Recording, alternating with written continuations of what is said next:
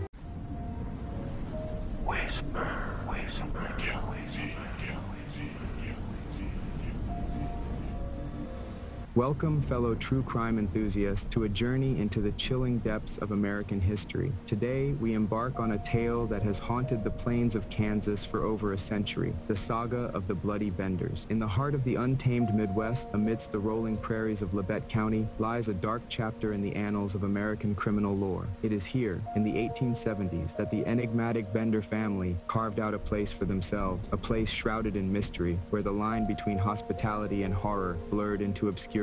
Join us as we delve into the twisted minds and malevolent deeds of John Sr., Ma, John Jr., and Kate Bender, the notorious Bloody Benders. We will unravel the secrets of their desolate homestead, uncover the grim truth behind their macabre activities, and explore the enduring legacy of their reign of terror. But beware, for the tale of the Bloody Benders is not for the faint of heart. From the depths of their secluded cabin to the shadowy corners of the American frontier, we will journey into the darkest recesses of the human psyche, confronting the chilling realities of greed, deception, and unspeakable evil. So gather round, dear viewers, as we embark on a journey into the heart of darkness, a journey that will challenge our understanding of justice, morality, and the very nature of humanity itself. This is Whispers of the Guilty, and this is the story of the Bloody Benders. In the heart of the American Midwest during the tumultuous 1870s, the vast, untamed prairies of southeastern Kansas bore witness to the enigmatic and chilling saga of the Bender family. This part of the American frontier, freshly open to settlers and pulsating with the promises and perils of the Homestead Act, provided the perfect backdrop for a story that would etch itself into the annals of American criminal lore. The Bender family, who would later be notoriously dubbed the Bloody Benders, settled in Labette County, a place where the law was sparse and the land whispered secrets carried by the wind. The family consisted of John Bender Sr., a stern, imposing man known to his neighbors as Pa, his wife Elvira Bender, labeled Ma Bender, who was shrouded in rumors of witchcraft witchcraft and dark past, their son John Jr.,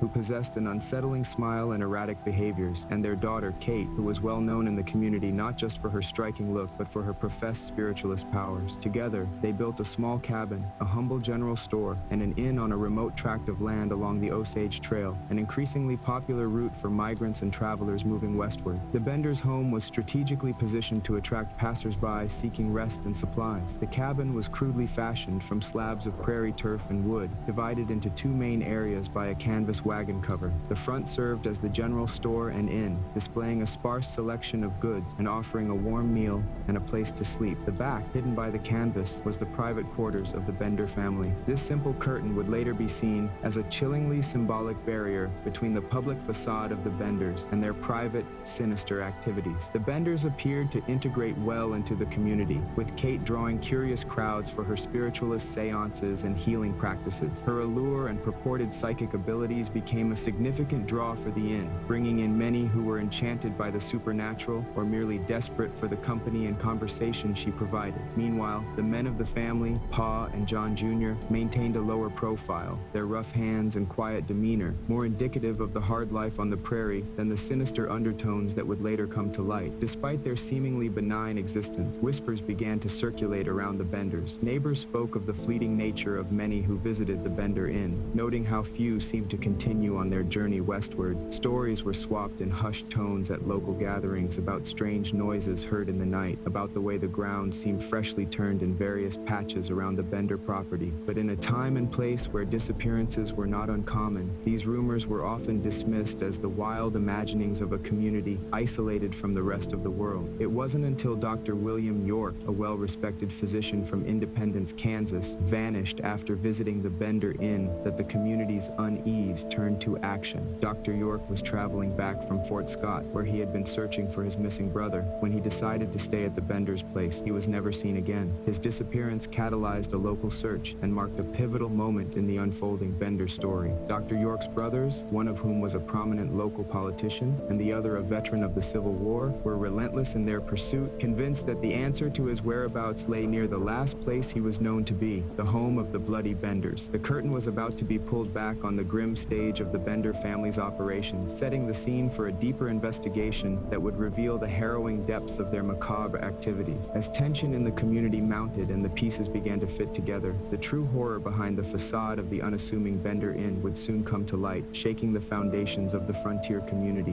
and forever marking the family as one of the most sinister in American folklore. As the disappearance of Dr. William York sent shockwaves through Labette County, the spotlight turned sharply onto the Bender family and their desolate homestead along the Osage Trail. With the York brothers leading the charge, a fervent search ensued, fueled by a growing suspicion that the Benders were hiding more than just a few secrets behind their humble facade. Local authorities, spurred by public outcry and the relentless pursuit of the York brothers, descended upon the Bender property with a newfound determination. What they uncovered within the walls of the Bender cabin would haunt their nightmares for years to come. Behind the innocuous facade of the general store and inn lay a chamber of horrors, a makeshift execution chamber where the Benders lured unsuspecting travelers to their deaths. The small cabin was swiftly transformed into a crime scene as investigators unearthed evidence of foul play. Trapdoors concealed beneath strategically placed furniture revealed secret compartments where victims' belongings were stashed, along with the blood-stained tools of the Benders' trade. Freshly turned earth outside the cabin hinted at the shallow graves that dotted the property, each one a grim testament to the lives claimed by the family's insatiable lust for blood. As the investigation unfolded, the true extent of the Bender family's depravity became chillingly clear. Victims, many of whom were lured to their deaths under the guise of hospitality, had met their end at the hands of the Benders in a variety of gruesome ways. Some were bludgeoned to death with a hammer, their bodies discarded in the cellar before being buried in shallow graves on the property. Others were murdered with a single, swift blow to the head with a hand weapon known as a Kansas skull cracker, a tool designed to crush the skull and ensure a swift demise. The Benders' macabre activities extended beyond mere murder, however. Evidence suggested that the family engaged in acts of cannibalism, consuming the flesh of their victims to satisfy their twisted appetites. The cellar of the Bender cabin, once a storage space for provisions and supplies, now served as a grim reminder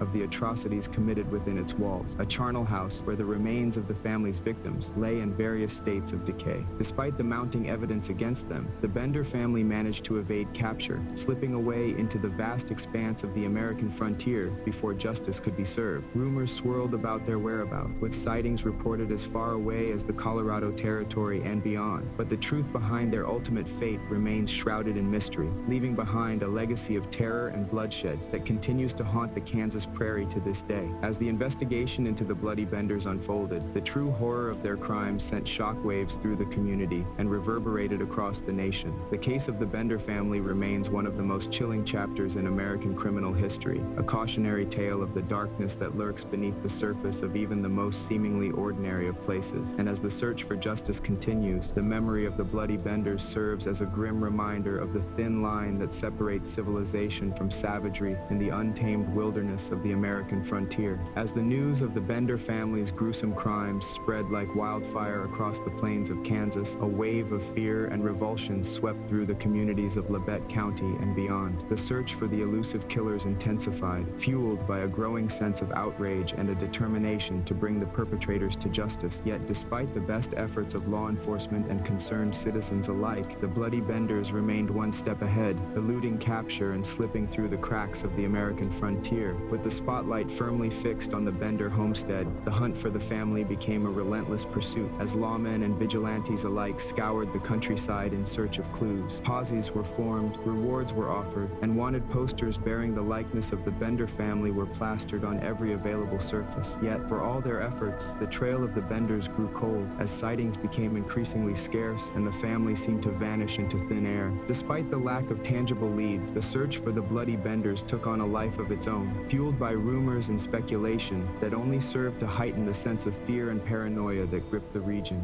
Every shadow became a potential hiding place, every stranger a potential suspect, as the communities of Labette County lived in constant fear of the unseen menace that lurked just beyond their doorstep. As time passed and the memory of the Bloody Benders faded into legend, the true extent of their crimes became shrouded in myth and mystery. Tales of their exploits spread far and wide, growing more outlandish with each retelling, until the line between fact and fiction blurred beyond recognition. Some claimed that the Benders had fled to the lawless territories of the West, where they continued their reign of terror under new identities. Others whispered of supernatural powers and demonic pacts, ascribing to the family a malevolence that transcended mere mortal evil. Yet, amid the fog of rumor and superstition, one thing remained clear: the legacy of the Bloody Benders lived on, a dark stain on the history of the American frontier that refused to be forgotten. And as the years turned to decades, the memory of their crimes served as a cautionary tale, a reminder of the dangers that lurked in the untamed wilderness of the West, waiting to ensnare the unwary and the unsuspecting. For the descendants of the victims and the communities they left behind, the search for closure continued long after the trail of the Bloody Benders went cold. Families mourned, loved ones lost to the darkness, their grief tempered by a burning desire for justice that remained unfulfilled. Yet, even as the years passed and the wounds healed, the memory of the Bender family's reign of terror lingered on, a grim reminder of the fragility of civilization in the face of unchecked evil. As Labette County moved forward into a new era, the legend of the Bloody Benders faded into the mists of time, a distant echo of a bygone age. Yet for those who lived through the nightmare, the memory of the family's crimes would never truly fade, serving as a reminder of the darkness that lurked beneath the surface of the American frontier, waiting to claim its next victim. The saga of the Bloody Benders stands as a chilling reminder of the capacity for evil that resides within the human soul. In the annals of American criminal history, their crimes remain a testament to the depths of depravity to which humanity can sink when unchecked by conscience or consequence. But beyond the horror and the bloodshed, the story of the Bender family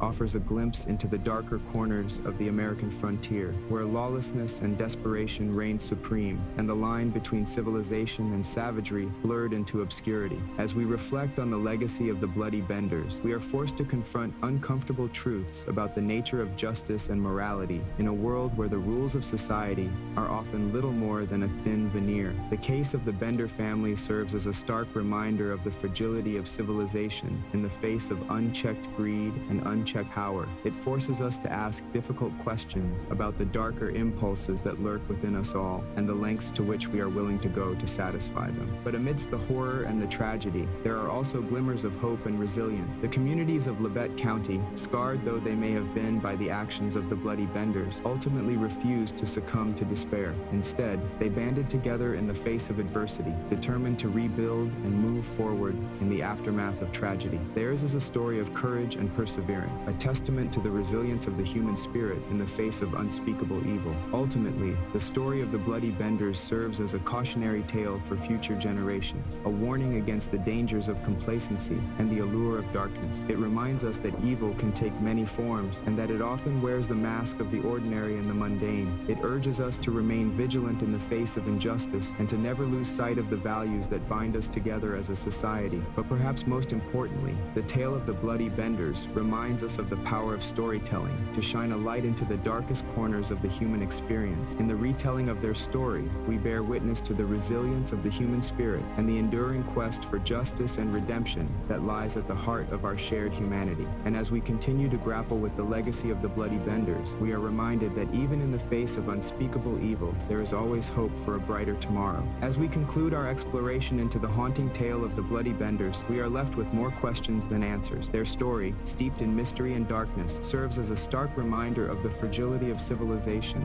and the depths to which humanity can sink when driven by greed and malevolence. But amidst the horror and the tragedy, there are also lessons to be learned. The legacy of the Bloody Benders challenges us to remain vigilant against the forces of darkness, to confront the evils that lurk within our own hearts, and to strive always for justice and righteousness in the face of adversity. As we bid farewell to Labette County and the shadowy figure of the Bender family, let us carry their story with us as a cautionary tale, a reminder of the dangers of complacency and the importance of remaining steadfast in the pursuit of truth and goodness. Thank you for joining us on this journey into the heart of darkness. Until next time, stay safe, stay vigilant, and never forget the whispers of the guilty that echo through the corridors of history.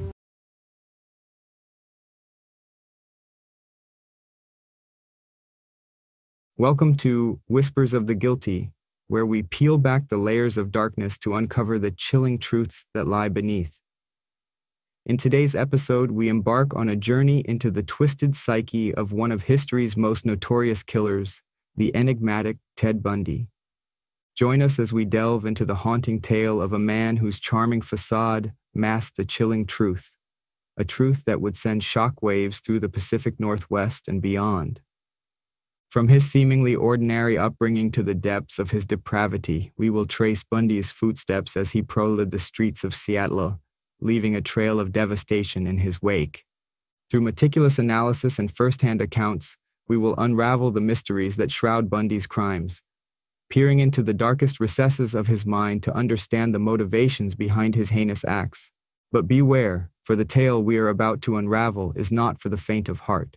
Join us as we journey into the heart of darkness, where whispers of the guilty echo through the corridors of time. In the serene embrace of the Pacific Northwest's breathtaking landscapes, where colossal evergreens cast elongated shadows and the misty rain veils the scenery, a figure emerged whose name would soon echo with infamy across the nation. Theodore Robert Bundy, born on November 24, 1946, in Burlington, Vermont, ventured into the world against the backdrop of what appeared to be an ordinary suburban existence. Yet, beneath this facade of normalcy lay a labyrinth of concealed truths and deceit, concealing the profound depths of human depravity waiting to be unearthed. Raised in Tacoma, Washington, Bundy's early years unfolded under the guardianship of his grandparents, Samuel and Eleanor Bundy.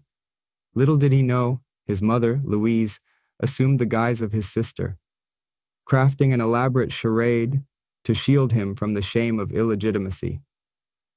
This revelation, when it eventually surfaced, acted as a catalyst for Bundy's profound sense of alienation and an identity crisis that fanned the flames of the darkness lurking within him. Despite the tumultuous nature of his upbringing, Bundy exhibited an early mastery of charm and intelligence, traits that would eventually morph into his most potent weapons in the pursuit of his sinister ambitions.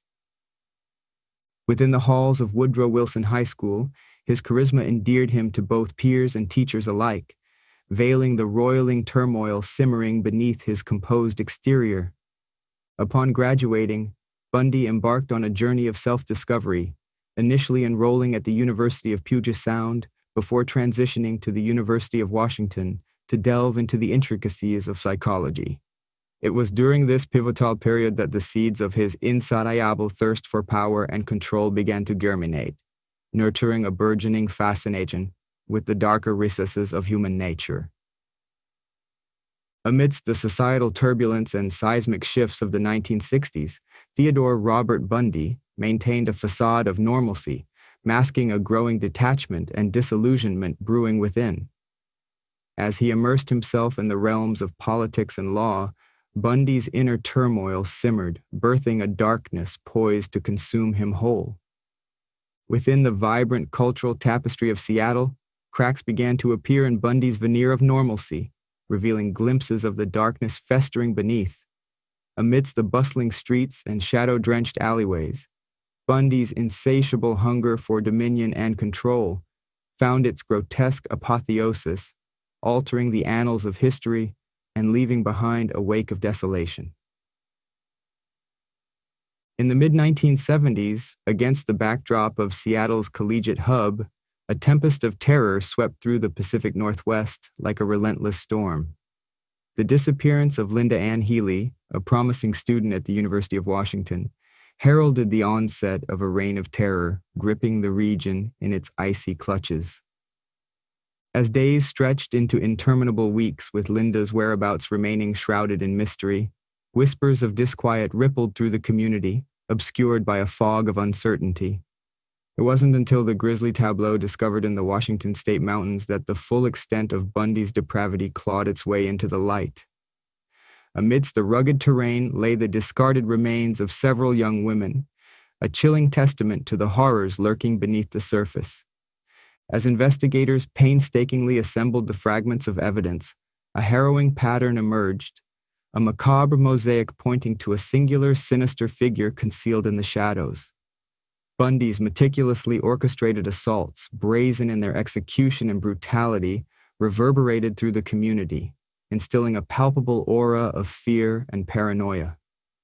Despite the tireless efforts of law enforcement, Bundy remained elusive, his cunning and charisma serving as formidable shields against justice's pursuit. It wasn't until an inconspicuous traffic stop in Utah that the veneer began to crack, unveiling the chilling truth buried beneath the facade. As Bundy's apprehension reverberated across the nation, the harrowing magnitude of his atrocities came to light, sending shockwaves through even the most seasoned investigators. Yet, amidst the horror and despair, a resolute determination emerged, a resolve to ensure Bundy faced justice and that the memory of his victims endured. In the aftermath of Bundy's capture, the Pacific Northwest grappled with the stark realities of evil lurking within its midst. Yet, amidst the darkness, glimmers of unity emerged as communities rallied together, seeking solace and support in the wake of unspeakable tragedy.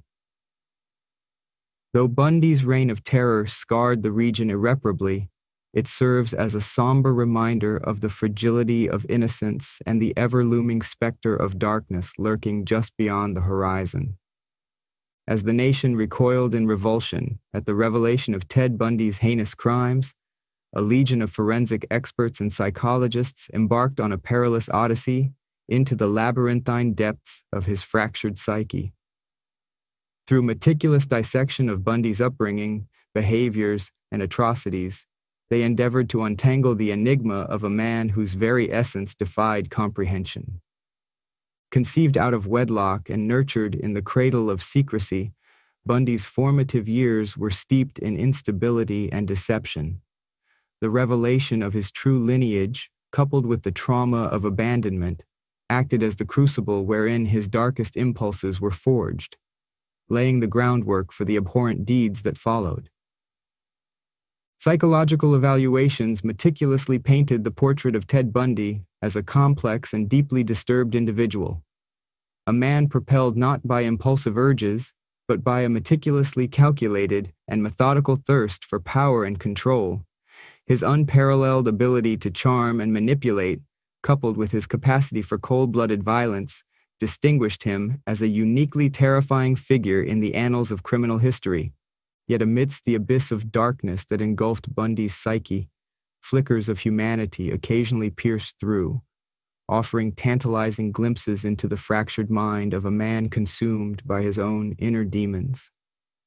Bundy's confessions, though often intertwined with lies and half-truths, provided invaluable insights into the convoluted fantasies and compulsions that propelled his murderous spree. As forensic experts delved deeper into Bundy's crimes, discernible patterns began to crystallize, patterns that offered tantalizing clues into the motivations driving his macabre actions.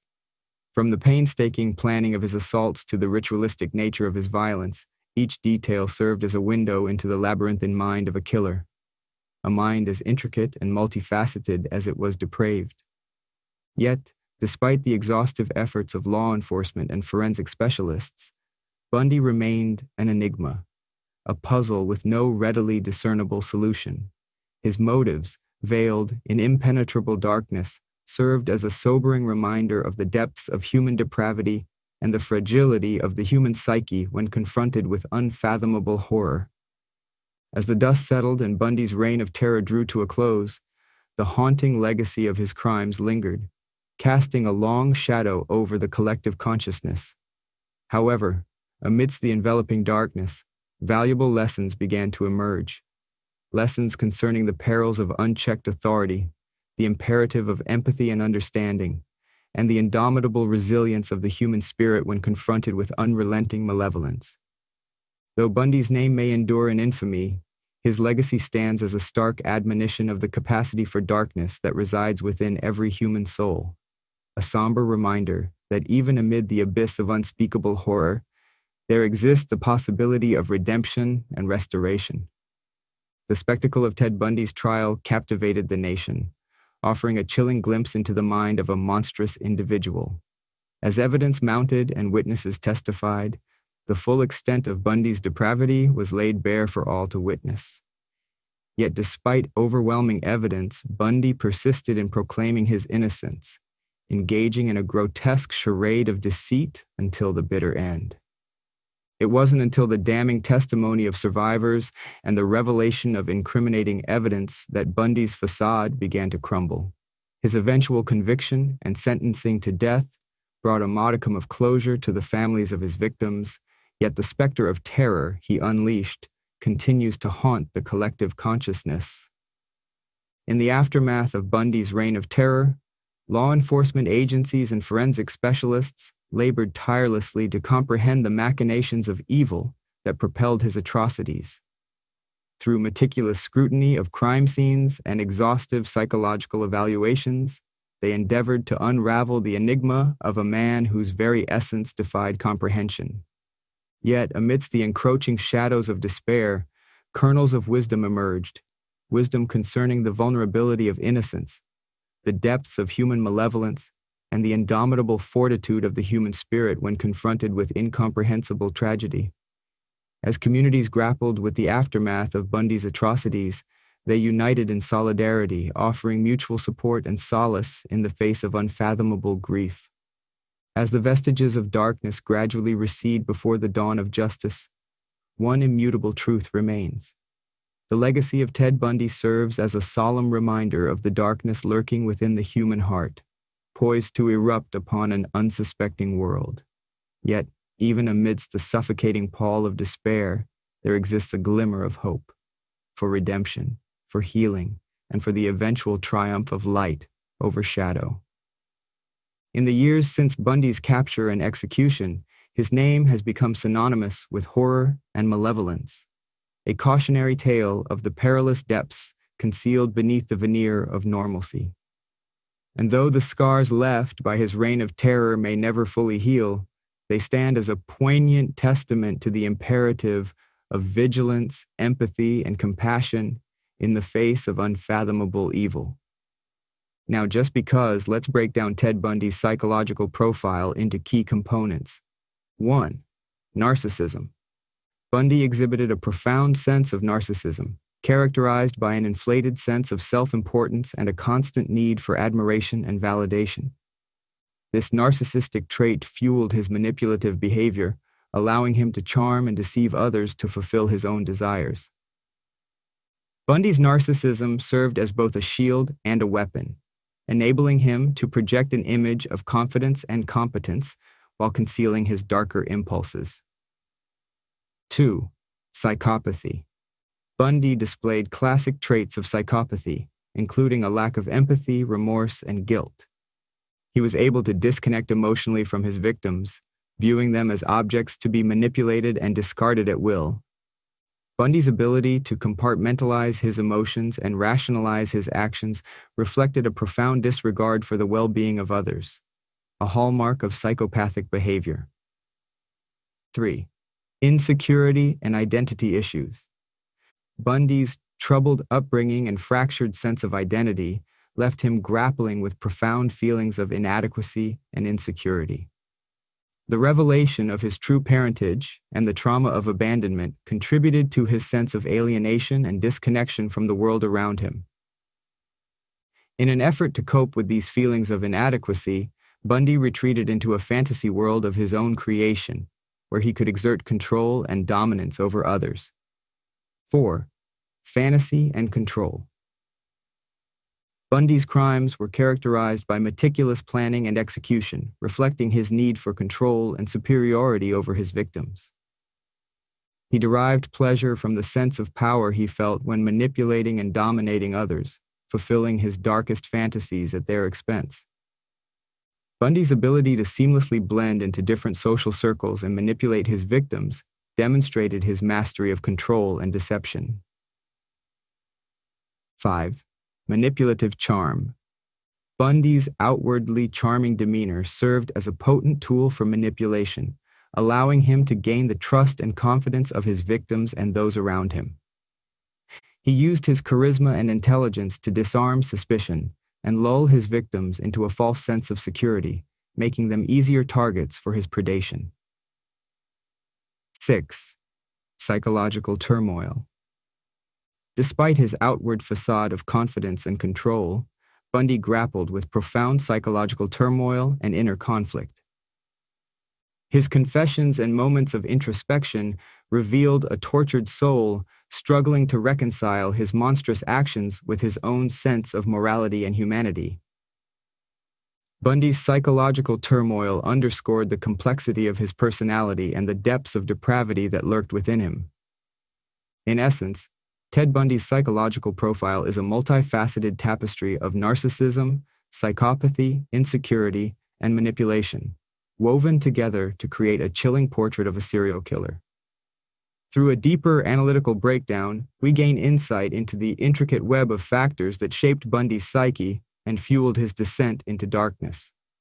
As we bring this chapter to a close, the echoes of Ted Bundy's crimes linger in the air, a haunting reminder of the depths of human depravity.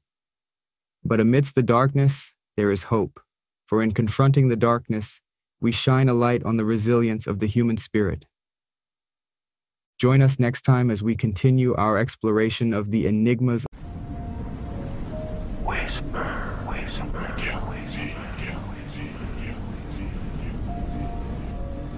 Welcome back to Whispers of the Guilty.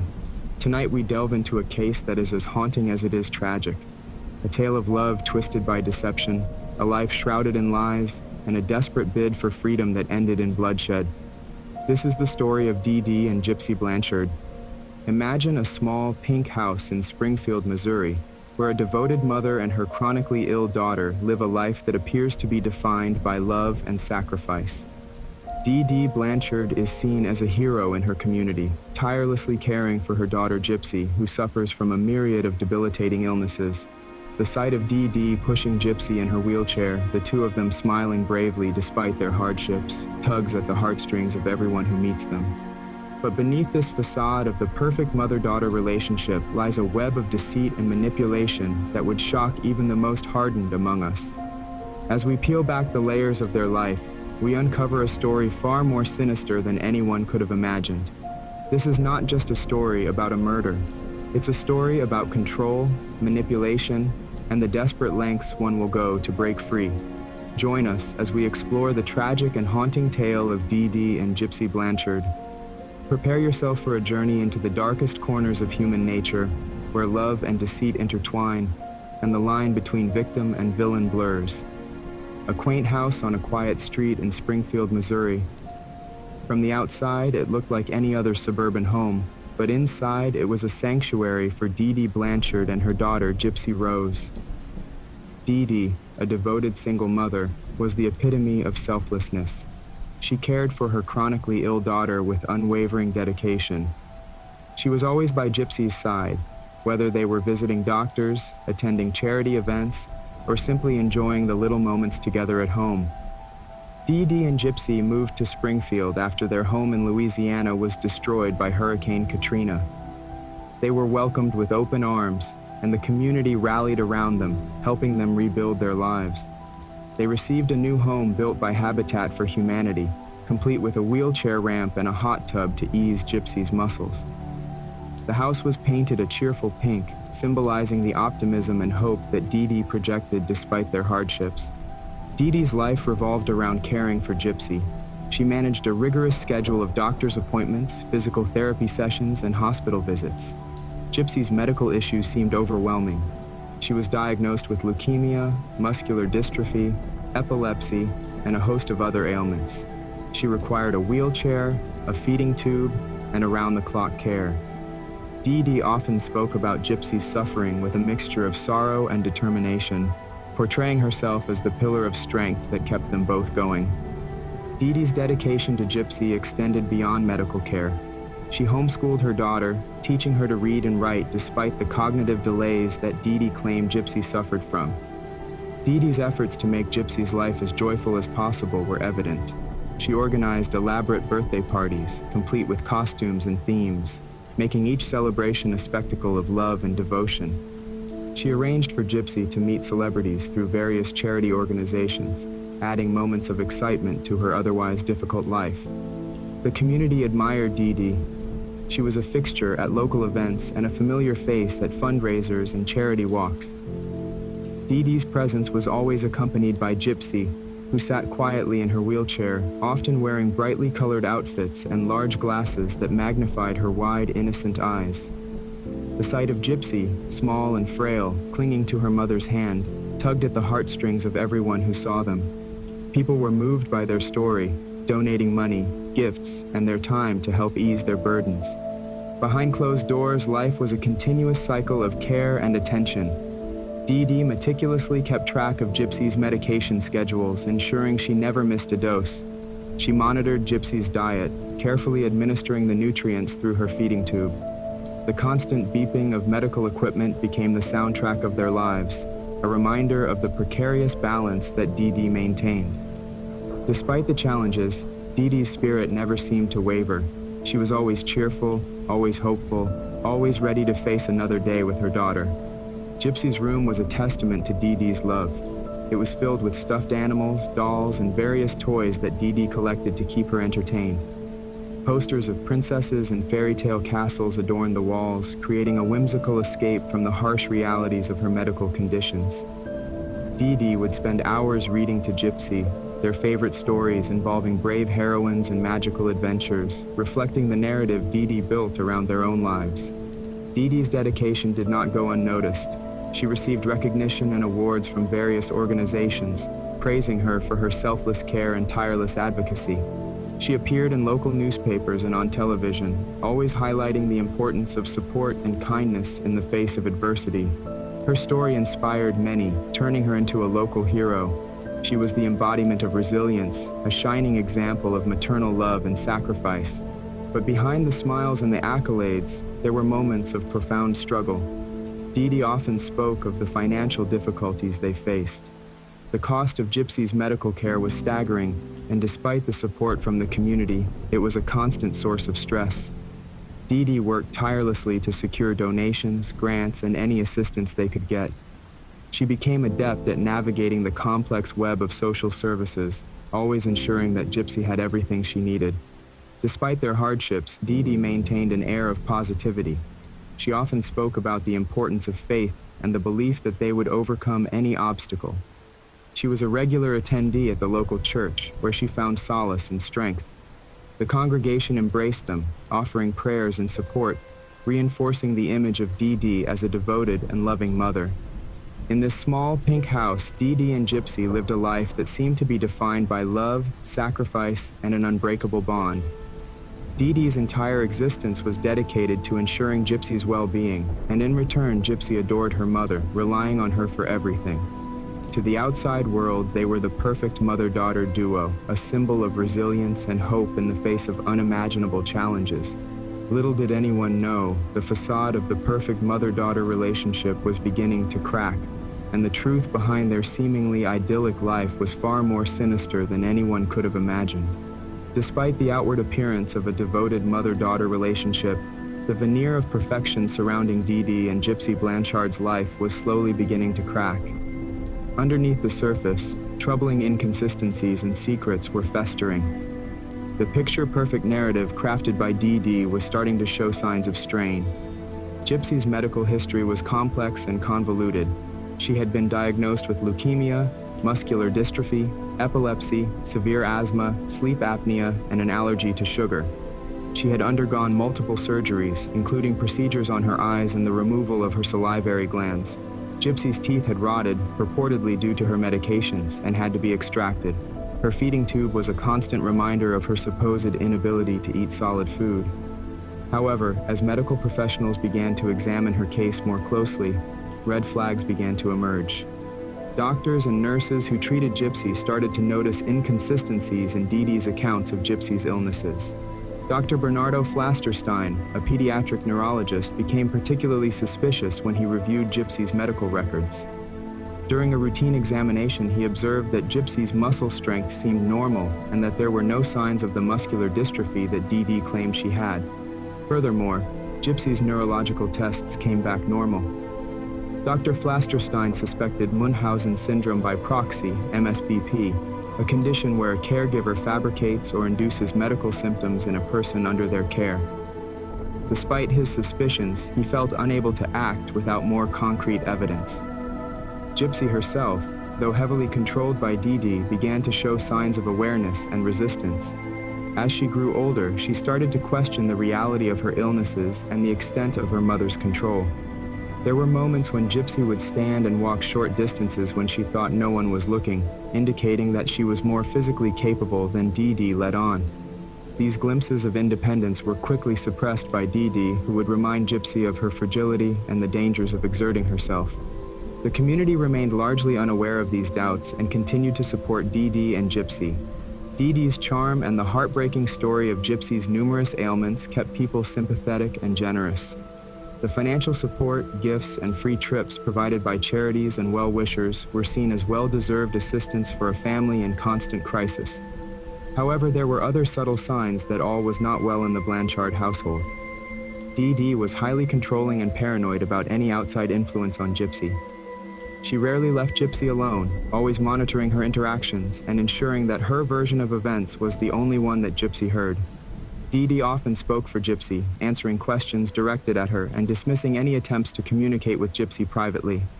Despite the control, Gypsy began to crave more independence. She longed for a normal life, free from the endless doctor's appointments and medical procedures. She yearned to have friends, go to school, and experience the world outside of her mother's watchful eye. This desire for freedom led Gypsy to the internet, where she could explore the world anonymously and without her mother's interference. Gypsy discovered online chat rooms and social media, where she could interact with people her own age. Through these platforms, she learned more about the world and began to question the narrative her mother had constructed. It was in one of these chat rooms that Gypsy met Nicholas Gaudijon, a young man from Wisconsin.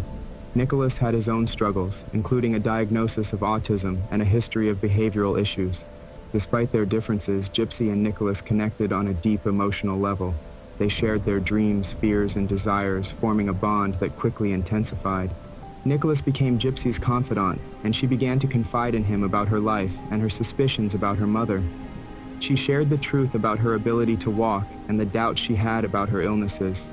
Nicholas, driven by his love for Gypsy and a desire to help her escape, became her ally in the plan to break free from Dee Dee's control.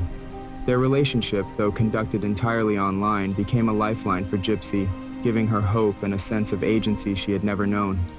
As Gypsy's relationship with Nicholas deepened, she started to take more risks. She secretly communicated with him using a second Facebook account, one that Dee Dee didn't know about. They made plans to meet in person and even discussed running away together. Gypsy's desperation to escape grew, and with it, the intensity of their conversations. The discussions turned darker, filled with fantasies of a life without Dee Dee and the freedom that would come with it. The cracks in Dee Dee's carefully constructed facade were widening. Gypsy's increasing defiance and the growing suspicions of medical professionals were pushing the situation to a breaking point. The perfect mother-daughter relationship, which had once seemed so unbreakable, was unraveling. The fragile illusion of their life was on the brink of collapse, and the consequences would be more shocking and tragic than anyone could have imagined. The turning point in the story of Dee Dee and Gypsy Blanchard came when Gypsy's desperation to escape her mother's control reached its peak. As she grew closer to Nicholas Godejohn, their relationship took on a life of its own, fueled by Gypsy's urgent need for freedom and Nicholas's unwavering devotion. Their connection, though virtual, became the catalyst for a series of events that would ultimately lead to a shocking and violent end.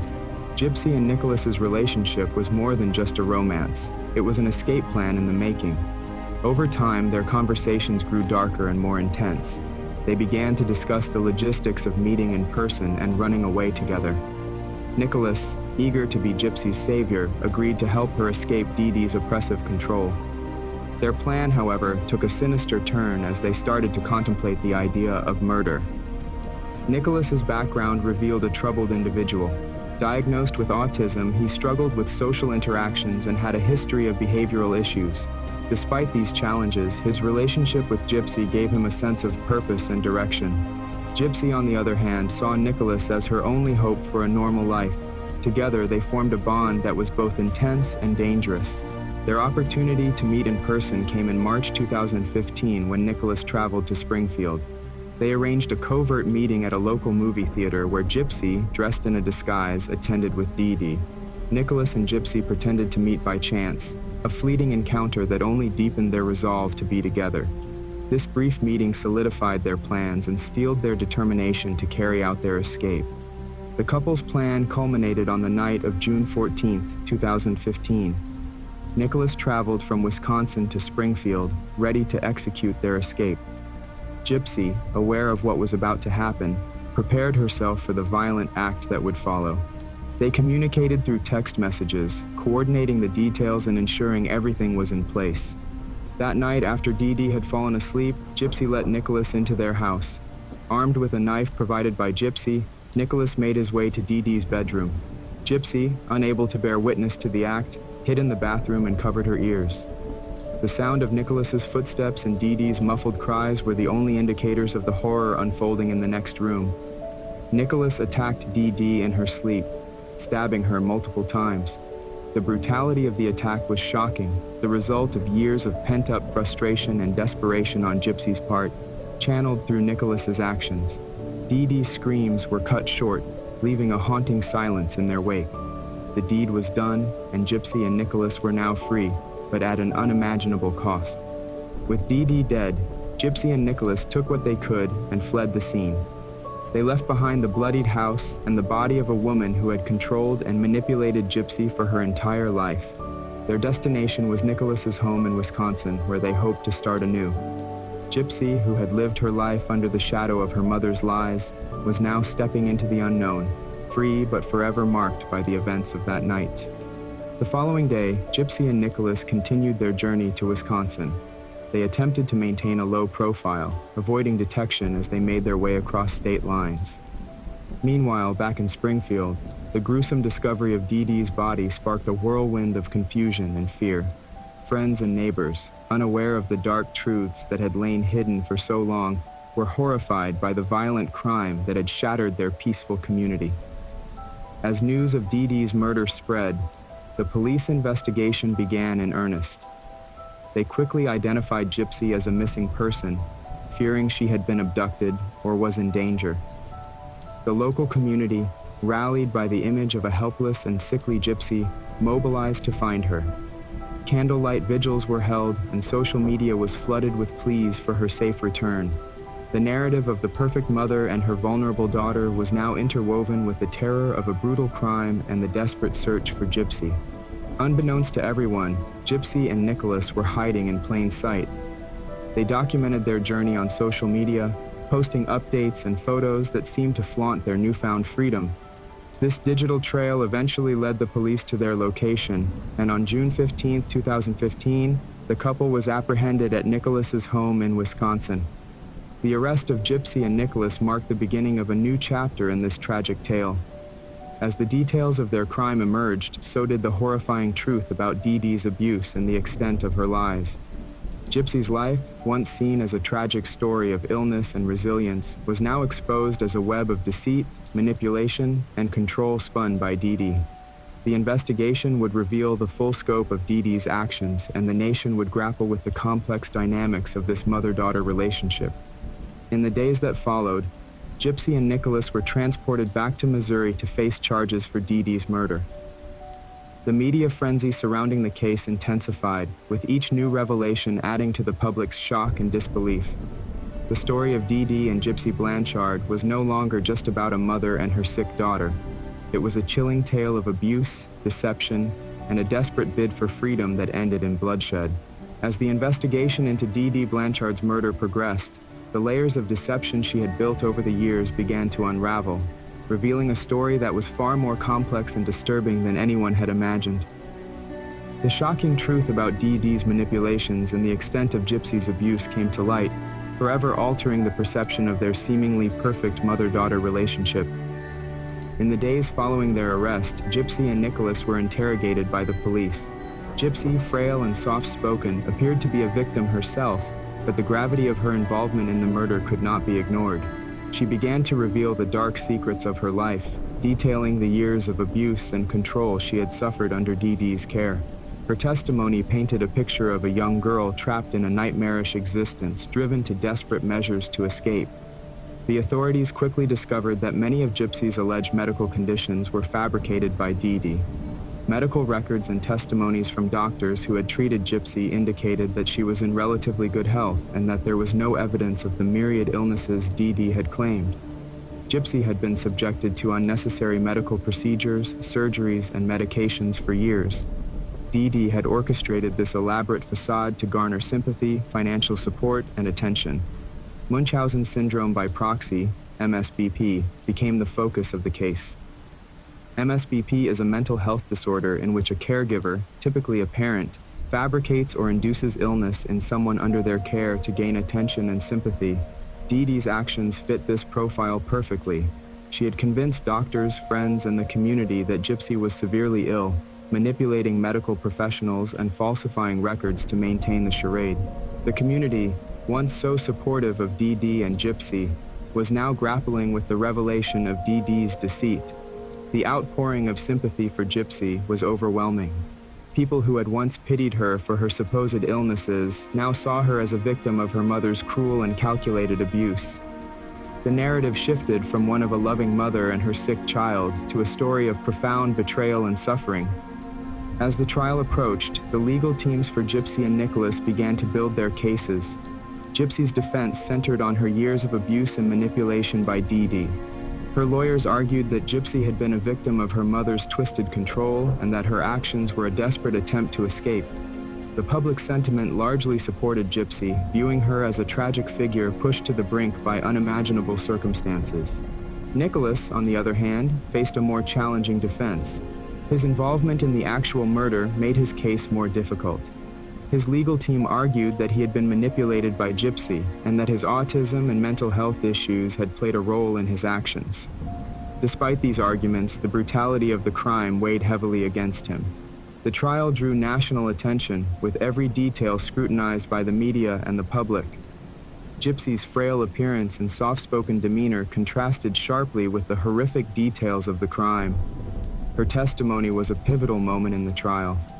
She recounted the years of abuse, the medical procedures, and the constant control exerted by her mother.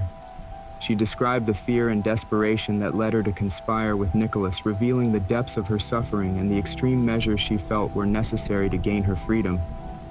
The jury was faced with a complex and emotionally charged case. In the end, they had to weigh Gypsy's years of abuse against her role in the murder of her mother. Gypsy pleaded guilty to second-degree murder and was sentenced to 10 years in prison. Given the circumstances of her abuse, many viewed this as a relatively lenient sentence. The court recognized that Gypsy had been a victim herself, and her plea deal reflected an understanding of her tragic situation. Nicholas Godejohn was tried separately and found guilty of first-degree murder. He was sentenced to life in prison without the possibility of parole. His involvement in the premeditated murder of D.D. Blanchard left little room for leniency. The court acknowledged his mental health issues, but ultimately held him accountable for his actions. The case of D.D. and Gypsy Blanchard left a lasting impact on all who heard it. It challenged perceptions of victimhood and villainy, revealing the complexities of abuse and manipulation. The story highlighted the dangers of unchecked power and control within familial relationships and underscored the importance of vigilance and intervention in cases of suspected abuse. For Gypsy, the resolution of the case marked the beginning of a new chapter. While she remained incarcerated, she also experienced a newfound sense of freedom. The chains of her mother's control were broken, and she began to rebuild her life, albeit behind bars. Gypsy's story serves as a haunting reminder of the dark side of human nature and the lengths to which some will go to manipulate and control others. In the end, the case of D.D. and Gypsy Blanchard is a tragic tale of love, deception, and survival. It is a story that continues to captivate and horrify, a stark illustration of the hidden horrors that can exist behind closed doors. As Gypsy continues to serve her sentence, she remains a symbol of resilience and the enduring human spirit, a reminder that even in the darkest circumstances, there is hope for a new beginning. As we close this chapter of Whispers of the Guilty, we're left with a story that lingers in the mind, haunting our thoughts long after the details have faded. The case of D.D. and Gypsy Blanchard is a stark reminder of the complexities hidden behind closed doors, the facades people create, and the lengths one will go to escape a life of torment. Gypsy Blanchard, once seen as a frail and sickly girl, emerged from the shadows of her mother's control, revealing a tale of survival against unimaginable odds. D.D. Blanchard, celebrated as a devoted mother, was unmasked as a master manipulator, driven by a need for attention and sympathy that ultimately led to her tragic end. This story challenges our perceptions of villainy and victimhood, showing us that the truth is often more complicated than it seems. It urges us to look closer, to question what we see, and to understand the hidden dynamics that shape people's lives. As we reflect on this case, let us remember the importance of vigilance and empathy. Sometimes those who seem the strongest may be hiding the deepest scars, and those who appear to be victims may have their own stories of strength and resilience. Thank you for joining us on this journey through the tangled web of lies and desperation. If this story moved you, be sure to like, comment, and share your thoughts. Your engagement helps us continue to bring these compelling narratives to light. Don't forget to subscribe and hit the notification bell so you never miss an episode of Whispers of the Guilty. There are many more stories waiting to be told, each with its own dark secrets and chilling truths. Until next time, stay curious, stay vigilant, and remember that the whispers of the guilty can never be silenced. This is Silence, signing off.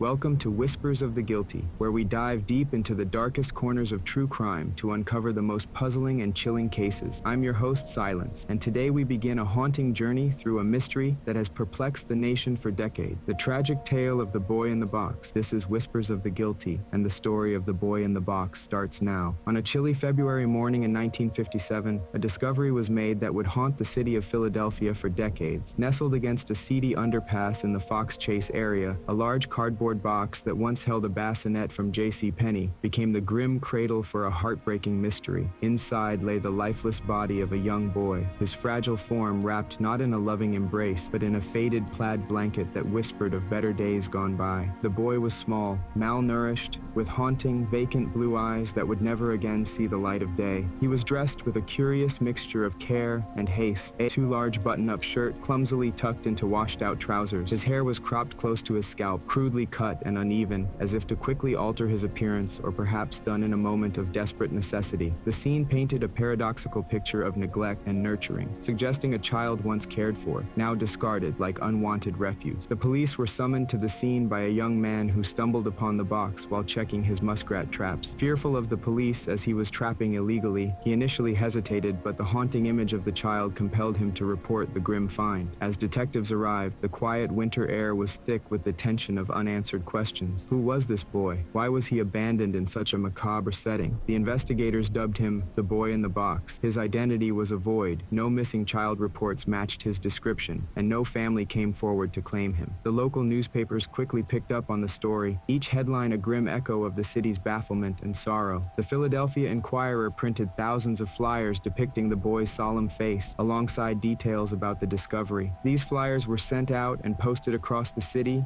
in police stations, post offices, and on telephone poles. Yet all leads came to naught. Forensic analysis revealed little about his life. He was approximately 4 to 6 years old, but his small stature led some to believe he was younger. Malnutrition had taken its toll, evident from his thinning bones and underdeveloped frame. There were scars too, some healed and some fresh, indicating repeated traumas. A haunting detail emerged during the autopsy. His esophagus contained a dark substance, suggesting he had vomited shortly before death, and his death was caused by blows to the head. As the weeks turned into months, the investigation circled around a few tenuous clues: a faded blanket, a cheap bassinet box, and a child's cap found nearby, the latter sold by a local store, but the trail went cold as no purchase records could be traced back. The boy in the box became a symbol of the city's darkest fears about the vulnerability of its children, and a poignant reminder of the fragility of life. His story spread beyond Philadelphia, touching hearts and stoking the fires of curiosity nationwide. Despite the efforts of countless detectives, amateur sleuths, and sympathetic citizens, the little boy's identity remained shrouded in mystery, his life story untold, his final hours a tableau of despair and violence. This tragic beginning set the stage for an investigation filled with more twists and turns than the tangled woods where he was found. As the city rallied around the unknown child, the quest to uncover his identity and story would reveal more about the community than anyone could have anticipated. The mystery of the boy in the box was not just a crime to be solved, but a wound in the collective soul of a city that needed healing. In the wake of the unsettling discovery of the boy in the box, the Philadelphia police launched an exhaustive investigation, determined to unearth the identity of the child and the circumstances that led to his tragic end. The city, gripped by the sorrow and mystery of the boy's plight, watched as detectives delved deeper into the case, exploring every possible lead and theory that might shed light on the darkness of the crime. The first step in the investigation was an extensive neighborhood canvass. Detectives knocked on every door, spoke with every resident, and visited local establishments, hoping to find someone who recognized the boy or the unique items found with him. The cap, the blanket, and the bassinet box were shown around, but no one came forward with information. The lack of leads was frustrating, but it only strengthened the resolve of the police to solve the case. Parallel to the local efforts, the story of the boy in the box reached a national audience through television and radio broadcasts. Tips and suggestions flooded in from all over the country. Some were well-meaning but misguided. Others were eerie and speculative, weaving tales of kidnapping and black market adoptions. Each lead was painstakingly followed, each theory explored, no matter how implausible it seemed. Amidst the growing pile of dead ends, one particular tip seemed promising. A psychic from Ohio contacted the police, claiming to have visions of the boy's life and death. Skeptical but desperate, detectives followed the psychic's directions to a foster home located a few miles from where the boy's body was found. The home was run by a reclusive couple known for taking in troubled children. The proximity to the crime scene and the nature of the household prompted a thorough investigation. Detectives interviewed the couple and inspected the property. While they found conditions that were less than ideal, there was no concrete evidence to connect the foster home to the boy. However, the visit to the foster home opened up a new angle, investigating the network of informal foster care and adoption practices that were common in the 1950s. This line of inquiry introduced detectives to the underbelly of the child welfare system, where paperwork was often incomplete and records were poorly maintained. Simultaneously, the medical examiner's office conducted a more detailed autopsy. They discovered that the boy had been bathed recently before his death, as evidenced by wrinkled skin on his hands and feet. This clue suggested that whoever was responsible for his death might have tried to care for him, at least momentarily, or perhaps attempted to cleanse the scene of any forensic evidence. The examination also revealed that the boy had undergone medical procedures consistent with treatment for a chronic illness, possibly explaining the numerous scars and signs of medical intervention. This detail provided a new avenue to explore: hospitals and clinics that treated similar conditions during that time. As the investigation continued, it became a tangled web of leads and speculations, each as compelling as it was frustrating. The community rallied around the effort, with volunteers stepping forward to assist in any way they could. A reward fund was established, hoping to incentivize someone with knowledge of the case to come forward. Despite the exhaustive efforts, the break that the police desperately needed remained elusive. The mystery of the boy in the box was proving to be a profound challenge, testing the limits of forensic science and investigative techniques of the time. As the seasons changed and the case grew colder, the question loomed larger. Would the identity of the boy and the story of his tragic life ever come to light? The search for answers continued, with the city holding its breath, hoping for a resolution that seemed increasingly out of reach. As the investigation into the boy in the box stretched into its second year, the case continued to captivate and confound the public and police alike. Despite exhaustive efforts, the boy remained nameless, his story untold. However, a breakthrough seemed to be on the horizon when a new detective was assigned to the case, bringing fresh eyes and renewed vigor to the seemingly stalled investigation. Detective Thomas "Tommy" O'Neill, a seasoned investigator known for his persistence and attention to detail, decided to revisit every piece of evidence with meticulous care. His first step was to re-examine the items found with the boy. The cardboard box, initially dismissed as merely the container in which the boy was found, now became a focal point. Detective O'Neill traced the box back to its origins, discovering it was part of a shipment to a nearby JCPenney store. While this revelation did not immediately lead to the identification of the boy, it provided a crucial timeline and geographical link to follow. Meanwhile, the detective explored a new theory regarding the faded blanket in which the boy was wrapped. The blanket, worn yet carefully stitched in some places, was sent for advanced forensic analysis. The results showed traces of a rare type of pollen, which was only found in a specific region of Pennsylvania during a limited time of the year. This information suggested that the boy might have originally come from that area, or at least been there before his death. Detective O'Neill also revisited the list of people who had initially been interviewed, looking for inconsistent statements or overlooked connections. His thoroughness paid off when he identified a woman who had given a suspiciously vague testimony during the early days of the investigation. Under renewed questioning, she became nervous and evasive, eventually admitting to knowing a family who had suddenly lost a young boy around the same time the boy in the box was found. Armed with this new lead, Detective O'Neill dug deeper into the woman's story. She led him to a small, isolated community on the outskirts of Philadelphia, where she claimed the family had lived. The community was tight-knit, and initial inquiries met with resistance. However, persistence and the growing pressure from the public led to cracks in the collective silence. During a search of a dilapidated property, once belonging to the family in question, investigators found a small piece of cloth buried under the floorboards, which matched the material of the blanket found with the boy.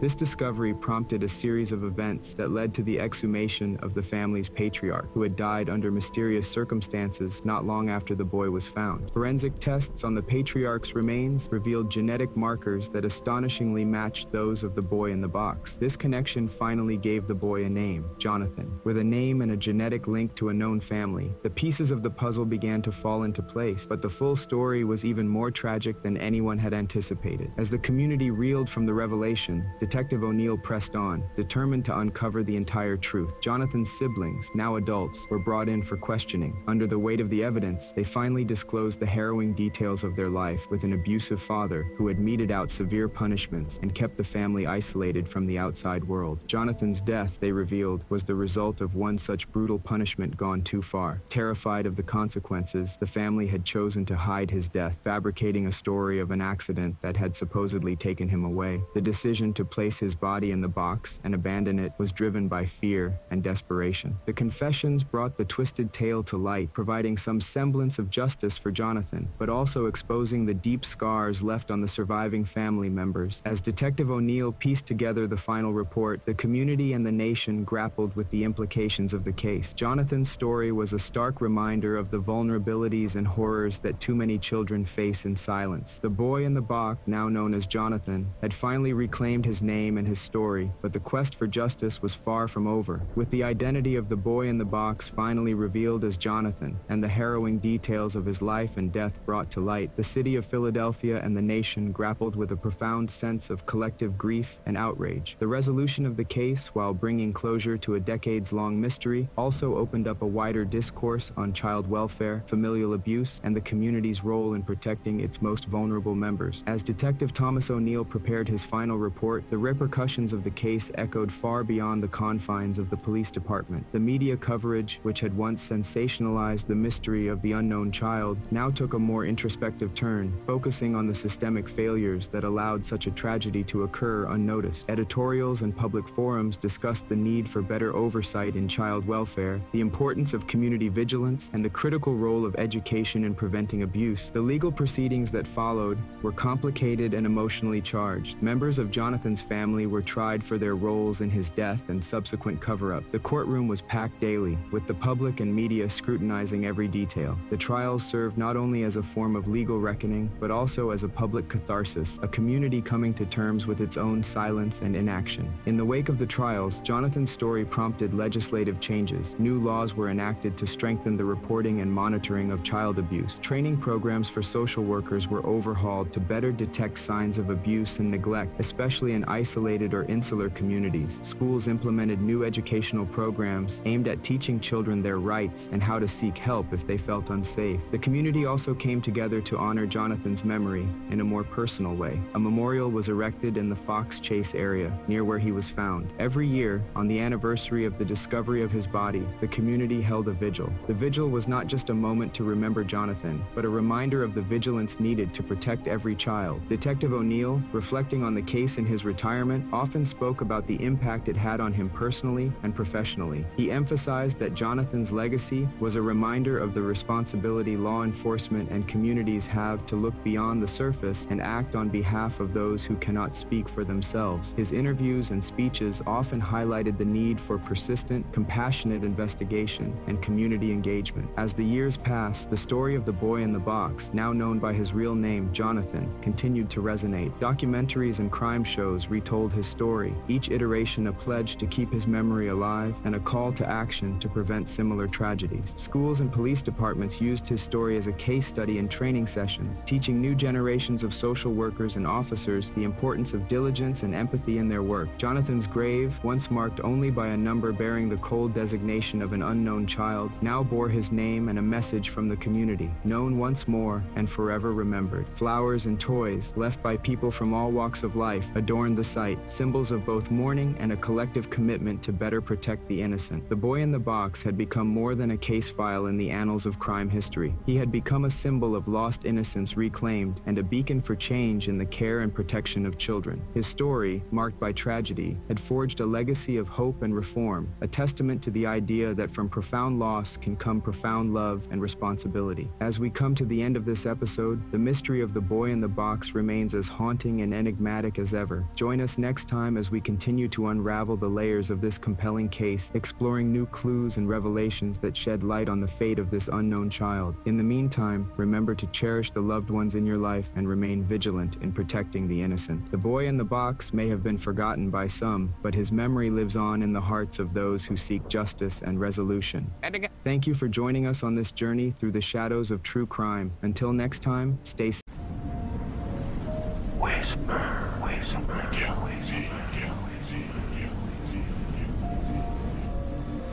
Welcome to another episode of Whispers of the Guilty, where we dive deep into the darkest corners of true crime. I'm your host, Silence, and today we unravel a story that's as haunting as it is harrowing, the Hello Kitty murder. This case not only shocked Hong Kong, but also captured the attention of the global community due to its sheer brutality and the bizarre twist that gives this nightmare its name. We'll explore the events that led to Fan's tragic end, the depraved acts of her tormentors, and the chilling discovery that turned a beloved cartoon figure into a symbol of unspeakable horror. Join me as we piece together the story of Fan Man Yi, from her life and struggles to the sinister actions that led to her demise. We'll delve into the investigation, the trial, and the broader implications of a case that continues to evoke horror and fascination to this day. This is not just a tale of murder. It's a grim reminder of the depths of human cruelty and a sobering reflection on justice and morality in the modern age. Prepare yourself for a journey into the darkness. This is the Hello Kitty murder. Stay with us as we uncover the truth, and remember, in the world of true crime, the silence of the night is often broken by the whispers of the guilty. In the neon-soaked streets of Hong Kong in 1999, the night air was thick with the hum of bustling activity. It was a city alive, its heart beating rhythmically to the sounds of commerce and revelry. Yet beneath the surface glamour, darker currents flowed. Here, in this city of contrasts, one of the most heinous crimes in its history was about to unfold. Fan Man Yi, known to her friends as Ah Fan, was a 23-year-old nightclub hostess. Life had dealt her a harsh hand. Born into poverty, she was ensnared early by addiction, which cast long shadows over her troubled youth. It was her struggle to survive that led her to the neon lights of the nightclub district, a place where she hoped to escape the clutches of her past. Yet it was here,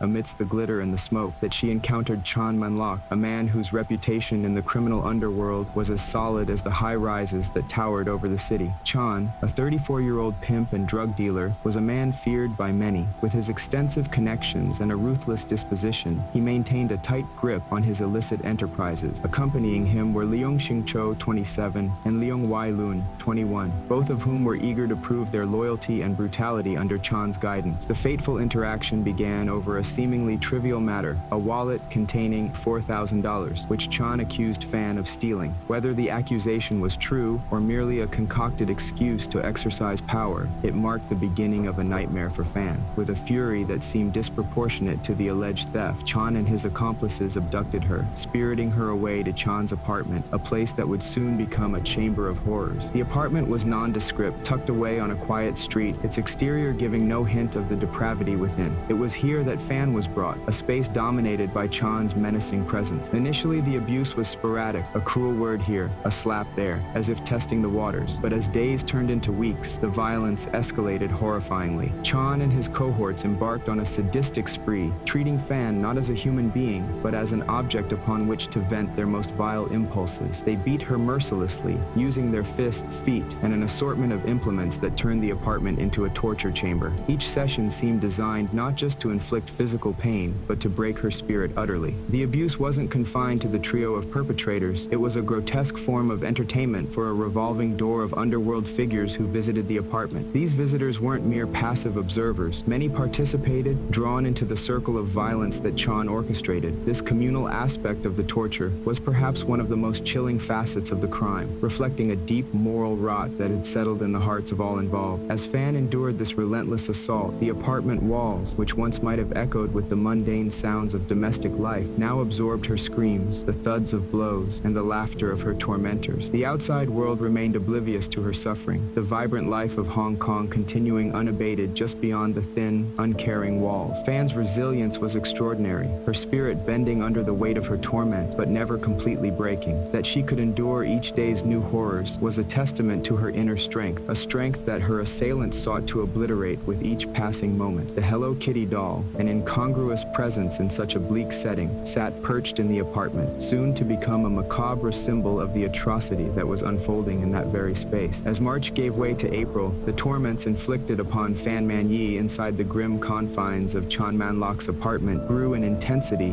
and barbarism. The small, cluttered rooms of the flat, filled with the stale air of cigarette smoke and fear, bore witness to an escalating series of abuses that blurred the line between cruelty and sadism. Chan, along with Leung Shing-cho and Leung Wai-lun, seemed to find a twisted pleasure in devising new and more horrifying ways to torment their captive. They forced Fan to stand for hours on end, her legs shaking with exhaustion, before they would begin their physical assaults. With each passing day, the beatings became more severe. They used metal pipes, which left deep bruises and welts across her back and limbs. They laughed, a cold, harsh sound, as they watched her struggle to remain standing, her body trembling from the pain and effort. In a particularly grotesque act of degradation, they fed her human waste, forcing it into her mouth when she was too weak to resist. This act of forcing Fan to ingest such filth was not merely a physical assault, but a calculated effort to strip her of her dignity and humanity. It was a message that she was nothing to them, less than nothing. The physical torture was accompanied by psychological torment. They taunted her, mocking her pain and suffering, telling her that no one was looking for her, that she was forgotten by the world outside. They kept her blindfolded for long stretches, disorienting her and heightening her fear of the unknown, of what new horror might come next. The sound of the door opening became a signal for dread, as she never knew if it was going to be another round of beatings or some new form of cruelty. During this hellish time, the apartment was occasionally visited by others, friends and associates of Chan and the Leungs. These visits were surreal and chilling. Some of these visitors participated in the abuse, either actively joining in or by watching and cheering, turning human suffering into a spectator sport. It was during one of these sessions that the idea of using the Hello Kitty doll as a grotesque container was first suggested, a perverse joke that would later become a haunting symbol of the entire case. Despite the relentless brutality, there were moments when Fan's spirit would surface, moments when she would whisper pleas for mercy, her voice hoarse and weak, but her captors were unmoved moved by her suffering. To them, her pain was the point of the exercise. They seemed to feed off her despair, using it to fuel their next bout of cruelty.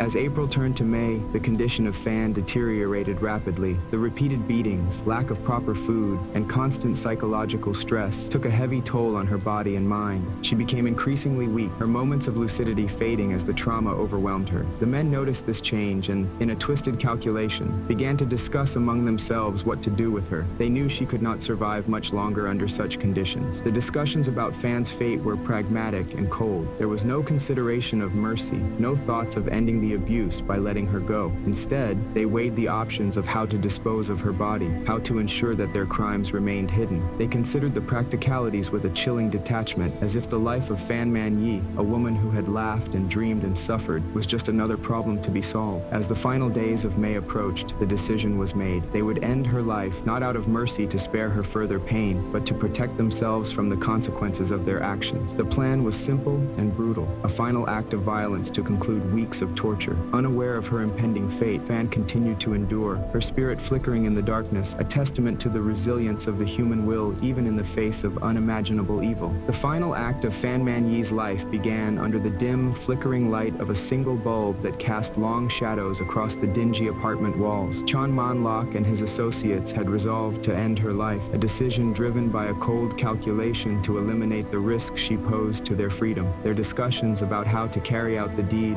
were devoid of emotion, as if they were planning a mundane task. On a humid evening in late May, they gathered in the apartment for what would be the last time in Fan's presence. The air was heavy with the scent of sweat and fear. They started with a ritual that had become all too familiar, tying her to a rusty metal chair that had served as a throne of torture over the past weeks. Her body, already frail and battered from the relentless abuse, slumped under the constraints, her head hanging low as if she had already resigned to her fate. Chan initiated the session with a viciousness that was shocking even by his standards. He delivered blow after blow, targeting her weakened limbs and torso. The sounds of his strikes were accompanied by a chilling silence from Fan, who no longer had the strength to scream. Lung Xingqiu and Lung Wailun took turns, each unleashing their cruelty with pipes and electric wires, tools that had been carefully selected for their ability to inflict maximum pain without immediate lethality. As the hours passed, the assault became more about their frustration than any fabricated charges against her. They were angry that she had endured so long, that she hadn't succumbed to their earlier abuses. This night, their blows were fueled by a desperate need to conclude her story, to erase the evidence of their monstrous behavior. In the early hours of the morning, with Fan barely conscious and her life hanging by a thread, they paused. The room was silent, but for the labored breathing of a dying woman and the low hum of the city outside. They looked at each other, a silent agreement passing between them that it was time to end it. They discussed briefly,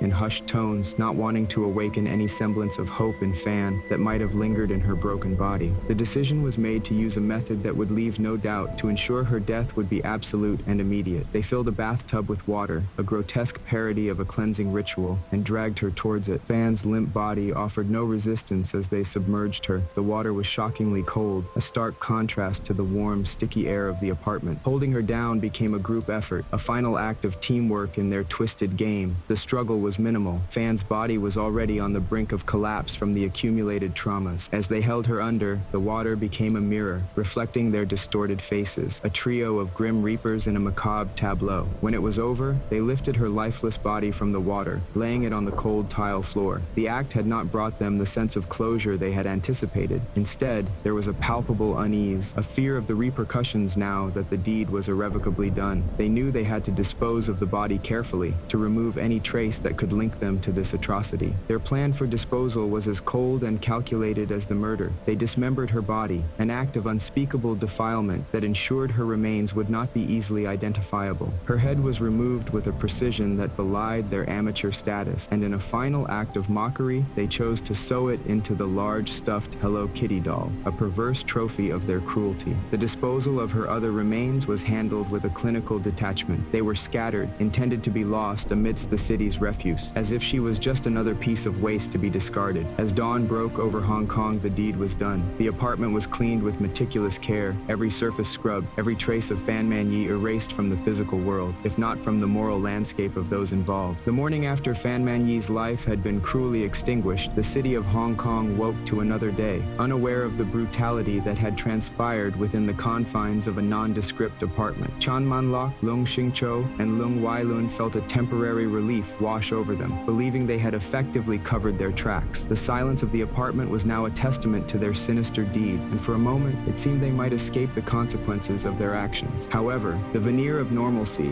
was short-lived. Among the circle of people who had witnessed parts of Fan's ordeal was a young girl, a girlfriend of one of the perpetrators, traumatized by what she had seen and haunted by the horrors that replayed in her mind. She found herself grappling with the weight of the secret. The image of Fan, tortured and broken, invaded her dreams, leaving her restless and tormented by guilt. Compelled by a mix of fear and a desperate need for absolution, she made the decision to approach the police. Her initial statements were disjointed, the details obscured by her fear of retribution from Chan and his associate. But as the officers listened and reassured her of her safety, the story of Fan Man Yi's cruel fate began to take shape. The police, skeptical at first, were soon drawn into the gravity of the claim. They organized a raid on Chan's apartment, not fully prepared for the grim scene that awaited them. Upon entry, the apartment offered few clues of the atrocities committed there. It was eerily pristine, the smell of bleach heavy in the air, a stark contrast to the violent acts it had recently hosted. But as the investigation progressed, small,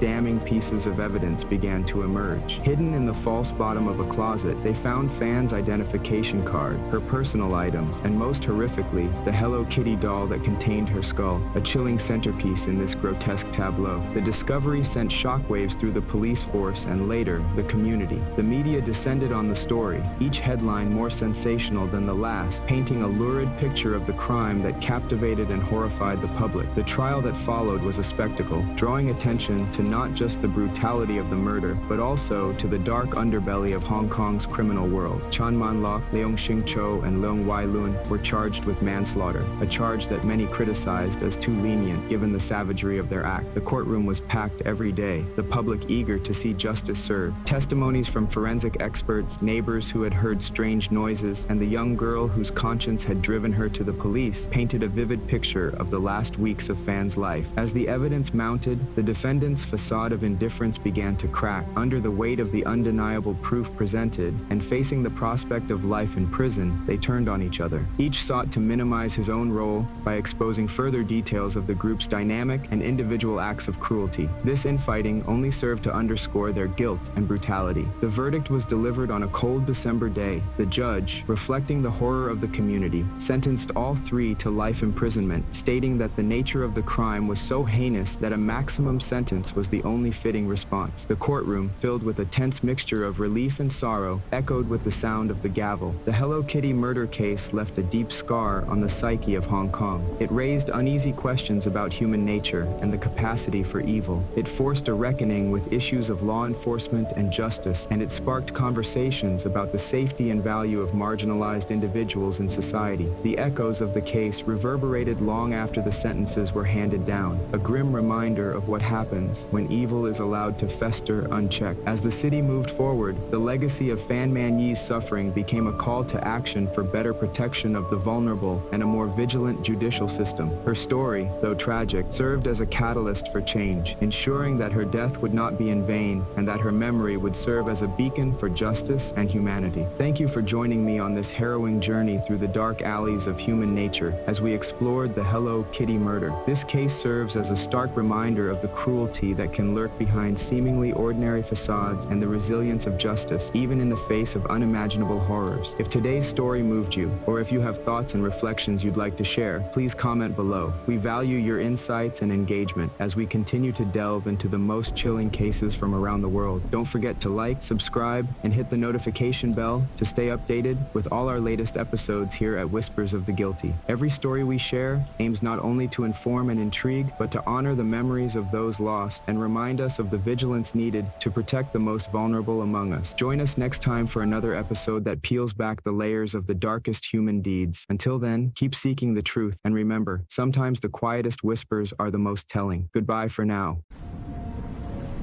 Whisper.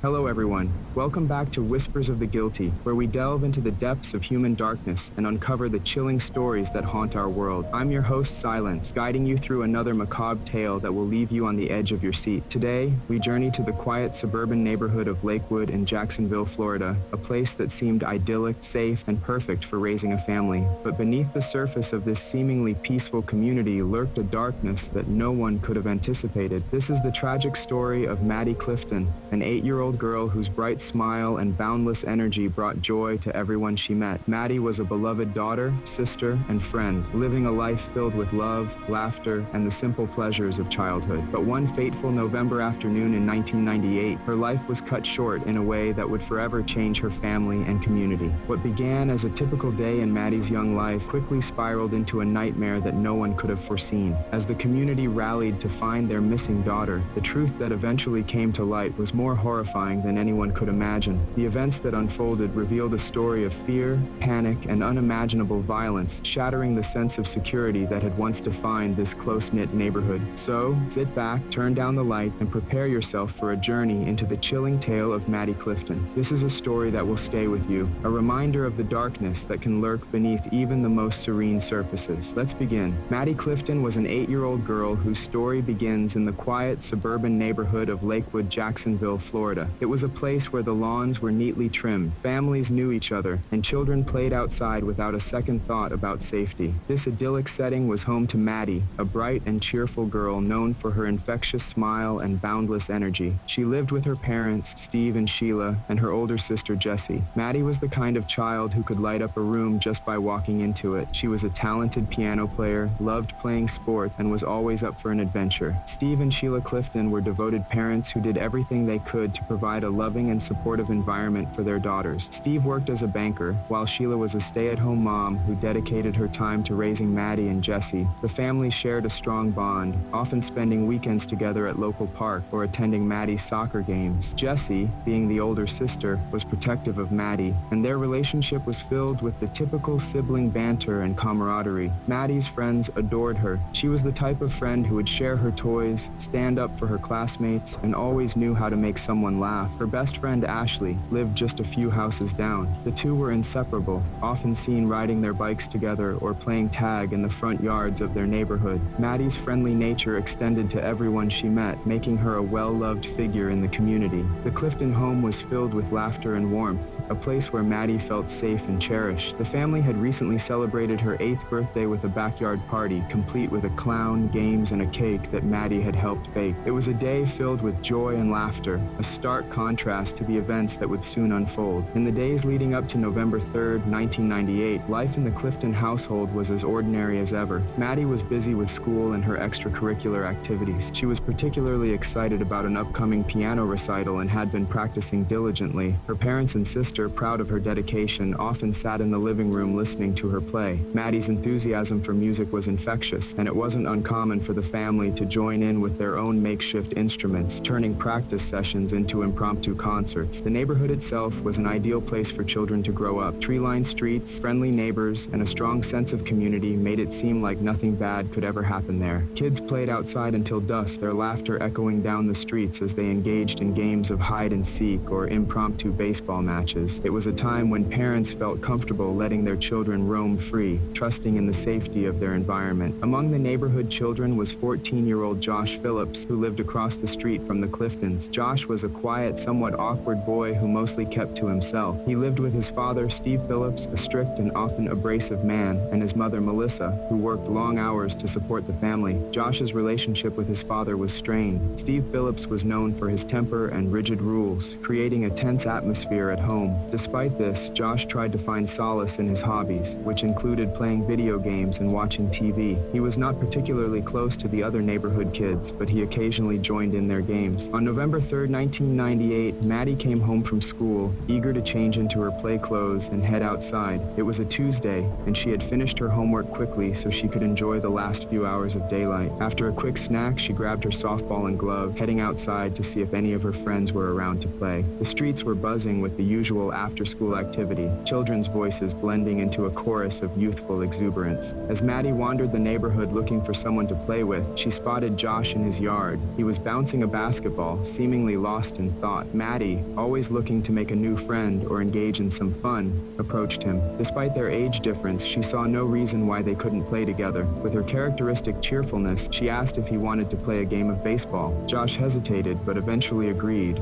not wanting to seem unfriendly. The two of them headed to the backyard, where they began to play catch. Maddie's laughter filled the air as she threw the ball to Josh, who awkwardly tried to keep up with her energy. For a while, it was just a normal afternoon, two kids enjoying a simple game. However, what started as an innocent game of catch soon took a turn for the worse. In an unfortunate accident, Maddie was hit in the eye with the baseball, causing her to cry out in pain. Panic set in for Josh. His father had a strict rule against having friends over when he wasn't home, and Josh was terrified of the potential punishment he might face. His father's temper was well known, and the thought of angering him paralyzed Josh with fear. In his panic, Josh made a series of decisions that would lead to a tragedy no one could have anticipated. As the evening turned into night, Sheila Clifton began to worry. It wasn't like Maddie to stay out after dark without checking in. She called out for her daughter, her voice growing more anxious with each unanswered call. The neighborhood quickly became involved in the search for Maddie. Neighbors scoured the streets, backyards, and nearby parks, calling out her name. The Cliftons' home became the command center for the search, with friends and family coming over to offer support and help in any way they could. Steve Clifton, upon returning home from work and learning of Maddie's disappearance, immediately contacted the police. The Jacksonville Sheriff's Office quickly mobilized, understanding the urgency of finding a missing child. Officers canvassed the neighborhood, questioning residents and searching homes. Flyers with Maddie's picture were distributed, and the local news stations began broadcasting her description, urging anyone with information to come forward. As the hours turned into days, the search for Maddie intensified. The community rallied together, holding vigils and organizing search parties. Maddie's disappearance shook the neighborhood to its core, shattering the sense of security that had once been so deeply ingrained. Parents clung to their children a little tighter, fearful of the unknown danger that had taken one of their own. Josh Phillips watched the unfolding drama with a mixture of guilt and fear. He knew the truth about what had happened to Maddie, but he was too afraid to come forward. His behavior during the search did not arouse suspicion at first. He even joined in the efforts, helping to distribute flyers and pretending to be just as concerned as everyone else. However, his secret weighed heavily on him, manifesting in nervous tics and a palpable tension that those around him began to notice. The Clifton family was consumed with anguish. The uncertainty of Maddie's fate was a torment they could hardly bear. Sheila and Steve took turns speaking to the media, their voices choked with emotion as they pleaded for their daughter's safe return. Jessie, who had always been close to Maddie, struggled with her own feelings of guilt and helplessness. She had been at school the day her sister disappeared and couldn't shake the feeling that she should have been there to protect her. The days dragged on with no new leads, and hope began to wane. The police continued their investigation, interviewing everyone in the neighborhood multiple times, looking for any inconsistencies or overlooked details. They examined the backgrounds of known offenders in the area, but nothing pointed directly to Maddie's whereabouts. The case was becoming more perplexing with each passing day, and the once lively neighborhood now felt cloaked in an air of despair and suspicion. Josh's mother, Melissa Phillips, noticed changes in her son's behavior. He became more withdrawn, and his usual activities no longer seemed to interest him. She attributed it to the stress of the situation, unaware of the dark secret he was hiding. Josh's father, Steve Phillips, was less observant, too wrapped up in his own world to notice the subtle shifts in his son's demeanor. As the days turned into a week, a breakthrough finally came, but from an unexpected source. Steve Phillips had been away on a business trip and returned home on the evening of November 10, 1998. Exhausted from his travels, he decided to check on Josh, making his way to his son's room. As he entered, he was hit by an unusual foul odor that seemed to be coming from the base of Josh's waterbed. Concerned, he lifted the mattress to investigate further and was met with a sight that would haunt him forever. Underneath the mattress was Maddie Clifton's body, hidden in a makeshift compartment. Steve Phillips immediately called the police, his voice shaking with the shock of what he had discovered. The officers who responded to the call were equally horrified, and Josh Phillips was quickly taken into custody. The once quiet neighborhood was now a scene of chaos and disbelief as the news spread. The Clifton family was devastated by the revelation. The hope they had clung to was shattered in an instant, replaced by a grief that words could scarcely describe. The community, too, was left reeling, struggling to comprehend how such a tragedy could have occurred right under their noses. Josh Phillips's arrest marked the beginning of a long and painful journey for everyone involved. As the investigation unfolded, the details of that fateful afternoon began to emerge, painting a picture of a senseless act of violence born out of fear and panic. The story of Maddie Clifton, a bright and innocent girl whose life was cut tragically short, would leave an indelible mark on all who heard it, serving as a grim reminder of the darkness that can lurk beneath even the most seemingly idyllic surfaces. The discovery of Maddie Clifton's body under Josh Phillips' waterbed sent shockwaves through the Lakewood community. The reality of what had happened to Maddie shattered the neighborhood's sense of security and left everyone grappling with a profound sense of loss and disbelief. The investigation that followed aimed to uncover the full extent of the tragic events that had led to Maddie's death and to piece together the story of that fateful day. The Jacksonville Sheriff's Office took Josh Phillips into custody immediately after finding Maddie's body. He was only 14, yet the crime he committed was beyond comprehension. The initial interviews with Josh were conducted with his parents present, adhering to legal requirements. As detectives questioned him, Josh's demeanor was a mix of fear, confusion, and remorse. His initial accounts were fragmented and inconsistent, reflecting the inner turmoil he was experiencing. During the interrogation, Josh eventually broke down and recounted the events of November 3rd, 1998. He explained how the day had started like any other. After returning from school, he went about his usual routine, which included playing basketball in his yard. It was during this time that Maddie approached him, asking if he wanted to play. Josh, despite knowing his father's strict rules against having friends over, agreed. He later described his decision as an attempt to avoid seeming rude or unkind. As they played in the backyard, the accident that changed everything occurred. Maddie was struck in the eye by the baseball, and her cries of pain sent Josh into a panic. The fear of his father's reaction paralyzed him. Steve Phillips was known for his explosive temper and harsh disciplinary measures. Josh's entire life had been dominated by a fear of disappointing or angering his father.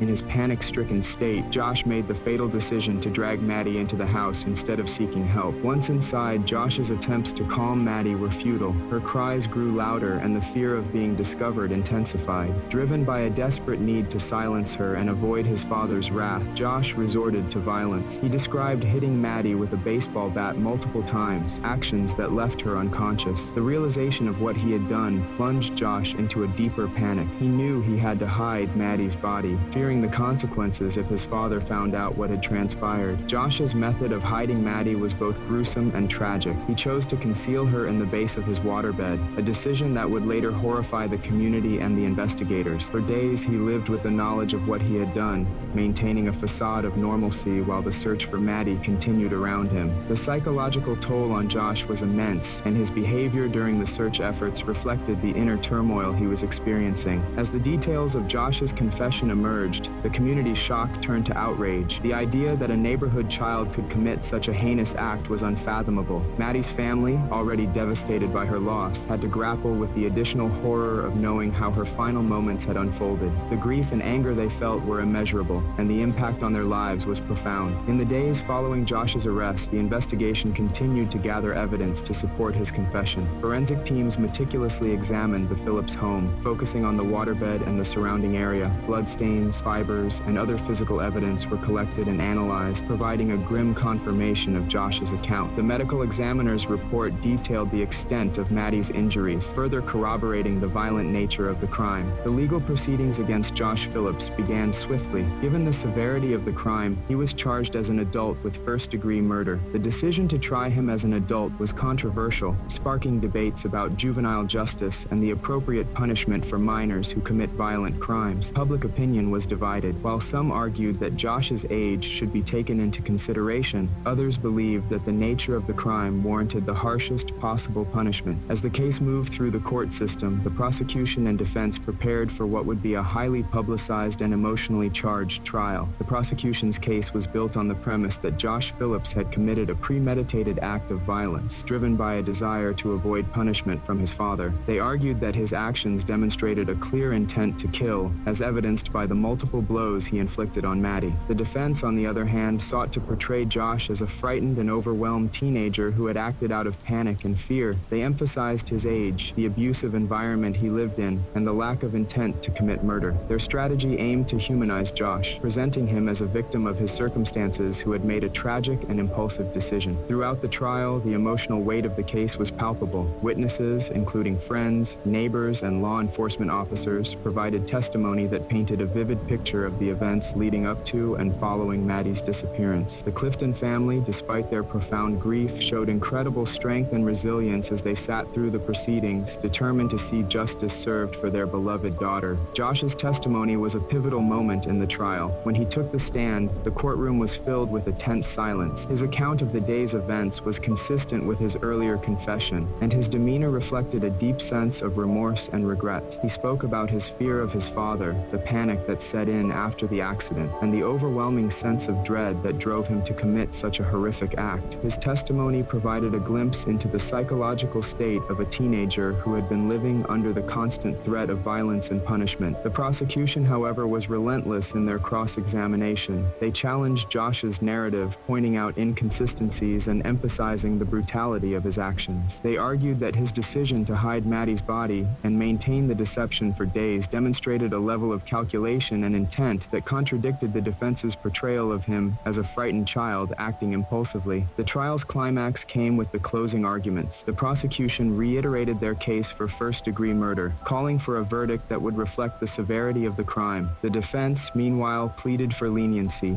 asking the jury to consider Josh's age and the circumstances that had driven him to act as he did. The jury's deliberation was lengthy, reflecting the complexity and emotional weight of the case. In the end, the jury found Josh Phillips guilty of first-degree murder. The verdict brought a sense of closure to the legal proceedings, but the emotional aftermath of the trial continued to reverberate through the community. The sentencing phase followed, where the judge had to decide on the appropriate punishment for Josh. Given the gravity of the crime and the age of the perpetrator, the decision was fraught with difficulty. Josh Phillips was ultimately sentenced to life in prison without the possibility of parole. The sentence was met with mixed reactions. For the Clifton family, it provided a measure of justice for Maddie, though no punishment could ever truly compensate for their loss. For others, the sentence raised questions about the treatment of juvenile offenders and the potential for rehabilitation. The aftermath of Maddie Clifton's murder left an indelible mark on the Lakewood community. The once peaceful neighborhood was forever changed by the tragedy, and the sense of innocence that had defined it was irreparably shattered. The Cliftons faced the unimaginable task of moving forward without Maddie, carrying the weight of their grief while trying to find some semblance of normalcy. The case also prompted broader discussions about juvenile justice, child abuse, and the factors that drive young people to commit violent crimes. It highlighted the importance of addressing domestic violence and providing support for children living in abusive environments. The tragic loss of Maddie Clifton became a catalyst for change, inspiring efforts to prevent similar incidents in the future. In the years that followed, the Cliftons worked to honor Maddie's memory by becoming advocates for child safety and victims' rights. They established the Maddie Clifton Foundation,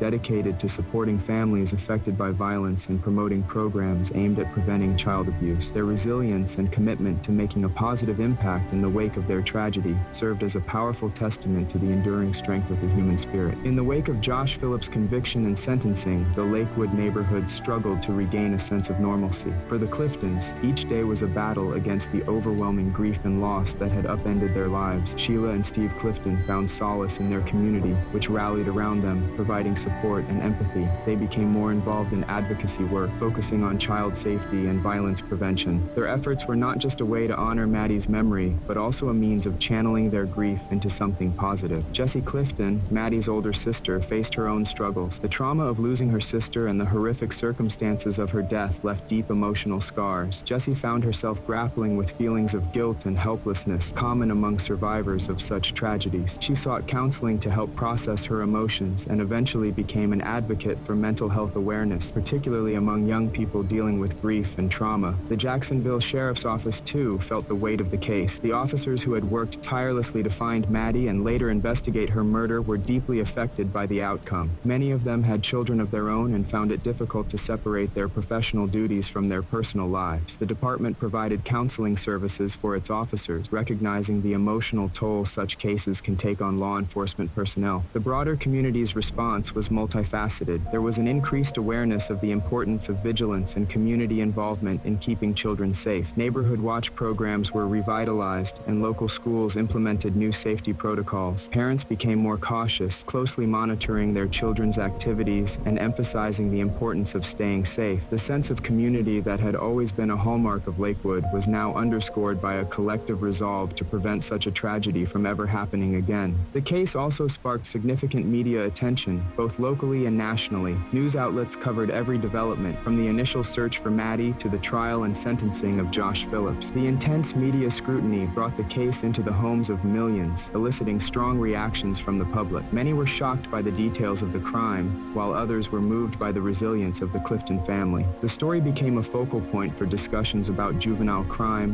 child safety, and the impact of domestic abuse. As the years passed, the legal landscape regarding juvenile offenders began to evolve. Josh Phillips' case became a touchstone in debates about the appropriate punishment for minors who commit serious crimes. Advocates for juvenile justice reform argued that children, even those who commit heinous acts, should be given the opportunity for rehabilitation. They pointed to research showing that young people's brains are still developing and that they have a greater capacity for change compared to adults. In 2012, the U.S. Supreme Court ruled in Miller versus Alabama that mandatory life sentences without the possibility of parole for juvenile offenders were unconstitutional. This landmark decision reflected a growing recognition of the need to consider the unique circumstances and potential for rehabilitation of juvenile offenders. For Josh Phillips, this ruling opened the door to the possibility of resentencing. In 2017, nearly 2 decades after Maddie's death, Josh Phillips was granted a resentencing hearing. The hearing was a highly emotional and contentious event. The Cliftons, along with many in the community, were vehemently opposed to any reduction in Josh's sentence. They believed that the severity of his crime warranted the original life sentence and that justice for Maddie required him to remain incarcerated for the rest of his life. During the hearing, Josh expressed deep remorse for his actions. He spoke about the profound regret he felt and the impact of his crime on the Clifton family and the community. His defense team presented evidence of his good behavior in prison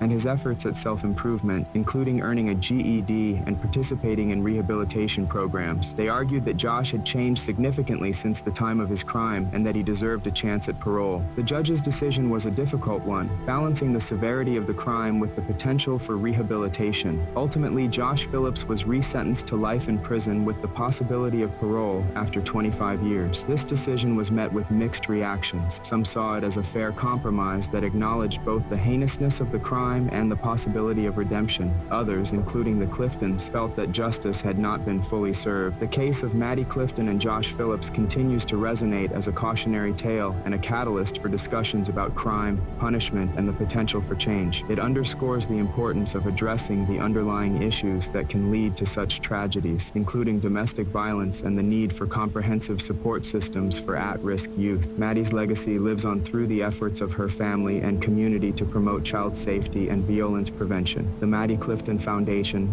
established by her parents, has become a beacon of hope for many families. The foundation provides support and resources for families affected by violence, advocates for legislative changes to protect children, and works to raise awareness about the signs of abuse and the importance of early intervention. The story of Maddie Clifton is one of profound loss, but it is also a story of resilience and the enduring impact of one child's life. Her memory continues to inspire efforts to create a safer and more compassionate world, reminding us of the importance of vigilance, community, and the unwavering commitment to protecting our children. As the years go by, the lessons learned from her tragic death serve as a powerful reminder of the need to address the root causes of violence and to support those who have been affected by it. In reflecting on the case, it is clear that the journey to healing and justice is complex and ongoing. The community of Lakewood, like many others that have experienced similar tragedies, has shown remarkable strength in the face of unimaginable pain. Through their advocacy and dedication, they have turned their grief into a force for positive change, ensuring that Maddie Clifton's spirit lives on in the hearts and actions of those who continue to fight for a better future. The story of Maddie Clifton is a somber reminder of the fragility of life and the devastating impact of violence. It also highlights the capacity for human resilience and the power of community in the healing process. As we remember Maddie, we are called to reflect on the ways in which we can all contribute to creating a safer, more just world for our children and future generations. And that, dear listeners, is the tragic and heart-wrenching story of Maddie Clifton, a story that reminds us of the fragility of life and the darkness that can reside even in the most unexpected places. It's a tale of innocence lost, unimaginable grief, and a community forever changed by the actions of one fateful day. Through the sorrow and pain, we also witnessed the incredible resilience of Maddie's family and the community of Lakewood, their strength in the face of such profound loss, their unwavering commitment to justice, and their efforts to turn tragedy into a force for positive change are truly inspiring. Maddie's legacy lives on through the efforts to promote child safety, advocate for victims' rights, and raise awareness about the importance of early intervention and support for at-risk youth. Her story is a powerful reminder that we must remain vigilant, supportive, and compassionate in our efforts to protect our children and prevent such tragedies from happening again. again. Thank you for joining me on this journey into the depths of human darkness. If you found this story as haunting and compelling as I did, please remember to like, share, and subscribe to Whispers of the Guilty. Your support helps us continue to bring these important stories to light. And as always, stay vigilant, stay curious, and take care of each other.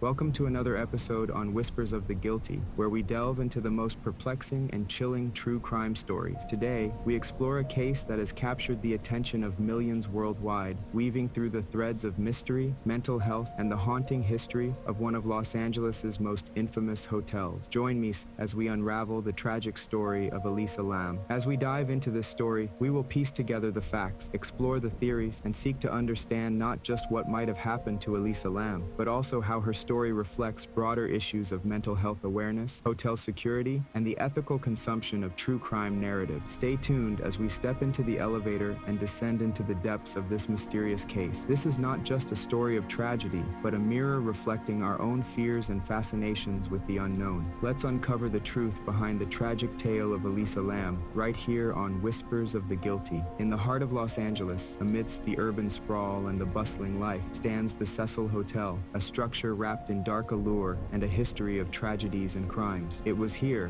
in early 2013, that a 21-year-old Canadian tourist, Elisa Lam, chose to stay during her solo trip across the West Coast. With dreams of exploration and adventure, Elisa, an avid blogger and student from Vancouver, embarked on what was supposed to be an exciting journey. Her family, cautious yet supportive, bid her farewell, unaware of the chilling fate that awaited her. Elisa's journey was well documented through her blog posts and social media updates, painting a picture of a young woman with a zest for life and an insatiable curiosity about the world. Her posts were filled with observations and photos of the places she visited, reflecting her thoughtful and introspective nature. As she arrived at the Cecil Hotel on January 26, 2013, she checked into a shared room on the hotel's 5th floor. However, her stay at the Cecil was short-lived. Hotel staff and guests soon reported odd behavior. Within days, she was moved to a private room after her roommates complained about her strange and disconcerting actions. What was troubling Elisa Lam? Was it the Cecil's macabre history, or something more personal and profound affecting her mental state? The last confirmed sighting of Elisa was captured by the hotel's elevator surveillance camera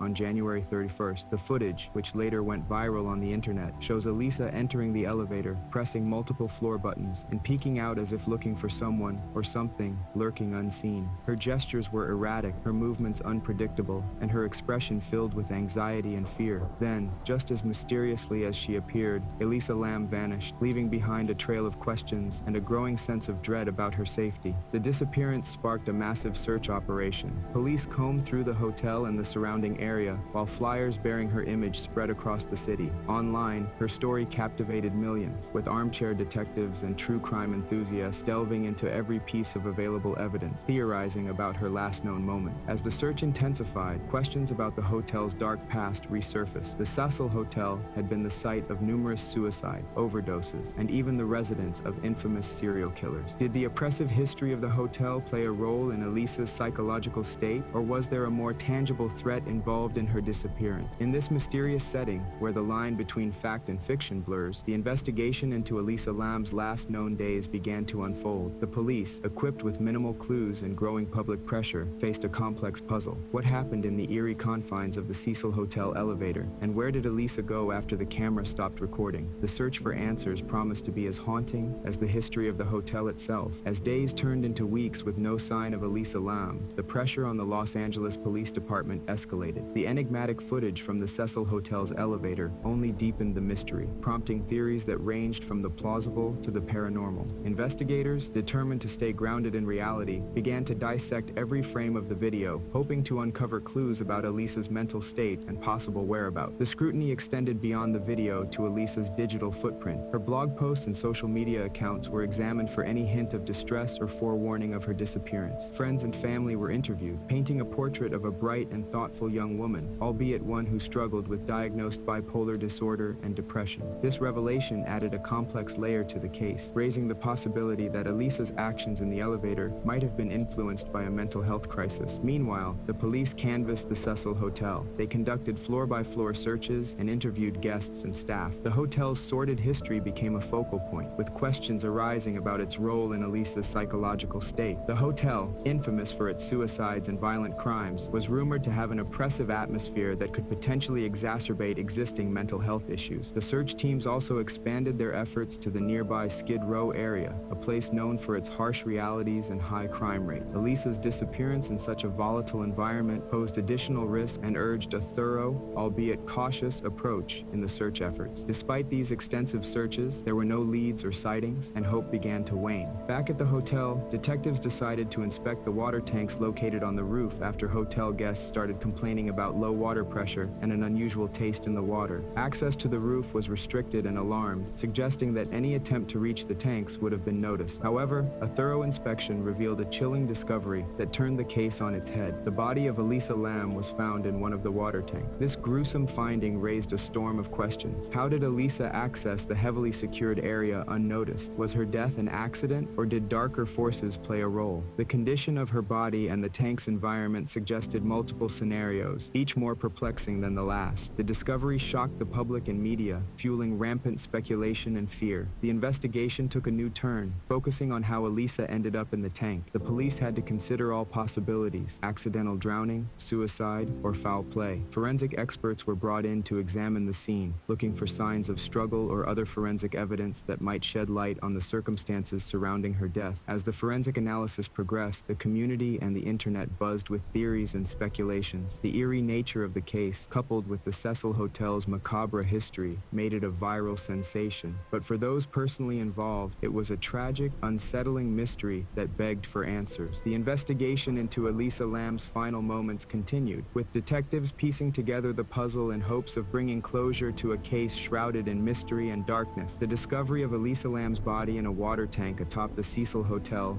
triggered a complex forensic investigation, crucial to understanding the circumstances surrounding her tragic death. As the Los Angeles County Coroner's Office undertook the autopsy, the primary goal was to determine whether Elisa had met with foul play, an accident, or a self-inflicted fate. Forensic experts meticulously examined the physical and toxicological evidence. The autopsy report revealed no signs of physical trauma, and toxicology tests showed that while Elisa had consumed some of her prescribed medications, there were no illicit drugs or alcohol in her system. These findings complicated the narrative. The lack of physical injuries suggested that there might not have been any struggle, yet the circumstances of her ending up in a water tank were profoundly suspicious and unusual. Meanwhile, the police revisited the security measures of the Cecil Hotel. How Elisa accessed the roof, which was alarm secured and generally off-limits to guests, remained a critical mystery. Detectives learned from hotel staff that the alarm meant to signal unauthorized roof access had not been triggered. This pointed to either a malfunction or an alternative access route that Elisa might have discovered, such as a fire escape, which was less monitored and more accessible than previously considered. As the investigation continued, internet sleuths and true crime enthusiasts pored over the details of the case, generating a multitude of theories. Some suggested that Elisa's mental health might have led her to climb into the tank during a psychotic episode, perhaps influenced by the hotel's dark aura. Others speculated about darker scenarios involving foul play, despite the lack of direct evidence. The LAPD faced mounting pressure to provide answers, not only to a concerned public, but to a grieving family who desperately sought closure. Detectives expanded their inquiry to include interviews with past guests and a deeper examination of the hotel's history of incidents, trying to ascertain any pattern or previous occurrences that could shed light on security lapses. Attention also turned to the cultural and media impact of the case. The viral nature of the elevator video and the grim fascination with the Cecil Hotel's notorious past had amplified the case's reach, drawing armchair detectives from around the globe. This phenomenon highlighted the dual edges of such attention. While it helped keep the case in the public eye, it also spurred widespread misinformation and invasive speculations that complicated official investigations. Throughout this phase, the police worked to balance public interest with investigative integrity, parsing through verified facts and dismissing unfounded rumors. As they pieced together Elisa's last known hours, a clearer picture began to emerge, though the ultimate answers remained elusive. The question of whether Elisa's death was an accident or something more sinister continued to hang over the investigation, driving the detectives deeper into the labyrinth of the Cecil Hotel's shadowy history. As the pieces of the puzzle slowly came together, the path to understanding what happened to Elisa Lam required a meticulous and sensitive approach to bridge the gaps between known facts and remaining mysteries. With the autopsy results in hand and a clearer timeline of of events, the investigation moved towards its critical phase, determining the sequence of events that led to Elisa's tragic end and discerning the line between accident and foul play. As the investigation into the tragic death of Elisa Lam drew on, the Los Angeles Police Department, together with forensic experts, began to piece together a more comprehensive narrative of her final days. The unsettling circumstances surrounding her discovery in a water tank at the Cecil Hotel had captivated global attention, but now the focus shifted towards understanding the dynamics of her demise and providing some semblance of closure to her grieving family. The conclusive phase of the autopsy, combined with the review of hotel security measures and Elisa's last known activities, led investigators toward the theory that her death was most likely accidental. Forensic analysis suggested that Elisa may have accessed the roof via the fire escape, evading the alarm door systems. Once on the roof, it appeared she climbed into the water tank, possibly during a severe bipolar episode, as indicated by her recent blog posts and erratic behavior captured on the elevator surveillance footage. The tank's heavy lid and the difficulty of accessing the water tanks raised questions about whether Elisa could have closed the lid herself, a point that remained ambiguous in the official reports. However, no evidence of foul play, such as defensive wounds or external injuries, was found, and the lack of substances in her system further complicated the narrative of her final hours. The conclusion that Elisa's death was accidental did not satisfy all, with numerous individuals and communities online continuing to speculate about potential foul play and other sinister theories. Nonetheless, law enforcement and the coroner's office worked to communicate their findings transparently, attempting to quell the burgeoning conspiracy theories fueled by the hotel's dark past and the viral nature of the case. In the aftermath, the Elisa Lam case served as a catalyst for discussions on several important issues: the stigma surrounding mental health, the safety standards in transient accommodations like the Cecil Hotel, and the ethical considerations in the consumption and dissemination of true crime stories. Mental health professionals emphasize the importance of understanding bipolar disorder and the real dangers that can accompany it, especially when individuals are far from their usual support networks. The case also prompted the Cecil Hotel to review and enhance their security and guest safety protocols, acknowledging that their historical notoriety and existing procedures had not adequately safeguarded their guests. This tragedy illuminated the critical need for better safety measures in similar establishments globally. Reflecting on the media's role in the case, the frenzy of coverage and online sleuthing underscored the double-edged sword of digital era visibility. While it undoubtedly kept the case in the public eye, it also led to numerous invasions of privacy and the spread of misinformation, reminding both the media and the public of the responsibilities that come with handling such sensitive situations. As the narrative of Elisa Lam's tragic end concludes, it leaves behind a legacy of lessons about compassion, understanding, and the complex interplay of mental health and personal safety. Her story, though marred by tragedy, prompts a necessary conversation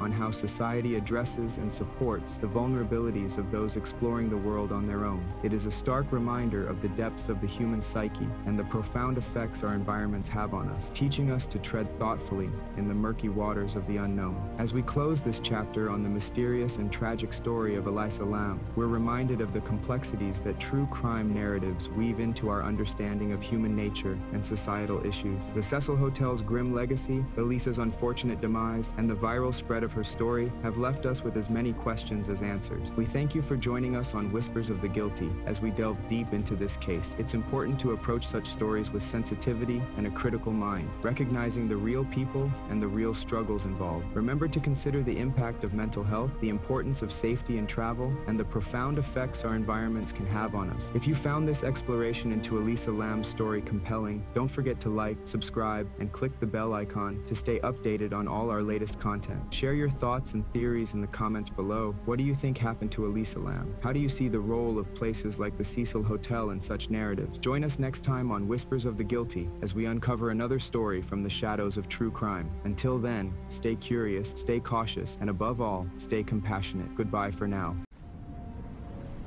Whisper.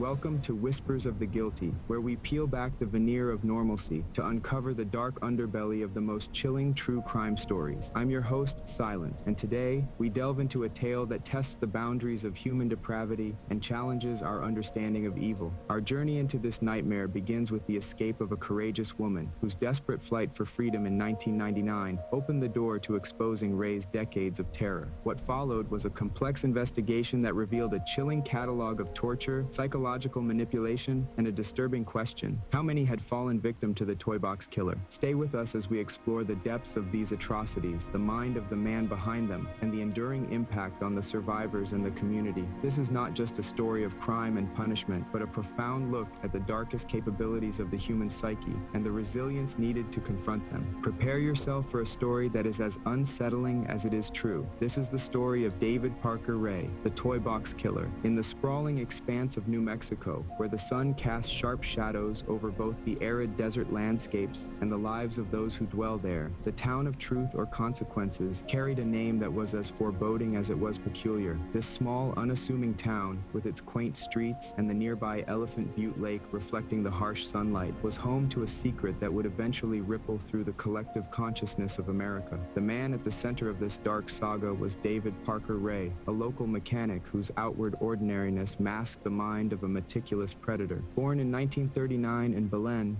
New Mexico, Ray's childhood was marred by a series of unsettling influences that perhaps played a role in the macabre predilections that would later define him. His father was abusive and his mother an absent figure, leading to Ray being raised by his disciplinarian grandfather. It was here, in the isolation of rural New Mexico, that Ray's exposure to sexually explicit and violent materials began at a disturbingly young age. Magazines and paraphernalia belonging to his father, which depicted sadomasochistic acts, were his early educators into a world of distorted sexuality. As Ray grew into adolescence and then adulthood, his fantasies grew increasingly dark and elaborate. He kept meticulous journals, a habit he maintained throughout his life, in which he scribbled down his twisted thoughts and plans. These writings weren't mere daydreams, they were blueprints for the horrors he would later inflict. Ray's capacity for normal interpersonal relationships dwindled as his obsession with control and pain deepened. Yet, to his neighbors and co-workers, he appeared unremarkable, a facade that enabled his dark pursuits. It was in the 1980s that Ray's sinister predilections began to manifest into reality. By then, he had acquired a white cargo trailer, nondescript and innocuous, which he parked on a patch of land near Elephant Butte Lake. Over the years, this trailer was transformed through Ray's methodical efforts into a chillingly efficient torture chamber. He named it his Toy Box. Inside, the trailer was equipped with a gynecologist-type table at the center, which Ray had modified to better suit his purposes. The walls were lined with an array of tools and instruments: whips, chains, pulleys, straps, clamps, leg spreader bars, surgical blades, and saws, each meticulously cleaned and hung in its designated place. The transformation of Ray's trailer was a gradual process, paralleled by his escalating boldness in seeking out victims. His methods were coldly systematic. He preyed primarily on women, whom he believed he could easily manipulate and control. Ray often chose those who would not be immediately missed: prostitutes, drug addicts, and transients who drifted through Truth or Consequences. His approach was chillingly clinical. He drugged his victims to incapacitate them, ensuring they had little memory of their ordeal. After abducting his target, he would bring them to his trailer, where the real horror began. The interior of the toy box was designed to disorient and terrify. Upon regaining consciousness, the victim would find herself strapped to the table, surrounded by mirrors strategically placed to allow her to see the horrors being inflicted upon her. Before beginning his gruesome acts, Ray would play a pre-recorded tape in which he introduced himself and explained in detail what was to come. His voice, eerily calm and methodical, detailed the tortures he planned to inflict, a psychological torment that compounded the physical pain. The content of this tape was a masterclass in psychological torture designed to strip his victims of any hope. Ray spoke of the drugs he had used to abduct them, boasting of the amnesiac effects that would obscure their memories and protect him from law enforcement. He assured them that their suffering would be long and excruciating, and that their compliance was their only avenue to potential survival. The recordings were a crucial part of Ray's ritual, as they served not only to terrify the victims, but also to reinforce his control over them, both physically and mentally. The existence of the toy box and its horrors remained a well-guarded secret, known only to a few of Ray's most trusted accomplices, including some who participated in or facilitated his crimes. Among them was his girlfriend, Cindy Hendy, who played a significant role in some of the abductions and and tortures. Hendy, who shared some of Ray's sadistic inclinations, was both a facilitator and a participant, helping to lure unsuspecting victims into their trap. The duo's downfall began as unexpectedly as one of their routine hunts. In March 1999, a woman named Cynthia Vigil was abducted and brought to the trailer. After 3 days of relentless torture, a momentary lapse in oversight gave her a glimmer of hope. Hendy, assuming the drugs had sufficiently incapacitated Cynthia, had left the keys to her restraints within reach. Desperate and driven by the primal urge to survive, Cynthia seized her moment, grappling with the chains that bound her, her fingers trembling as they closed around the cold metal keys. The shackles clinked ominously as she worked them open, her breath shallow, her heart hammering against her ribcage. The fear of being caught and subjected to even worse torments raced through her mind, propelling her forward. With her last ounce of strength, Cynthia freed herself from the chains. Her body was weak, her limbs heavy with exhaustion, but the urgent need to escape overrode her pain. She spotted a chance when Hendy momentarily left the room, perhaps feeling too secure in the isolation of the desert and the efficacy of her and Ray's previous precautions. As soon as the door clicked shut, Cynthia, driven by a surge of adrenaline, made her move. She stumbled toward the exit, her movements clumsy and frantic. Just as she reached the door, Hendy returned, and a violent struggle ensued. Hendy was vicious, fueled by a cocktail of surprise and rage, but Cynthia's desperation lent her an unforeseen strength. In the scuffle, Cynthia managed to stab Hendy in the neck with an ice pick she had seized in her frantic search for a weapon. Bleeding and in severe pain, but fueled by sheer survival instinct, Cynthia broke free from Hendy's weakening grasp and burst through the door into the bright light of day. The outside world seemed blinding after the dim, nightmarish confines of the toy box. Barefoot and wearing nothing but the chains that dangled from her wrist, her appearance was a shocking sight to the few who saw her as she ran frantically towards freedom. Her terrified screams caught the attention of a nearby homeowner, who immediately called the police. The police arrived within minutes, their sirens cutting through the quiet of the New Mexico landscape. As they took Cynthia's statement, the horrifying reality of her ordeal began to emerge. She recounted her abduction, the drugs, the torture, and the psychological terror inflicted by Ray and Hendy. The officers, trained for emergencies yet unprepared for the magnitude of this confession, reacted quickly. They knew they had to act immediately if they were to uncover the full extent of the atrocities Cynthia described. The police operation to apprehend David Parker Ray was swift and decisive. Armed with Cynthia's detailed descriptions, they located Ray's infamous white trailer without difficulty.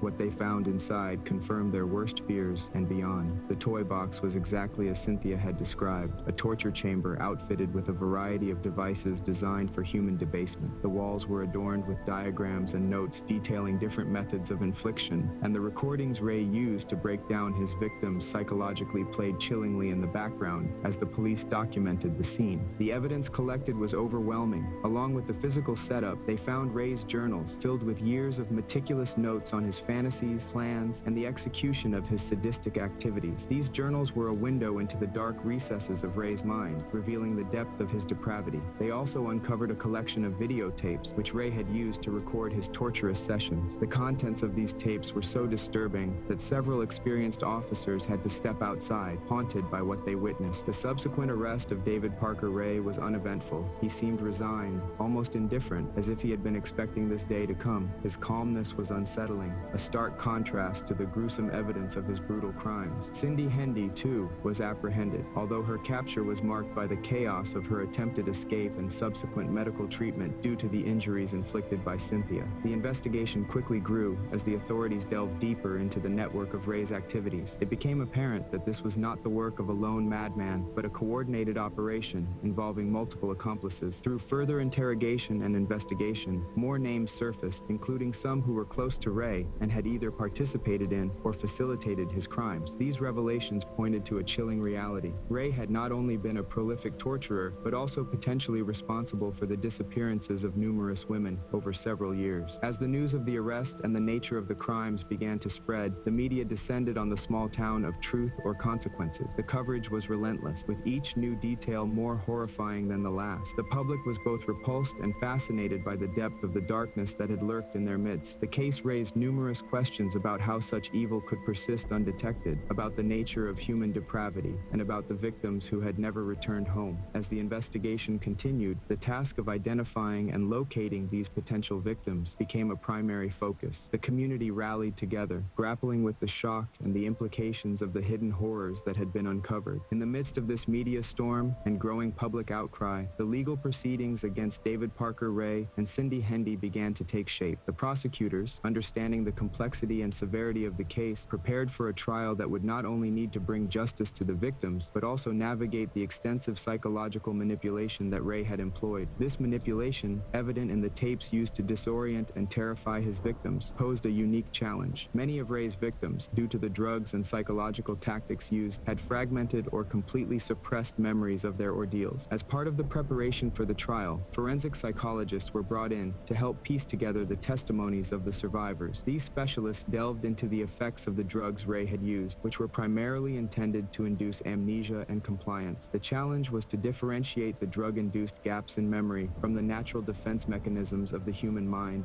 when faced with trauma. This task was crucial in constructing a narrative that could be substantiated in court, as the physical evidence of torture was undeniable, but the actual events were clouded by the chemical erasure of memory. The legal team also faced the monumental task of sorting through the physical evidence collected from Ray's trailer. This included numerous devices that were categorized and analyzed, each telling a silent story of the horrors inflicted upon the victims. The tapes and video recordings were reviewed repeatedly, each viewing revealing more layers to Ray's methodology and the extent of his planning and execution. These items, coupled with Ray's journals and the testimonies of the survivors, painted a gruesome picture of a man who had spent decades refining his techniques and evading detection. Meanwhile, the community of Truth or Consequences struggled to reconcile the charming local mechanic known to them with the monster unveiled by the investigation. Ray's acquaintances, friends, and family were interrogated, many unable to believe that the man they knew was capable of such atrocities. Some locals remembered odd behaviors and occasional hints of something darker, but most had dismissed these as quirks or misunderstandings. This dissonance between the public persona and the private demon was a common thread in discussions around town, in local media, and even in the casual conversations at diners and grocery stores. The trial itself was a media circus, drawing attention from national and international news outlets. The courtroom was packed each day, with spectators from all walks of life, curious locals, concerned citizens from neighboring areas, and family members of the victims seeking closure. The testimonies were harrowing, with several survivors stepping forward to recount their fragmented memories. One woman, her voice steady,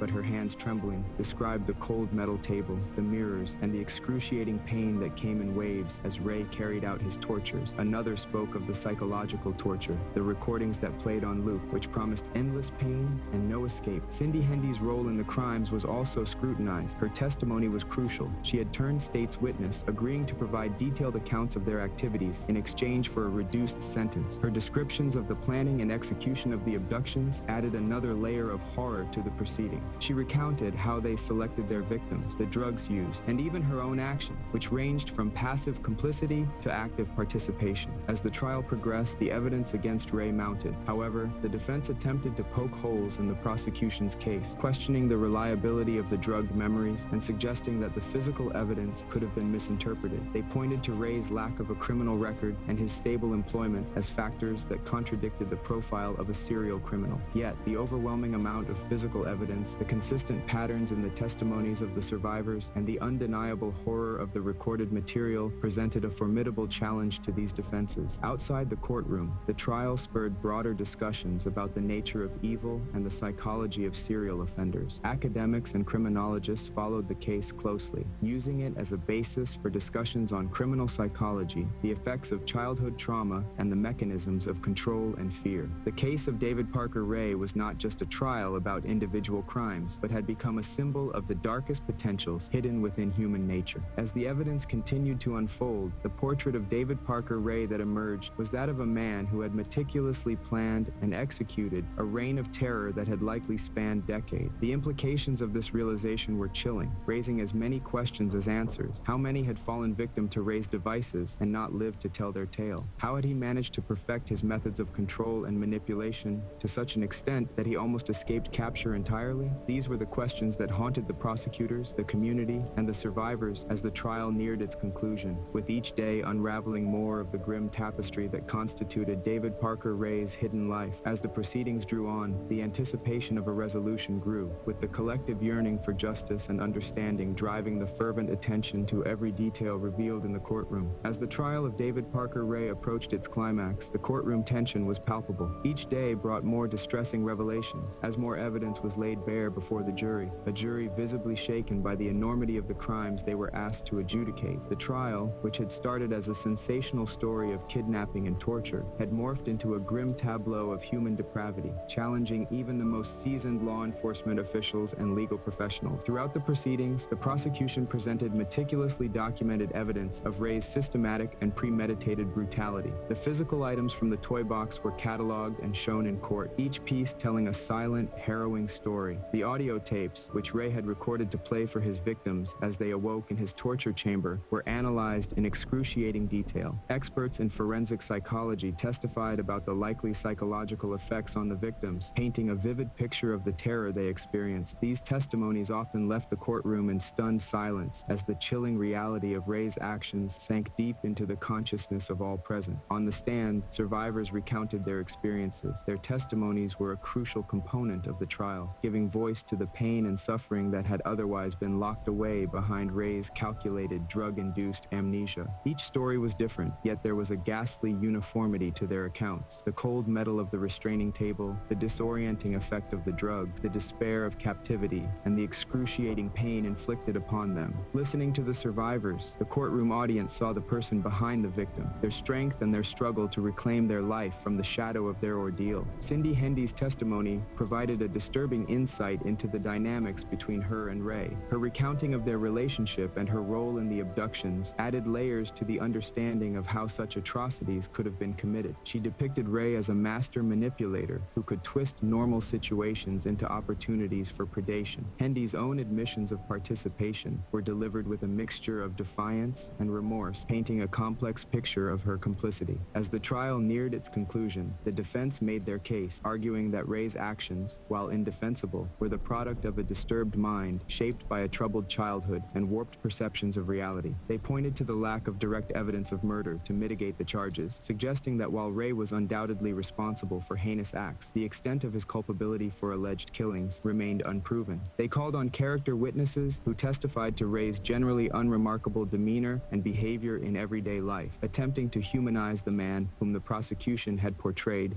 as a monster. The closing arguments from both sides were potent and emotional. The prosecution urged the jury to deliver justice for the victims, emphasizing the calculated cruelty of Ray's crimes and the enduring trauma inflicted on his victims. They highlighted the premeditated nature of his actions, his investment in the toy box, and his meticulous planning as evidence of his full awareness and intent. The defense, meanwhile, pleaded for a nuanced consideration of mental health issues and the lack of murder convictions, suggesting that while Ray was due punishment, the death penalty was an inappropriate and excessive response, given the specifics of the legal charges. When the jury retired to deliberate, the air in the courtroom was heavy with anticipation. After hours of discussion, which stretched into days, the jury returned with their verdict, guilty on numerous counts of kidnapping, sexual torture, and conspiracy. The relief and anguish in the courtroom were palpable as the verdict was read. While Ray was not convicted of murder, no bodies had ever been found. The sentences for the charges he was convicted of ensured he would spend the rest of his life behind bars. The sentencing was a formality after the intensity of the trial. The judge, addressing Ray directly, spoke of the irrevocable harm he had inflicted on his victims and the indelible mark he had left on the community. Ray was sentenced to 224 years in prison, a symbolic figure that reflected the severity and depravity of his crimes. In the aftermath of the trial, the community of Truth or Consequences attempted to find closure, though the shadow of Ray's crimes lingered long in the public memory. The town's peculiar name, once a quirky footnote in its history, had become an eerie reminder of the justice sought and found within its bounds. For the survivors, the trial's conclusion was a critical step in a longer journey towards healing. Support groups formed, stories were shared, and gradually, the pieces of broken lives were put back together. The broader societal impact of the case was profound. It sparked discussions on the adequacy of law enforcement techniques, the psychological profiling of potential offenders, and the mechanisms necessary to prevent similar atrocities. The horrors uncovered in the toy box led to legislative pushes for better monitoring of sexual predators and more robust community safety nets. As for Ray, he died in prison in 2002, just 1 year into his sentence. His death was met with mixed reactions, a grim satisfaction for some, a source of frustration for others who felt he escaped full accountability for his actions. But in the narratives of the survivors, the journalists, and the community leaders who continued to speak out, the legacy of the case was not about Ray himself, but about the resilience of the human spirit and the relentless pursuit of justice. The saga of the toy box killer, while closed in a legal sense, would forever serve as a stark reminder of the darkness that can hide behind a mask of normality and the light of truth that eventually unveils it. Thank you for joining us on this harrowing journey through one of the most disturbing chapters in true crime history. We've ventured deep into the darkness of the human condition with the story of David Parker Ray, the Toy Box Killer. His crimes challenge our understanding of morality and justice, leaving us with lingering questions about security and the human psyche.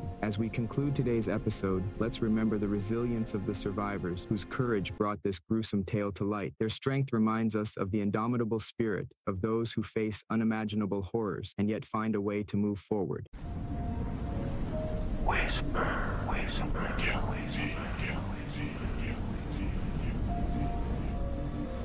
Welcome to Whispers of the Guilty, where we dive deep into the chilling and often hidden stories of true crime. In today's episode, we travel to the remote and rugged landscapes of Nome, Alaska, where the midnight sun casts long shadows and secrets are not easily concealed. We'll unravel the haunting case of Sonia Ivanov, a 19-year-old whose tragic disappearance and murder in 2003 shocked the small community and exposed a horrifying betrayal of trust. Join us as we piece together the events leading up to that fateful night, the intense investigation that followed, and the profound changes sparked by this case. From the dark corners of Nome to the halls of justice, this is a story of loss, betrayal, and the relentless pursuit of truth. Stay tuned as we explore how Sonia's legacy led to significant legal reforms and a renewed commitment to protecting the vulnerable. Sonia Ivanov's move to Nome was a monumental leap into adulthood, driven by aspirations that reached beyond the familiar snowy landscapes of her native Alaskan village. Born and raised in a tight-knit community over 100 miles south of Nome, Sonia's life had always been interwoven with the rhythms and rituals of village life. There, everyone knew each other by name, and her achievements on the local high school basketball court had made her a hometown hero. Graduating with dreams bigger than the village boundaries, Sonia felt a pull towards new horizons, dreams of college and a career that would take her beyond the rugged wilderness of Alaska. Nome, although modest in size with its population hovering around 3,500, represented a bustling metropolis compared to her village. The town was a hub for the region, attracting a diverse mix of people who came seeking opportunity and adventure in what was often romantically dubbed America's Last Frontier. Here, amid the expanse of tundra and the buzz of small-town dynamics, Sonia saw a stepping stone to the wider world, a place where she could lay the groundwork for a future filled with possibilities. Upon arriving in Nome, Sonia quickly secured a position at a local healthcare facility. This job was not just a paycheck, it was a portal into the community. It afforded her a sense of independence and introduced her to a circle of friends who became her new family. These friendships helped to cushion the transition from her village's communal life, where doors were always open and faces were always familiar, to the more anonymous existence of a small yet sprawling town. Her living situation in Nome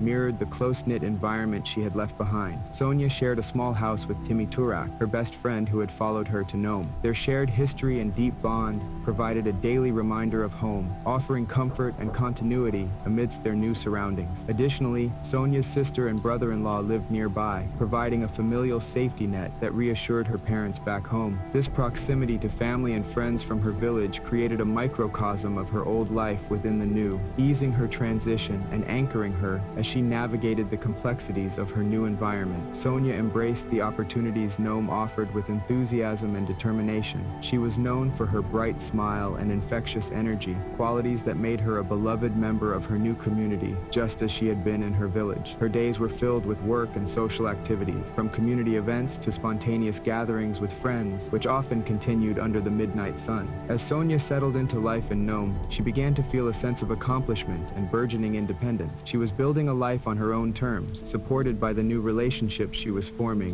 and sustained by the enduring connections to her past. This balance of old and new, familiarity and adventure, provided Sonia with the stability and confidence she needed to pursue her dreams, making her feel that moving to Nome was not just a change of place, but a transformative step towards her future. On the night of August 10, 2003, Sonia Ivanov experienced the vibrant life of Nome in a way only the long, lingering twilight of an Alaskan summer could offer. After After an evening filled with laughter and camaraderie at a friend's house where they played board games and enjoyed each other's company, Sonia decided it was time to head home. The streets of Nome, illuminated by the still high sun despite the late hour, presented a scene both serene and lively. The setting, familiar yet always a little thrilling for Sonia, echoed with the sounds of distant music and occasional bursts of laughter from nearby bars and gatherings. As Sonia said her farewells and stepped out into the cool night, the town's unique charm unfolded before her. Nome, a place of rugged beauty and stark contrasts, was where nature and civilization met. The streets, usually quiet and contemplative during the day, transformed under the midnight sun into veins of activity, pulsing with the energy of people making the most of the endless day. Sonia, with her long strides and confident demeanor, navigated these streets not just as a path home, but as a passage through the life she had chosen for herself in this frontier town. The slight rain that began to fall added a misty veil to the evening, casting a shimmering gloss over the gravel roads and wooden sidewalks of Nome. Sonia enjoyed these rainy summer nights. They were a refreshing break from the dry, crisp air typical of the region. As she walked, the soft pattering of raindrops on her jacket provided a rhythmic soundtrack to her thoughts, which wandered to her plans for the future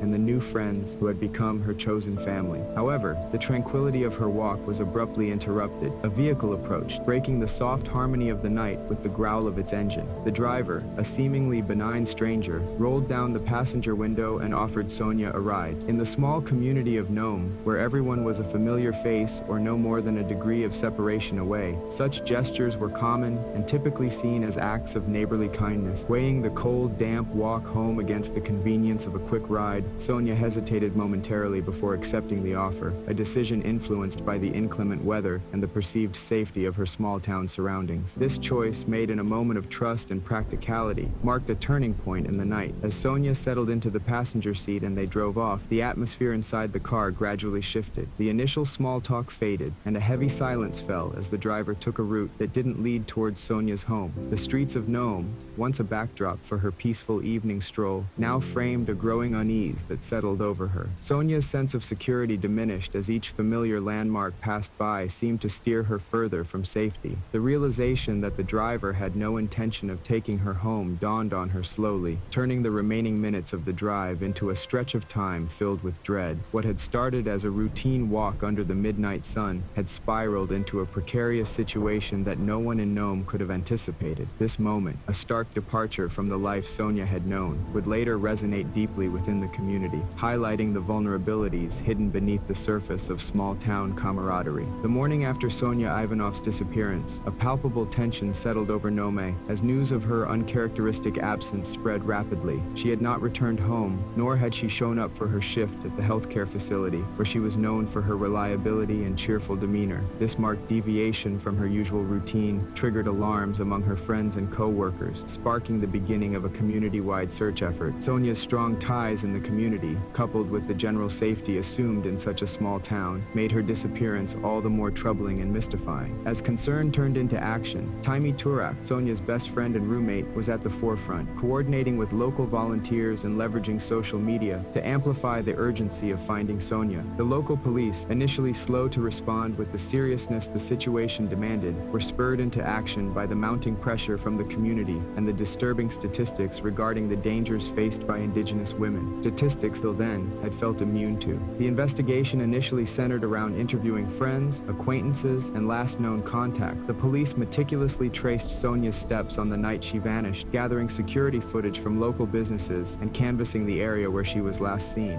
As the hours turned into days, the focus shifted dramatically when a key piece of evidence was uncovered. A local man's vehicle, seen in the area at the time of Sonia's disappearance, matched descriptions gathered from eyewitness accounts. This vehicle, belonging to a known associate of Sonia, bore subtle but telling signs of recent hasty attempts to clean it, raising immediate suspicions. For a brief moment, it seemed the mystery of Sonia's disappearance was on the verge of being solved. The vehicle was seized and thoroughly examined. Forensic teams searched for any trace of Sonia or signs of a struggle. However, despite the initial promise this lead showed, the evidence soon began to unravel. Alibis corroborated the vehicle owner's whereabouts whereabouts on the night in question, and no conclusive forensic evidence linked him to the crime. This turn of events forced the investigation to widen its net once again, delving deeper into the life Sonia led in Nome and the various interactions she had. It was during this expanded investigation that a new, more chilling direction emerged. Attention turned towards an unexpected figure, Officer Matt Owens, a member of the Nome police force. Owens had been one of the officers involved in the initial stages of the investigation, and his behavior gradually began to draw suspicion. Discrepancies in his statements about his whereabouts on the night of Sonia's disappearance, coupled with a series of anonymous tips, redirected the focus of the investigation towards him. Detailed scrutiny of Owens's activities revealed a pattern of behavior and evidence that contradicted his professional demeanor. Forensic analysis of his vehicle showed traces of forensic evidence that matched Sonia, and further investigations unearthed disturbing revelations about past conduct that had been overlooked or suppressed. As the pieces of the puzzle fell into place, the community of Nome grappled with the betrayal of one of its protectors. The arrest of Officer Owens was not just a breakthrough in the case, it was a moment of reckoning for the entire town. This revelation forced a profound and painful introspection within the community and the local law enforcement agencies. It highlighted the need for greater oversight and accountability in policing, particularly in regions where the isolation and close-knit nature of communities can sometimes obscure misconduct. The case reshaped Nome's trust in its protectors and sparked broader discussions about safety, justice, and the protection of vulnerable populations. The arrest and subsequent conviction of Officer Matt Owens for the murder of Sonia Ivanov marked a critical juncture for Nome and its residents. This was not just the resolution of a harrowing case, but a profound breach of trust within the community, particularly shocking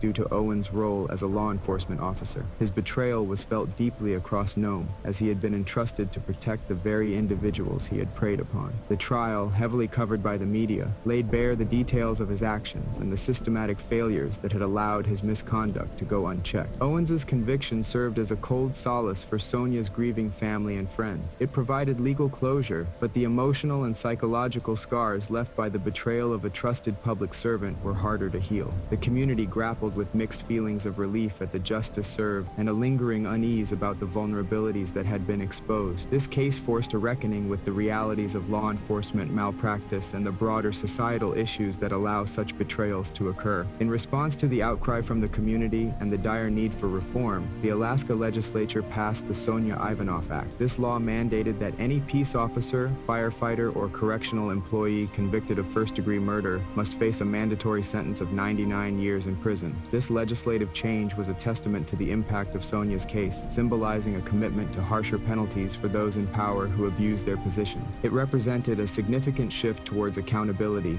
and was a step in restoring public trust. The impact of Sonia's story extended beyond legal reforms. It sparked a vital dialogue about the safety of Indigenous women and the systemic issues that disproportionately affect their lives. Issues that include not only violence, but also the often neglected investigations into such crimes. Sonia's case became a rallying point for advocates pushing for more comprehensive measures to protect Indigenous women and ensure their cases do not go ignored. Educational initiatives and community outreach programs were launched to educate the public about the signs of abusive authority and the importance of community oversight. These programs aim to empower residents with knowledge and resources to help prevent future tragedies. Local police departments were scrutinized and underwent retraining to improve their interaction with the community and their handling of sensitive cases. Sonia's murder, while a tragedy, catalyzed changes that had far-reaching consequences for Nome and similar communities. Her death brought to light the urgent need for change and fostered a more vigilant, informed, and proactive community stance against violence and systemic abuse. As painful as the episode was, it strengthened community ties and reaffirmed a collective commitment to ensuring such a breach of trust never occurs again. In this way, Sonia's legacy is reflected not only in the laws named after her, but in the ongoing efforts to protect the vulnerable and hold the powerful accountable. Thank you for joining us on this episode of Whispers of the Guilty. Today, we've navigated the chilling twists and turns of the Sonia Ivanov case, a story that has left an indelible mark on the community of Nome and beyond. Sonia's story is a stark reminder of the deep trust we place in those sworn to protect us and the devastating impact when that trust is shattered. As we close this chapter, let's carry forward the lessons learned and the spirit of vigilance that Sonia's case has instilled in us. For updates on this case and many more, make sure to subscribe and follow us on our journey through the shadows of true crime. If you have insights or a story to share, please reach out to us. Until next time, stay Stay safe, stay observant, and keep seeking the truth.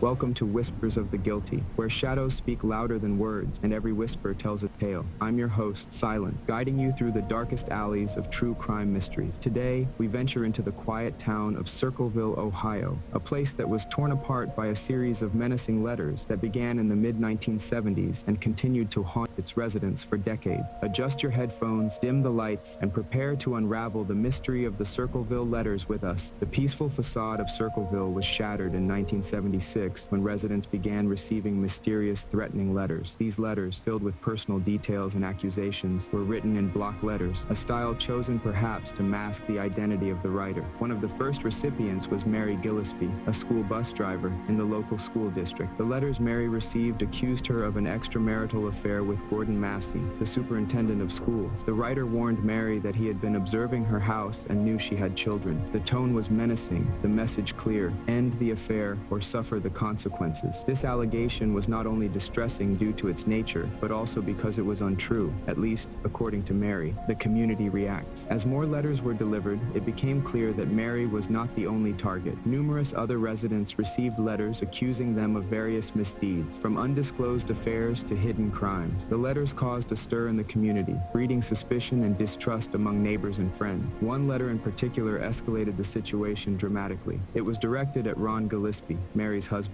urging him to put an end to his wife's supposed affair or face dire consequences. The letter included a threat that Ron should act, or else the writer would broadcast the affair across the community through more menacing actions. The fatal night. On August 19, 1977, an incident occurred that would shift the narrative from secretive threat to public tragedy. Ron Gillespie, having received another threatening letter, allegedly set out with his gun to confront the writer, whom he believed he had identified. Tragically, Ron never returned home. He was found dead inside his truck, crashed into a tree with his gun discharged once from inside the vehicle. The sheriff's department concluded that Ron had lost control of the truck while driving drunk, as his blood alcohol level was reported to be over the legal limit. However, questions and suspicions arose immediately. The family contested the findings, pointing out inconsistencies in the report and the uncharacteristic nature of Ron, a man known to be level-headed and responsible, driving under the influence. The death was ruled an accident, but for many, the circumstances were too coincidental, occurring amidst the turmoil of the anonymous letters. The letters persist. Despite Ron's death, the letters continued to circulate with increasing intensity and frequency. They now accuse the sheriff of a cover-up in Ron's death, broadening the scope of the accusations and the list of people involved. The anonymous scribe seemed omnipresent, watching every move within the community and striking fear into the hearts of Circleville residents. As the town reeled under the weight of suspicion and fear, the letters kept coming, each envelope bringing with it new threats and accusations, each postmark a reminder that the writer was still at large, their identity hidden in the shadows of anonymity. The case grew cold with no substantial leads or suspects, leaving the community bound in a web of paranoia and unrest. This was only the beginning of what would become a long and complex saga as the Circleville letters continued to arrive, the writer's grip on the town tightening with every word penned in those distinctive block letters. As we delve deeper into this story, we uncover the layers of deception, the impact on the lives entangled in this mystery, and the relentless pursuit of truth in the face of unyielding secrecy. As the 1980s dawned over Circleville, the unsettling mystery of the anonymous letters not only persisted but deepened. The letters, which had begun as targeted threats, had evolved into a widespread campaign of terror that implicated many in the small town, from school officials and local politicians to everyday citizens. Amid this chaos, law enforcement intensified their efforts to unmask the writer, leading to developments that would twist the narrative in unexpected ways. The trap is set. In response to the escalating situation, authorities decided to take proactive steps. The sheriff's department, under increasing pressure to resolve the case, set up surveillance and conducted thorough investigations into those closest to the initial incidents, particularly focusing on Mary Gillespie. The logic was straightforward. If they could catch the letter writer in the act of preparing or dispatching one of these malicious missives, they might finally put an end to the terror.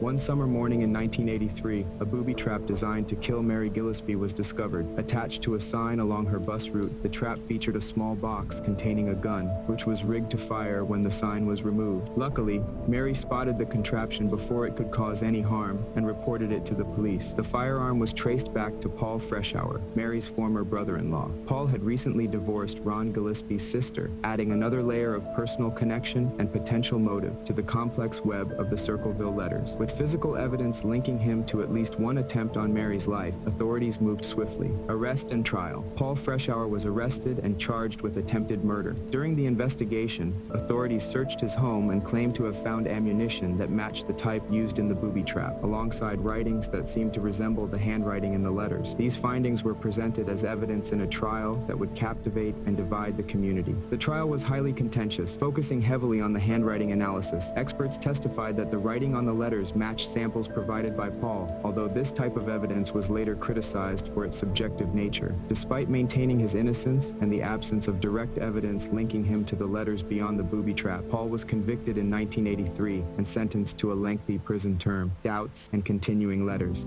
The conviction of Paul Freshour should have closed the chapter on the Circleville letters, yet it did not. Even with Paul incarcerated, new letters continued to arrive, postmarked from Columbus, where he had no possible way to send them. This ongoing mystery suggested either Paul was not the letter writer or he had an accomplice still at large. The persistence of the letters during Paul's imprisonment raised significant doubts about his guilt in the eyes of many, including some law enforcement officials. These doubts were compounded by Paul's consistent claims of innocence and his own investigation from behind bars, attempting to identify the real culprit through correspondence and requests for help. A community divided, Circleville remained a community torn apart by suspicion and fear. The letters, which had slowed but not stopped, continued to influence public opinion and sow discord. The mystery affected everyone, from the highest offices in the town to its ordinary residents, leaving a lingering question. If Paul Freshour was not the Circleville letter writer, then who was? As the 1980s progressed, the small town of Circleville, Ohio, found itself increasingly entangled in a web of mystery and suspicion. Despite Paul Freshour's incarceration, the relentless flow of accusatory letters did not cease, casting doubt on his guilt and perpetuating a climate of fear. This part of the narrative delves into the continued investigation, the emergence of new theories, and the community's struggle to find closure. Re-evaluation of evidence. With Paul Freshour in prison, yet similar letters still being circulated, some members of law enforcement began to question the solidity of the case against him. Calls for a re-evaluation of the evidence were bolstered by advocacy from Paul himself, who, from his cell, maintained a meticulous correspondence campaign to prove his innocence. A critical examination of the handwriting analysis used in Paul's trial revealed flaws. Independent experts challenged the initial findings, suggesting that the handwriting samples could have been inconclusively matched or even manipulated to fit the narrative at trial. This revelation opened the door to doubts about the integrity of the investigation and whether the right person was behind bars, theories, and speculation. As the mystery deepened, several theories emerged about the identity and motivations of the real letter writer. Some speculated that the writer could be someone with a personal vendetta against Mary Gillespie and her family, possibly linked to the school where she worked. Others suggested a broader conspiracy involving multiple individuals who used the letters as a tool to control or manipulate various affairs within the town. Amateur sleuths and investigative journalists descended on Circleville, drawn by the intrigue of the case. They conducted interviews, sifted through public records, and pieced together timelines that suggested alternate suspects. Each new theory seemed to only deepen the mystery, as no single explanation could comprehensively cover all the known facts and discrepancies. The psychological impact. The ongoing uncertainty had a profound psychological impact on the residents of Circleville. Trust within the community eroded, as neighbors viewed each other with suspicion and paranoia. The stigma associated with the letters meant that individuals named in the correspondence often faced ostracization and scrutiny, regardless of their actual involvement or innocence. Community meetings were held, with people voicing their fears and frustrations. The local police, under intense scrutiny for their handling of the case, found themselves defending their actions and decisions in a climate where public confidence was low. The atmosphere was charged with a sense of injustice and the gnawing feeling that the true perpetrator might still be among them. Legal and media developments. The case caught the attention of national media, leading to segments on popular true crime shows. This exposure brought additional layers of complexity as new witnesses came forward and previously overlooked details were reconsidered. One significant development was the discovery of additional letters that had been hidden away or unreported by recipients, fearful of becoming involved. Legal efforts to have Paul Freshour's case revisited gained momentum, driven by a growing community of supporters and several advocacy groups. They argued not only for his innocence based on the continuation of the letters, but also for a more thorough investigation into alternative suspects and motives that had been previously dismissed or overlooked. As the saga of the Circleville letter writer extended into the late 1980s and beyond, the community of Circleville, Ohio, continued to grapple with the shadowy presence of an unresolved menace. With Paul Freshour released from prison in 1994 after serving a decade, the case took on new dimensions of speculation and investigation, yet a definitive resolution remained elusive. This final chapter explores the lasting impact of the mystery, the renewed efforts to find closure, and the broader implications of the case. Freshour's release and aftermath. Paul Freshour's release from prison was met with a mixture of relief and renewed curiosity. While some viewed him as wrongly convicted, others remained convinced of his guilt. Paul himself became an advocate for criminal justice reform, using his experience to highlight issues of wrongful conviction and the fallibility of forensic methods like handwriting analysis. Despite his efforts, the stigma of the accusations continued to affect Paul's life profoundly. He struggled to reintegrate into a community where many still viewed him with suspicion. Meanwhile, the intermittent flow of letters, which had slowed but never completely stopped, served as a chilling reminder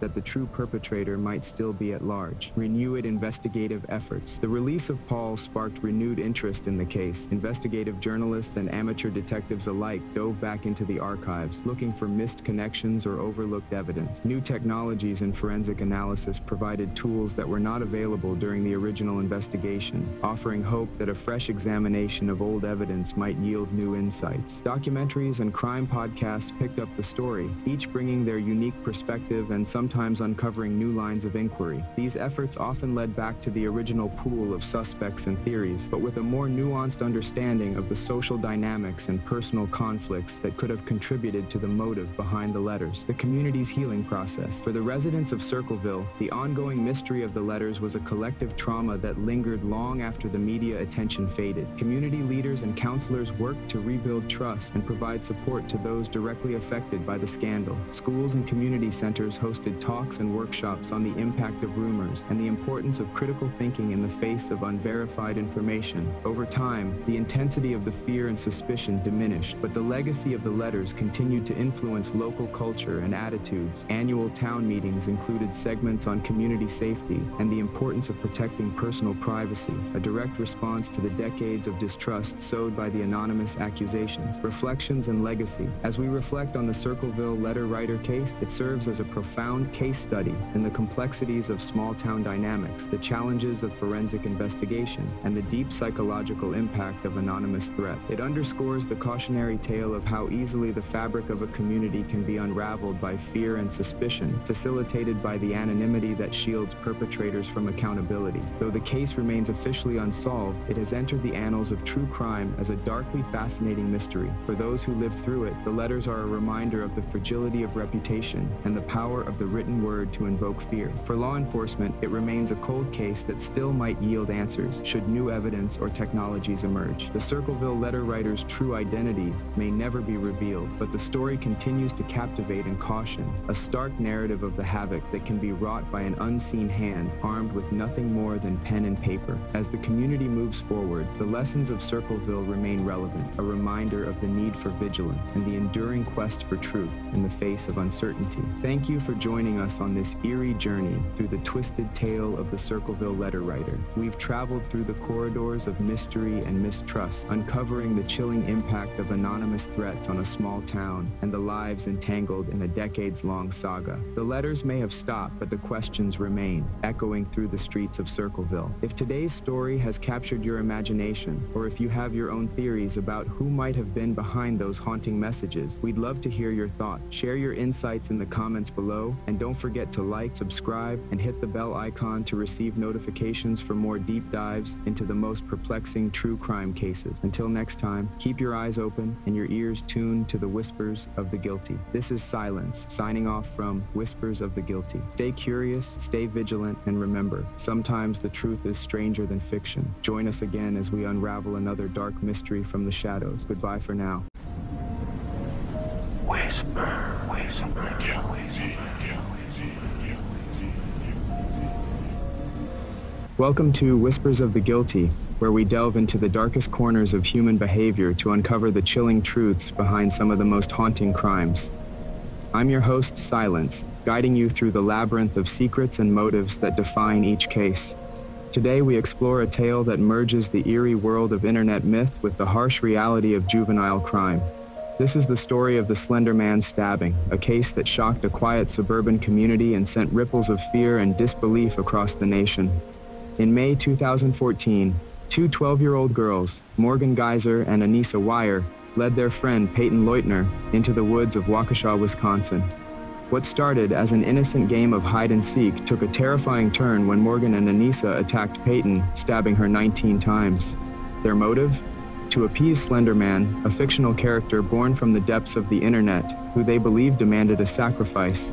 Peyton's miraculous survival and the subsequent investigation unveiled a disturbing narrative of delusion and obsession, raising critical questions about the influence of digital media on young minds and the boundaries between fantasy and reality.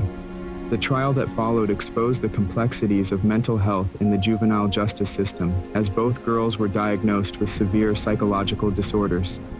Join me as we unravel this chilling case in 4 parts, exploring the lives of the young girls ensnared by a deadly myth, the harrowing events of that fateful day, the courtroom drama that ensued, and the lasting impact on the victims and community.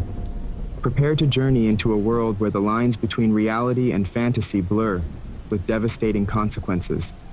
This is the story of the Slender Man stabbing, a modern-day cautionary tale that reminds us of the fragile nature of innocence and the dark power of belief.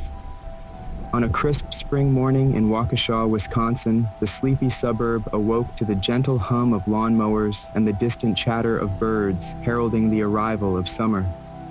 The morning sun cast a golden hue over the well-kept lawns and tree-lined streets, a scene of suburban tranquility that belied the dark and chilling events about to unfold.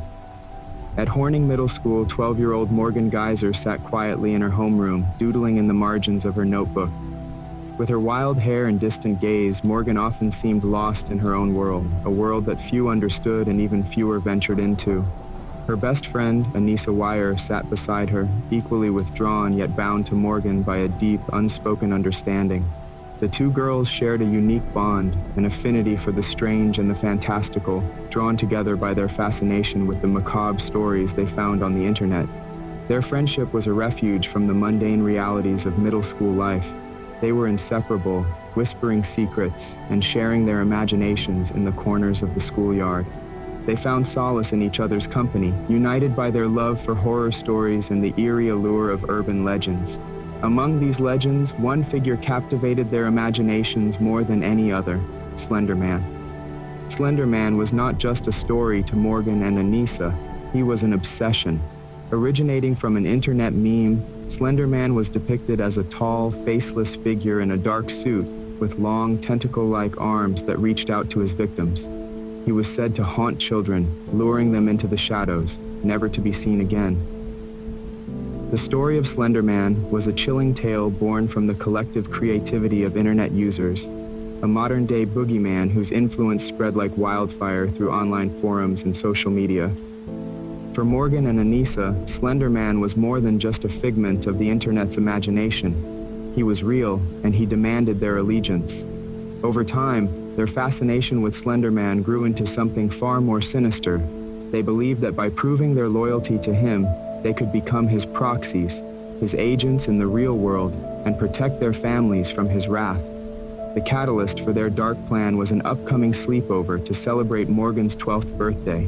On the evening of May 30th, 2014, Morgan, Anissa, and another friend, Peyton Leutner, gathered at Morgan's house for a night of fun and games.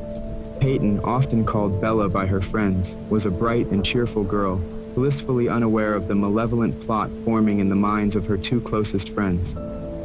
As the girls settled into their sleepover, the atmosphere was one of innocent excitement.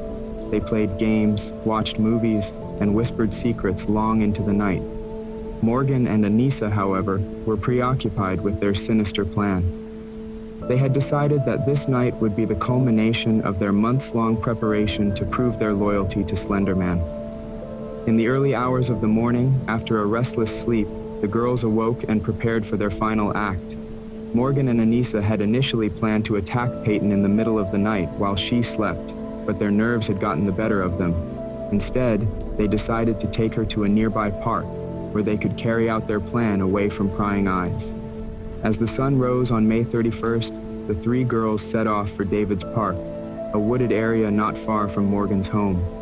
They told Peyton they wanted to play hide and seek, a game they had often enjoyed together. Peyton, trusting her friends, agreed without hesitation. The woods were quiet, the morning air filled with the sounds of rustling leaves and distant birdsong.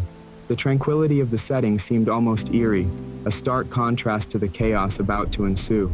As they ventured deeper into the woods, Morgan and Anissa exchanged furtive glances, their hearts pounding with a mix of fear and excitement. Peyton, blissfully unaware of the impending danger, followed them willingly, her laughter echoing through the trees. When they reached a secluded spot, Morgan suggested they begin the game. Anissa was to be the seeker, while Morgan and Peyton would hide. As Anissa counted, Morgan led Peyton further into the woods, her demeanor growing increasingly tense. Peyton, sensing something was off, asked if everything was all right. Morgan reassured her, though her voice trembled with barely concealed anxiety. Suddenly, without warning, Morgan produced a kitchen knife she had hidden in her jacket. The blade gleamed menacingly in the dappled sunlight filtering through the trees. Peyton's eyes widened in shock and confusion, unable to comprehend what was happening. In that moment, Morgan's face twisted with a mix of determination and fear as she lunged at Peyton, the knife poised to strike. Peyton screamed, a sound that pierced the serene morning air, her cry of terror reverberating through the trees. She tried to flee, but Morgan and Anissa were relentless, driven by their delusional belief in Slender Man. They attacked her with brutal force, stabbing her repeatedly as she struggled to escape. The girls' faces were masks of cold resolve, their minds consumed by the need to fulfill their twisted mission. Peyton's body was left battered and bloodied, but her spirit remained unbroken. Summoning every ounce of strength, she managed to crawl out of the woods, her vision blurred by pain and fear. She reached a nearby road where a passing cyclist found her and immediately called for help. The sight of the wounded girl, struggling for her life, would haunt him forever. As Peyton was rushed to the hospital, the extent of her injuries became apparent. She had been stabbed 19 times, with wounds to her arms, legs, and torso. Miraculously, none of the wounds had struck vital organs, and she survived the attack. Her resilience and will to live were nothing short of remarkable. Meanwhile, Morgan and Anissa wandered aimlessly through the woods, believing they had completed their task. They expected Slender Man to appear, to welcome them into his fold. When the police found them hours later, they were miles from the crime scene, their clothes stained with blood and their minds clouded with delusion. The investigation that followed uncovered a chilling tale of obsession and delusion. Morgan and Anissa confessed to the stabbing, explaining their belief in Slender Man and their desire to become his proxies. The case sent shockwaves through the community, raising questions about the influence of the internet on young minds and the boundaries between reality and fantasy. As the legal proceedings unfolded, the public grappled with complex issues surrounding mental health, juvenile justice, and the influence of digital media. Morgan was diagnosed with early-onset schizophrenia, a mental illness that had also affected her father. Anissa was found to have a shared delusional disorder, influenced by Morgan's stronger delusions. The tranquil suburb of Waukesha was in shock. News of the brutal stabbing spread rapidly, sending waves of disbelief and horror through the community. Parents hugged their children a little tighter, teachers held somber discussions in classrooms, and local authorities scrambled to understand the motivations behind such a heinous act committed by two young girls. In the days following the attack, the investigation into the stabbing of Peyton Leutner revealed a disturbing and complex web of delusion and obsession. As Peyton lay recovering in the hospital, law enforcement officers worked tirelessly to piece together the events that led to this unimaginable tragedy. Detectives first interviewed Morgan Geyser and Anissa Weier, who were found wandering a nearby highway, still dazed and covered in blood. The girls seemed confused, but what they told the officers was chilling. They spoke of Slender Man, an internet myth they believed to be real, a sinister figure who demanded their loyalty and obedience. Morgan and Anissa explained that they had attacked Peyton to prove their devotion to Slender Man, believing that if they didn't comply, he would harm their families. The detectives were initially baffled.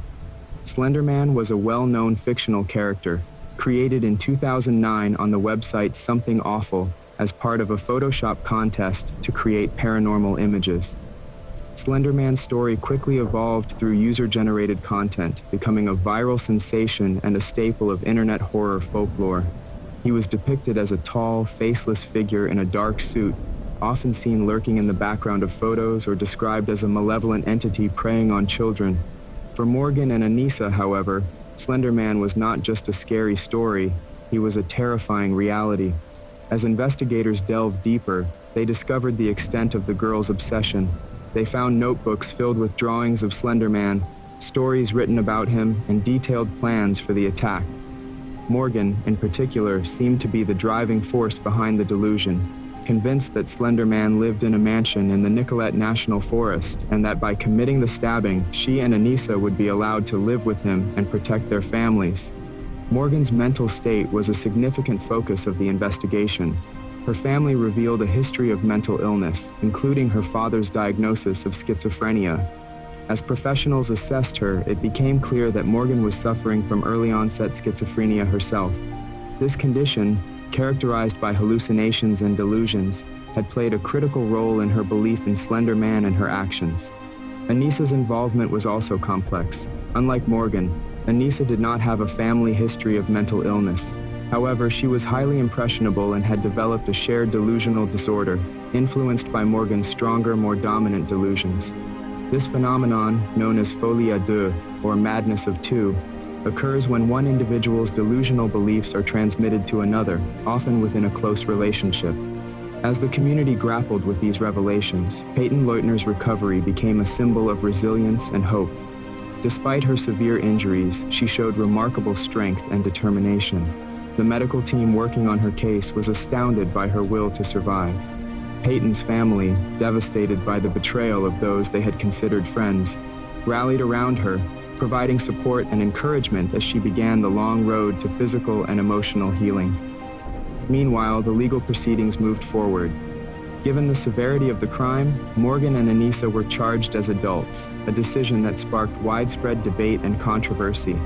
Many argued that the girls, both only 12 years old at the time of the attack, were victims of their mental illnesses and should be tried in juvenile court. Others believed that the brutality of their actions warranted an adult trial to ensure justice for Peyton. In court, the defense teams for Morgan and Anissa presented their arguments, focusing on the girls' mental states and the influence of Slender Man. Morgan's lawyers highlighted her diagnosis of schizophrenia, emphasizing that she was unable to distinguish reality from fantasy. They argued that her actions were driven by her illness and that she needed treatment, not punishment. Anissa's defense, while acknowledging her participation in the crime, pointed to her susceptibility to Morgan's delusions and her lack of a prior history of violence or mental illness. The prosecution, however, contended that the girls had meticulously planned the attack, demonstrating a clear intent to harm. They presented evidence of the extensive preparations Morgan and Anissa had made, including internet searches on how to carry out a stabbing, the purchase of the knife, and their discussions of Slender Man's demands. The prosecution aimed to show that despite their age and mental health issues, the girls were aware of the gravity of their actions and should be held accountable.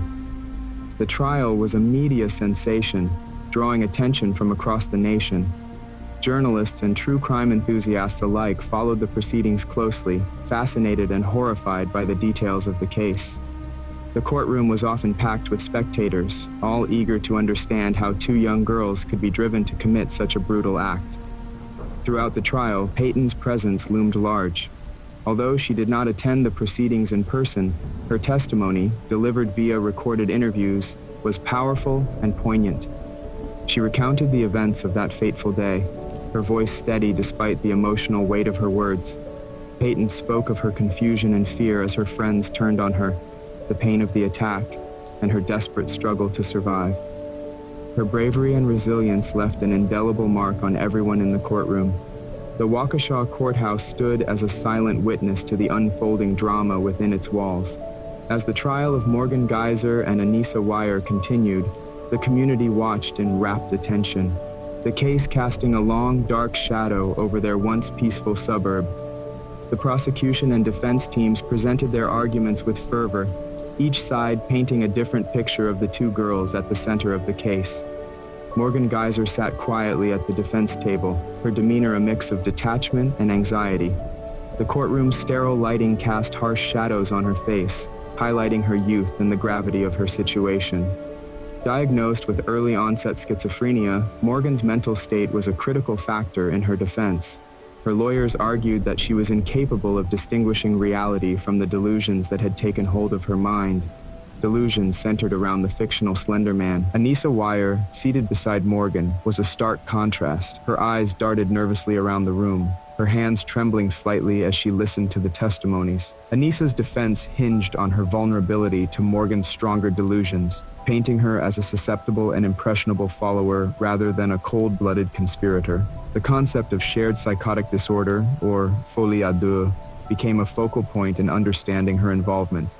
The prosecution, however, was determined to prove the premeditated nature of the crime. They presented a timeline of the girls' actions, from the meticulous planning that spanned months to the brutal execution of their plan. Digital evidence, including chilling internet searches and detailed notes about Slender Man, painted a picture of calculated intent. The prosecution sought to demonstrate that despite their age and mental health issues, Morgan and Anissa understood the gravity of their actions and should be held accountable.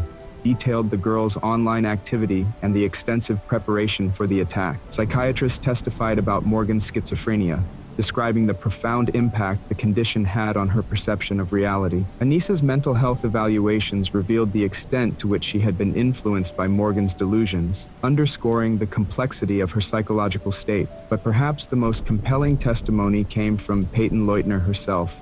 Although she did not attend the trial in person, her recorded interviews were played for the court. Peyton's voice, though young, carried the weight of her traumatic experience. She recounted the events of that fateful day with remarkable clarity, her words painting a vivid picture of the horror she endured. Peyton described the initial confusion and fear as her friends led her deeper into the woods under the guise of a game. She spoke of the moment she realized something was terribly wrong, the cold terror that gripped her heart when she saw the knife in Morgan's hand. Her voice wavered as she described the pain of the attack, the desperate struggle to escape, and the incredible will to survive that propelled her out of the woods and onto the road where she was found. The courtroom was silent as Peyton's testimony played, the gravity of her words sinking in. Her bravery and resilience shone through, a testament to her strength and determination. Peyton's story served as a poignant reminder of the human cost of the crime, the real-life consequences of the girl's actions. As the trial neared its conclusion, the jury faced the daunting task of delivering a verdict. The deliberations were long and intense, reflecting the complexity of the case and the broader societal implications. The jurors had to weigh the girls' mental health issues against the premeditated nature of their crime, a delicate balance of justice and compassion. Ultimately, the jury reached a verdict that aimed to address both the need for accountability and the recognition of the girl's mental health needs. Morgan Geyser was found not guilty by reason of mental disease or defect and was sentenced to 40 years in a state mental health institution. Anissa Weier was sentenced to 25 years in a mental health facility, acknowledging her role in the crime and the influence of Morgan's delusions on her actions. The verdict brought a measure of closure to the case, but the ramifications of the Slender Man stabbing extended far beyond the courtroom. The community of Waukesha grappled with the aftermath, struggling to reconcile the image of two seemingly innocent girls with the brutal crime they had committed. The case sparked widespread discussions about the influence of digital media on young minds, the responsibilities of parents and educators in monitoring children's online activities, and the challenges of addressing mental health issues in the justice system. For Peyton Leutner, the path to recovery was long and arduous. Physically, she healed with the help of skilled doctors and a supportive family. Psychologically, the trauma left deep scars, but Peyton's resilience and determination shone through. She returned to school, surrounded by friends and family who rallied around her, providing the strength and encouragement she needed to move forward. Morgan and Anissa, meanwhile, faced a different journey. Their sentences ensured they would receive the treatment they needed, but the stigma of their actions would follow them for the rest of their lives. Morgan's time in the mental health institution was marked by intensive therapy and medication to manage her schizophrenia, a condition that would require lifelong care. Anissa, too, received psychiatric treatment aimed at addressing her delusional beliefs and helping her understand the gravity of her actions. The Slender Man stabbing case served as a stark reminder of the power of internet myths and the vulnerabilities of young minds. It highlighted the need for greater awareness and education about the potential dangers of digital media, as well as the importance of early intervention and support for mental health issues. The case also underscored the complexities of the juvenile justice system and the need for a nuanced approach to addressing crimes committed by young offenders with mental health issues. As the years passed, the memory of the Slender Man stabbing lingered in the collective consciousness of Waukesha and beyond. It remained a cautionary tale, a sobering example of how the lines between reality and fantasy can blur with devastating consequences. For Peyton, her story became one of survival and hope, a testament to the strength of the human spirit in the face of unimaginable adversity. The echoes of the Slender Man's stabbing reverberated through Waukesha long after the trial concluded. The courtroom drama had ended, but the true impact of the case continued to unfold in the lives of those directly affected in the broader community. As Morgan Geyser and Anissa Weier settled into their respective sentences in mental health institutions, the focus shifted to healing and reflection, both for Peyton Leutner and the community at large.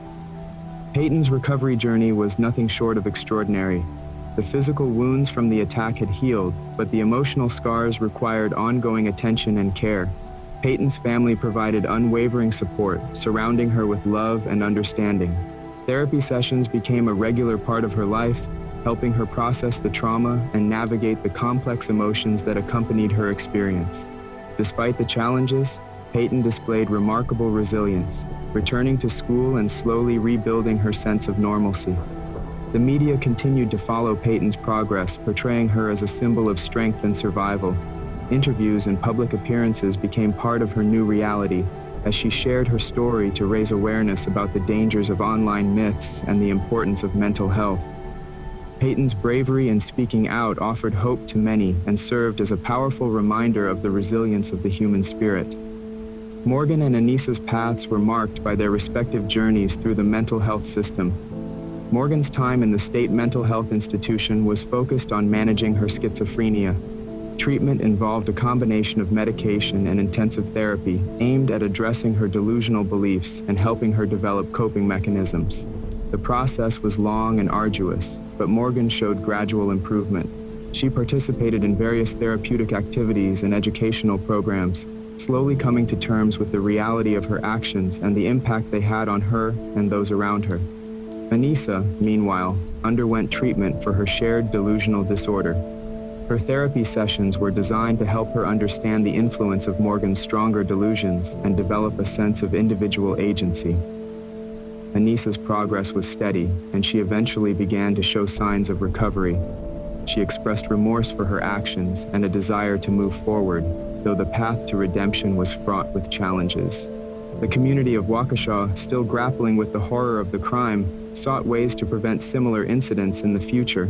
Schools implemented programs focused on digital literacy and mental health awareness, educating students about the potential dangers of internet myths and the importance of seeking help for mental health issues. Parents became more vigilant, monitoring their children's online activities and fostering open dialogues about the content they consumed. Nationally, the case sparked broader discussions about the influence of digital media on young minds. Experts in psychology, education, and law enforcement came together to address the challenges posed by the digital age, emphasizing the need for proactive measures to protect vulnerable individuals from the potentially harmful effects of online content. Campaigns promoting mental health awareness and internet safety gained momentum, reflecting a collective effort to prevent such tragedies from occurring again. Years passed, and the memory of the Slender Man stabbing remained etched in the minds of those who had lived through it. For Peyton Leutner, life gradually took on a semblance of normalcy. She continued her education, pursued her interests, and built a future shaped by resilience and hope. Her story of survival and strength inspired many, serving as a testament to the power of the human spirit to overcome even the most harrowing experiences. Morgan and Anissa, too, found ways to rebuild their lives within the confines of their sentences. Morgan's treatment helped her manage her schizophrenia, allowing her to gain a clearer understanding of reality and her actions. She participated in educational programs and therapeutic activities, slowly piecing together a new sense of self. Anissa's journey involved ongoing therapy and self-reflection, as she worked to understand the depths of her involvement and find a path forward. The Slender Man stabbing case left an indelible mark on the field of juvenile justice, mental health treatment, and digital media awareness. It underscored the complexities of addressing crimes committed by young individuals with mental health issues and highlighted the need for a compassionate yet just approach. The case also served as a powerful reminder of the importance of monitoring and guiding the online activities of young people, ensuring they can navigate the digital world safely. In the years following the attack, the story of the Slender Man stabbing became a part of true crime lore, a cautionary tale recounted in books, documentaries, and articles. It was a story that captivated and horrified, but it also prompted critical reflections on the intersections of mental health, juvenile justice, and the pervasive influence of the internet. For the residents of Waukesha, the lessons learned from the Slender Man stabbing were profound and lasting. The community emerged stronger, with a renewed commitment to supporting mental health and fostering safe, supportive environments for their children. The tragedy had reshaped their understanding of the digital age and the importance of vigilance, compassion, and education in protecting the most vulnerable members of society. Peyton Leutner's journey of recovery and resilience stood as a beacon of hope, a testament to the enduring strength of the human spirit.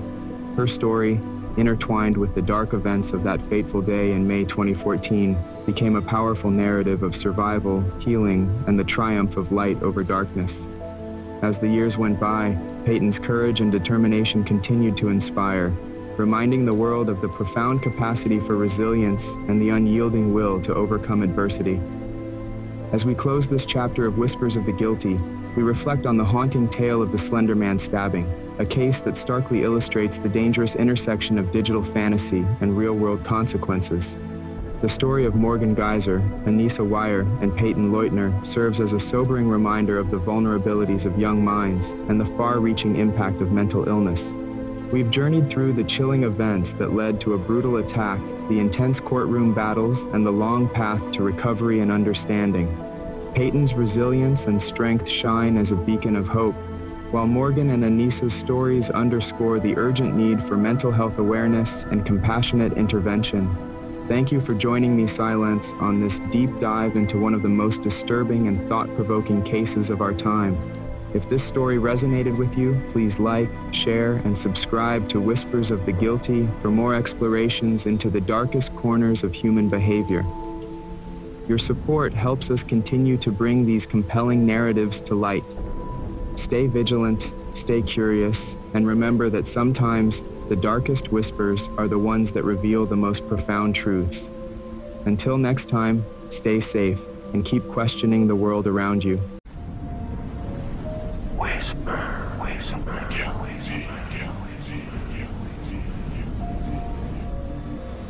Welcome to Whispers of the Guilty, where we delve deep into the darkest corners of true crime history, unraveling the most chilling cases with meticulous detail. Today, we take you back to a cold December night in 1991 in Austin, Texas, where a crime that shook the core of a community unfolded within the seemingly safe walls of a popular local hangout, I Can't Believe It's Yogurt. We will explore the horrifying events of that night when 4 teenage girls, each filled with dreams and laughter, met an unimaginably brutal fate. Their names were Jennifer, Sarah, Eliza, and Amy. This case, known as the Yogurt Shop Murders, not only haunted Austin, but also posed relentless questions about justice, the resilience of families, and the capabilities of law enforcement. Over the next episodes, we will walk you through the initial discovery of the crime, the twists and turns of a complex investigation, the heart-wrenching impact on the community, and the eventual breakthroughs that challenge the limits of forensic science. We'll explore the depths of the human spirit's capacity for both evil and endurance. Stay with us as we piece together this puzzle, not just to remember the tragedy, but to understand the lessons it teaches us about law, society, and our responsibility to each other. This is more than a story of crime. It's a story about our collective journey through grief and our undying quest for truth. Tune in as we uncover the shadows cast by that fateful night at the Yogurt Shop. On a chilly December evening in 1991, the city of Austin, Texas was decked out in festive lights, and the air buzzed with the excitement of the upcoming holiday season. The streets were bustling with shoppers shoppers seeking gifts and families enjoying the winter ambiance. Amid this joyful backdrop, a local yogurt shop known as I Can't Believe It's Yogurt was about to close for the night. This popular spot, often filled with laughter and the chatter of young patrons, was managed that night by 4 teenage girls, each of whom bore the warmth and vibrancy of youth untouched by the harsher realities of the world. Jennifer Harbison, a high school junior, was responsible and mature beyond her years, often seen as a protective figure to her younger sister Sarah. Sarah, just a freshman, shared her sister's bright smile and kindness, but with a layer of youthful exuberance that made her particularly endearing to her peers. Joining them were their friends, Eliza Thomas and Amy Ayers, both of whom complemented the Harbison sisters with their own unique spirits. Eliza, methodical and thoughtful, was the planner of the group, always outlining steps for their little adventures or group activities. Amy, the youngest at only 13, was spirited and quick to laughter, bringing lightness and joy wherever she went. The shop was situated in a busy strip mall on the north side of Austin, an area known for its safe neighborhoods and strong community ties. Parents felt at ease allowing their teenagers to hang out there after school, often until the late hours. On that fateful night, the girls were tasked with closing up shop. It was an ordinary shift, filled with the routine tasks of cleaning up and preparing for the next day's business. The warmth inside the shop, with its inviting smells of sweet frozen yogurt and freshly cleaned surfaces, was a stark contrast to the growing cold outside as the night deepened. As the evening wore on, the flow of customers slowed to a trickle and then stopped. The girls went about their chores, occasionally breaking into song or laughter, a testament to their close friendship and shared histories. They were not just co-workers, they were confidants, bound by the common threads of school, adolescence, and their shared shifts at the yogurt shop. Outside, the strip mall began to quiet down as shops closed up and the parking lot emptied. The usual hum of traffic on the nearby highway had dwindled to intermittent noises, punctuating the stillness that had begun to settle over the area. It was during these quiet hours that the fabric of the community was often felt most strongly,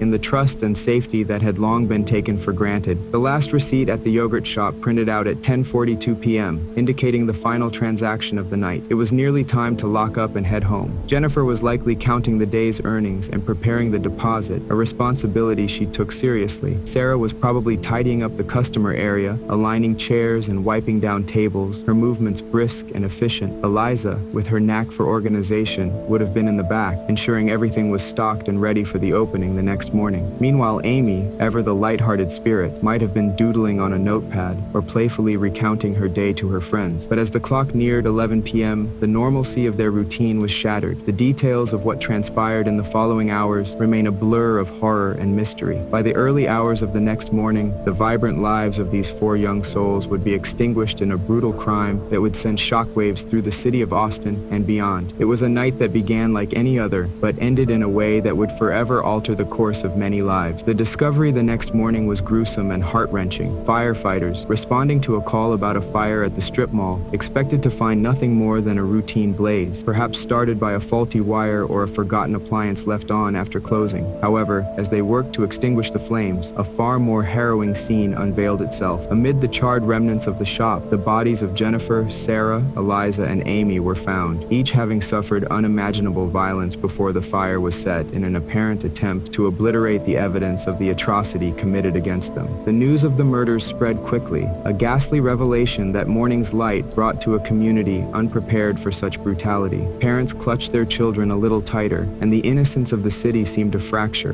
The investigation into the murders of these 4 promising young women would unfold with agonizing slowness, marked by false leads, dead ends, and a growing list of questions that seemed to challenge the very foundations of justice and security in Austin. As dawn broke on that chilling December morning, the first tendrils of sunlight peeked through the overcast sky, casting a pale, unwelcome light over the north side of Austin. The earlier excitement of the holiday season was abruptly overshadowed by a grim discovery at a local strip mall. Amidst the acrid smell of smoke and the flashing lights of emergency vehicles, a devastating scene unfolded within the charred walls of I Can't Believe It's Yogurt shop. The usual morning bustle was replaced by an eerie, somber silence punctuated only by the quiet directives of first responders and the distant murmur of a gathering crowd. Firefighters, initially responding to what was reported as a standard commercial fire, were met with a scene far removed from the ordinary. As they navigated through the smoky interior, the grim reality took shape. Amidst the debris and damaged furnishings, the bodies of Jennifer, Sarah, Eliza, and Amy were discovered. The brutality of the scene was overwhelming. The young girls had been bound and gagged, each suffering from gunshot wounds. The fire, it became apparent, had been set deliberately, likely in an attempt to destroy evidence of the heinous acts committed against these teenagers. The Austin Police Department was quick to secure the scene, cordoning off the area with police tape as detectives and crime scene investigators began the painstaking work of gathering evidence. The initial chaos of responding to a fire shifted to a methodical, grim routine of cataloging every detail: shell casings, potential fingerprints, footprints, and remnants of the accelerant used to ignite the blaze. Each piece of evidence was meticulously recorded, the hope being that these clues would lead to the perpetrator of such monstrous acts. As the news of the murders spread, the community reeled in shock and horror. Parents and students from the local high schools gathered, some in tears, others in stunned silence, trying to comprehend the violence that had claimed the lives of 4 of their own. The atmosphere was thick with grief and fear. The sense of security that once pervaded the streets of Austin was shattered in a single night. Detectives faced immense pressure to solve the case swiftly, with the public's outcry for justice growing louder each day. The investigation initially focused on reconstructing the timeline of the previous evening. Interviews were conducted with friends, family members, and last known contacts of the victims. Security footage from neighboring businesses was scrutinized, each frame pored over for a glimpse of a suspect or unusual activity. The last transaction at the yogurt shop, recorded at 10:42 p.m., offered a crucial timestamp for investigators, narrowing down the window in which the crime could have occurred. The police explored various theories. Was this a robbery that escalated into murder? Could someone known to the girls be responsible? Perhaps someone with a personal vendetta? Each lead was followed, from examining relationships and recent altercations to known criminal elements in the area. Yet, as days turned into weeks, no definitive suspects emerged. The lack of immediate progress in the investigation prompted the involvement of state and federal agencies. The FBI was brought in to assist with profiling the potential perpetrator and to help navigate the growing complexities of the case. Behavioral analysts suggested the crime was likely committed by someone with a propensity for violence and possibly familiar with the victims or the area, given the calculated nature of the crime. Meanwhile, forensic experts labored over the evidence collected from the scene. The fire had compromised much of the potential DNA evidence, making the task all the more challenging. However, advancements in forensic technology allowed for partial profiles to be extracted from what little was salvageable. This breakthrough provided a glimmer of hope, an opportunity to possibly link the crime to a suspect through national DNA databases. As the investigation progressed, the Austin community struggled to cope with the magnitude of the tragedy. Vigils were held, and memorials grew outside the burned-out shell of the yogurt shop. The faces of Jennifer, Sarah, Eliza, and Amy became symbols of lost innocence, their stories a heartbreaking reminder of the fragility of life. Local media outlets closely followed the investigation, reporting on every development and often speculating on the potential leads. The pressure on law enforcement intensified, with the public demanding answers and justice for the young victims. Amid this pressure, the detectives remained steadfast in their resolve, aware that the complexity of the case might mean a long and arduous journey ahead. Months passed with few developments, leaving the community and the families of the victims in a state of suspended grief. The investigators held on to the hope that the collected evidence, combined with advancements in forensic science, would eventually lead to a breakthrough. The pursuit of justice, though fraught with setbacks and challenges, continued unabated, driven by the collective desire to solve the mystery of that tragic December night and to ensure that those responsible for the senseless loss of 4 vibrant lives were held accountable. As the weeks stretched into months following the grim discovery at the yogurt shop, the relentless passage of time did little to ease the raw edges of grief that had ensnared the city of Austin. The community remained in a state of mourning, haunted by the faces of Jennifer, Sarah, Eliza, and Amy, each young life brutally snuffed out. For the families of these girls, the waiting was excruciating, as every passing day without answers only compounded their sorrow and frustration. Behind the scenes, the investigation was mired in complexities and was moving at a painstakingly slow pace. Despite the meticulous gathering of evidence and the advanced forensic analysis, the case was proving to be one of the most challenging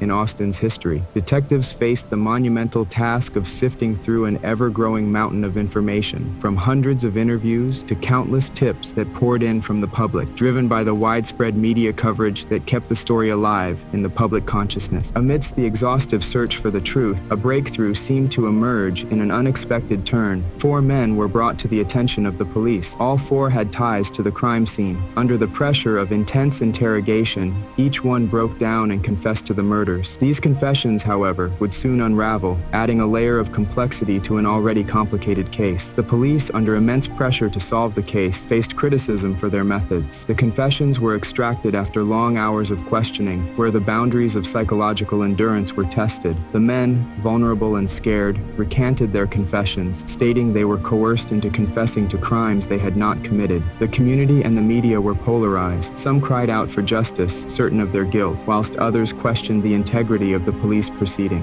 As the legal proceedings unfolded, the initial relief that accompanied the arrests gave way to a deepening controversy. Forensic experts testified, revealing that none of the DNA collected from the scene matched the suspects. This revelation delivered a severe blow to the prosecution's case, and the integrity of the confessions was called into further question. Legal advocates and psychologists stepped forward, discussing the psychological impact of intense interrogation techniques and the phenomenon of false confessions. The case became a focal point in a broader discussion about justice and the methods employed by law enforcement in securing convictions. The trials that ensued were fraught with tension and emotional turmoil. In the courtroom, the air was thick with the weight of expectations and the solemn responsibility of determining the truth. The families of the victims sat day after day, listening to the proceedings that seemed to muddle the facts more than clarify them. The accused, young men who had once confessed, now vehemently proclaimed their innocence, supported by legal teams that highlighted the inconsistencies and procedural flaws in their confessions. Outside the courthouse, the case continued to capture the public's attention. Vigils were held, and advocates for both the victims and the accused voiced their opinions loudly. The media dissected every detail of the case, often sensationalizing elements to attract viewership, which only served to inflame public opinion further. In the end, the charges were dropped against the suspects due to the lack of physical evidence linking them to the crime. The courtroom, filled with a tense mix of relief and dismay, was left grappling with more questions than answers. The decision, while legally sound, provided little solace to a community desperate for closure and a resolution that now seemed further away than ever. The aftermath of the trials left the investigation in disarray. The police were criticized for their handling of the case, and the faith in the local justice system was shaken. Calls for reviews and reforms in interrogation techniques were echoed by legal experts and civil rights advocates, urging a re-evaluation of methods to prevent future injustices. Meanwhile, the detectives returned to the drawing board, their resolve hardened by the setbacks. With the suspects cleared and the confessions deemed unreliable, the investigation had to start almost anew. Theories that had been shelved were revisited, and new advances in DNA technology offered a faint glimmer of hope. The case remained open, the files thickening with each passing year as new tips and potential leads were explored. The promise to the families of the victims remained unbroken, the commitment to find the true perpetrator and bring them to justice, no matter how long it took. This period in the investigation was marked by a poignant mix of resilience and despair. For the families of Jennifer,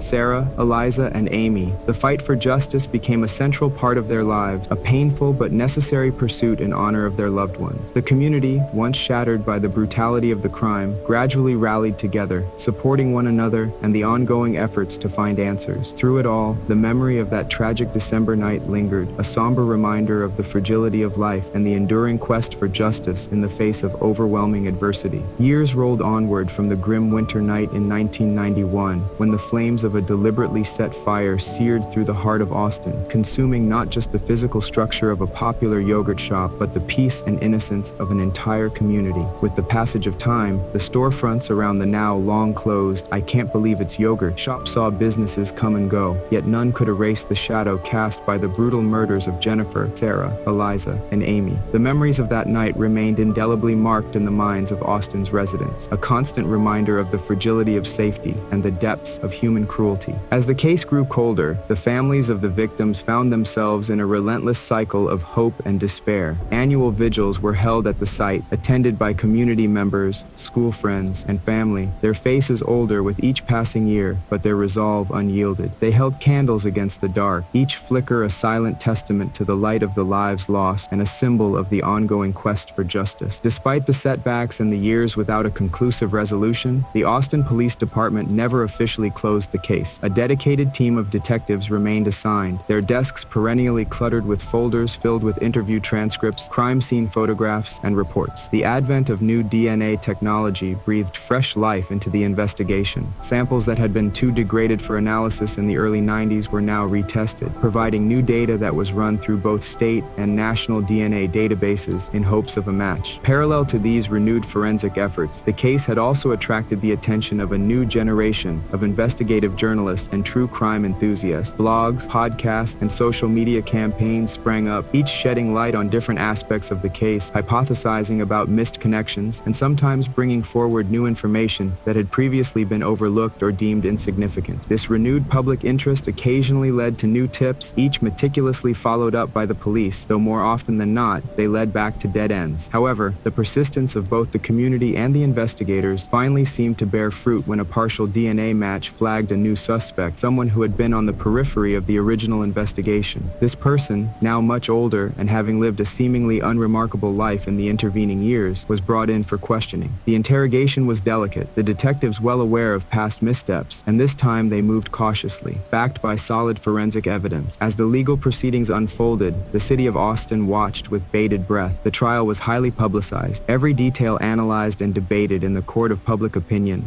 as well as in the courtroom. Prosecutors laid out a narrative supported by forensic evidence, while defense attorneys pointed to the gaps in the timeline and the lack of direct witnesses. After weeks of testimony, the jury retired to deliberate, leaving a tense silence in their wake. The verdict, when it came, was received with mixed emotions. For some, it was a closure long sought after, a chapter finally concluded. For others, questions remained, nurtured by decades of uncertainty and the shadows of past errors. But beyond the legal resolution, the impact of the trial was profound, stirring discussions on the effectiveness of police procedures, the advancements in forensic technology, and the broader implications for the criminal justice system. In the years following the trial, the city of Austin sought to find healing. Memorials were erected not just as a remembrance of the tragedy, but as a symbol of community resilience and unity. Schools implemented programs focusing on safety and awareness, and annual scholarships were established in the names of Jennifer, Sarah, Eliza, and Amy, aimed at supporting young women pursuing studies in criminal justice and forensic sciences. The city of Austin, too, had changed. The tragedy of the yogurt shop murders, while a dark chapter in its history, also became a catalyst for strengthening the bonds within the community. It served as a reminder of the need for vigilance and the importance of coming together in the face of adversity. As the years continue to pass, the story of that December night remains a poignant narrative of loss, resilience, and the relentless pursuit of justice. It stands as a testament to the enduring strength of a community that, when faced with unspeakable tragedy, responded with unwavering solidarity and a renewed commitment to ensuring such horrors are never forgotten nor repeated. Thank you for joining us on this deep dive into the harrowing tale of the yogurt shop murders. As we conclude today's journey, we're reminded of the profound impact this tragedy had on Austin, and indeed on all who seek justice in the face of unspeakable acts. The memories of Jennifer, Sarah, Eliza, and Amy, and the enduring struggle for answers continue to resonate, urging us to reflect on the delicate balance between seeking truth and ensuring justice. We hope this series has not only informed you, but also inspired a deeper consideration of the complexities involved in criminal investigations and the importance of community resilience. As we close this chapter, let us carry forward the lessons learned and the spirit of unwavering solidarity. Please, if you have any thoughts, theories, or insights about this case or others like it, don't hesitate to reach out and share them. Subscribe to stay tuned for more explorations into the darkest corners of true crime, right here on Whispers of the Guilty. Until next time, take care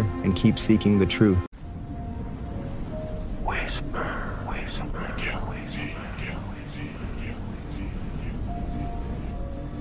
Welcome to Whispers of the Guilty, where the shadows of unsolved mysteries linger long after the echoes of crimes have faded. Today, we delve into a haunting case from the quiet fields of Toefield, Alberta, a story that gripped the hearts of a small community and challenged the very limits of forensic science. This is the story of Septic Tank Sam, a case that began with a gruesome discovery in 1977 and unfolded over decades of relentless investigation. We uncover the chilling details of how a man's body was found brutally mutilated and hidden within the depths of a septic tank, his identity erased by the cruel hands of his unknown assailants. For over 40 years, his name remained a mystery, and the motive behind his harrowing death, a dark secret buried in the past. Join us as we piece together the life of the man known as Gordon Sanderson, explore the forensic advancements that brought to light his story, and trace the tireless efforts of detectives who worked against the odds to bring justice to a soul departed too soon. From the initial horror to the breakthroughs that shattered years of silence, this narrative explores the perseverance of law enforcement enforcement, and the resilience of a community haunted by a nightmare. Stay tuned as we step into the shadows with Septic Tank Sam, right here on Whispers of the Guilty. On a brisk April morning in 1977, the quiet routine of Tofield, Alberta was shattered by a chilling discovery that would haunt the small town for decades. It began innocuously as Charlie McLeod, a local farmer, returned to his long-abandoned property to retrieve a pump from a seemingly innocuous place, a septic tank. Accompanied by his wife, the routine task took a turn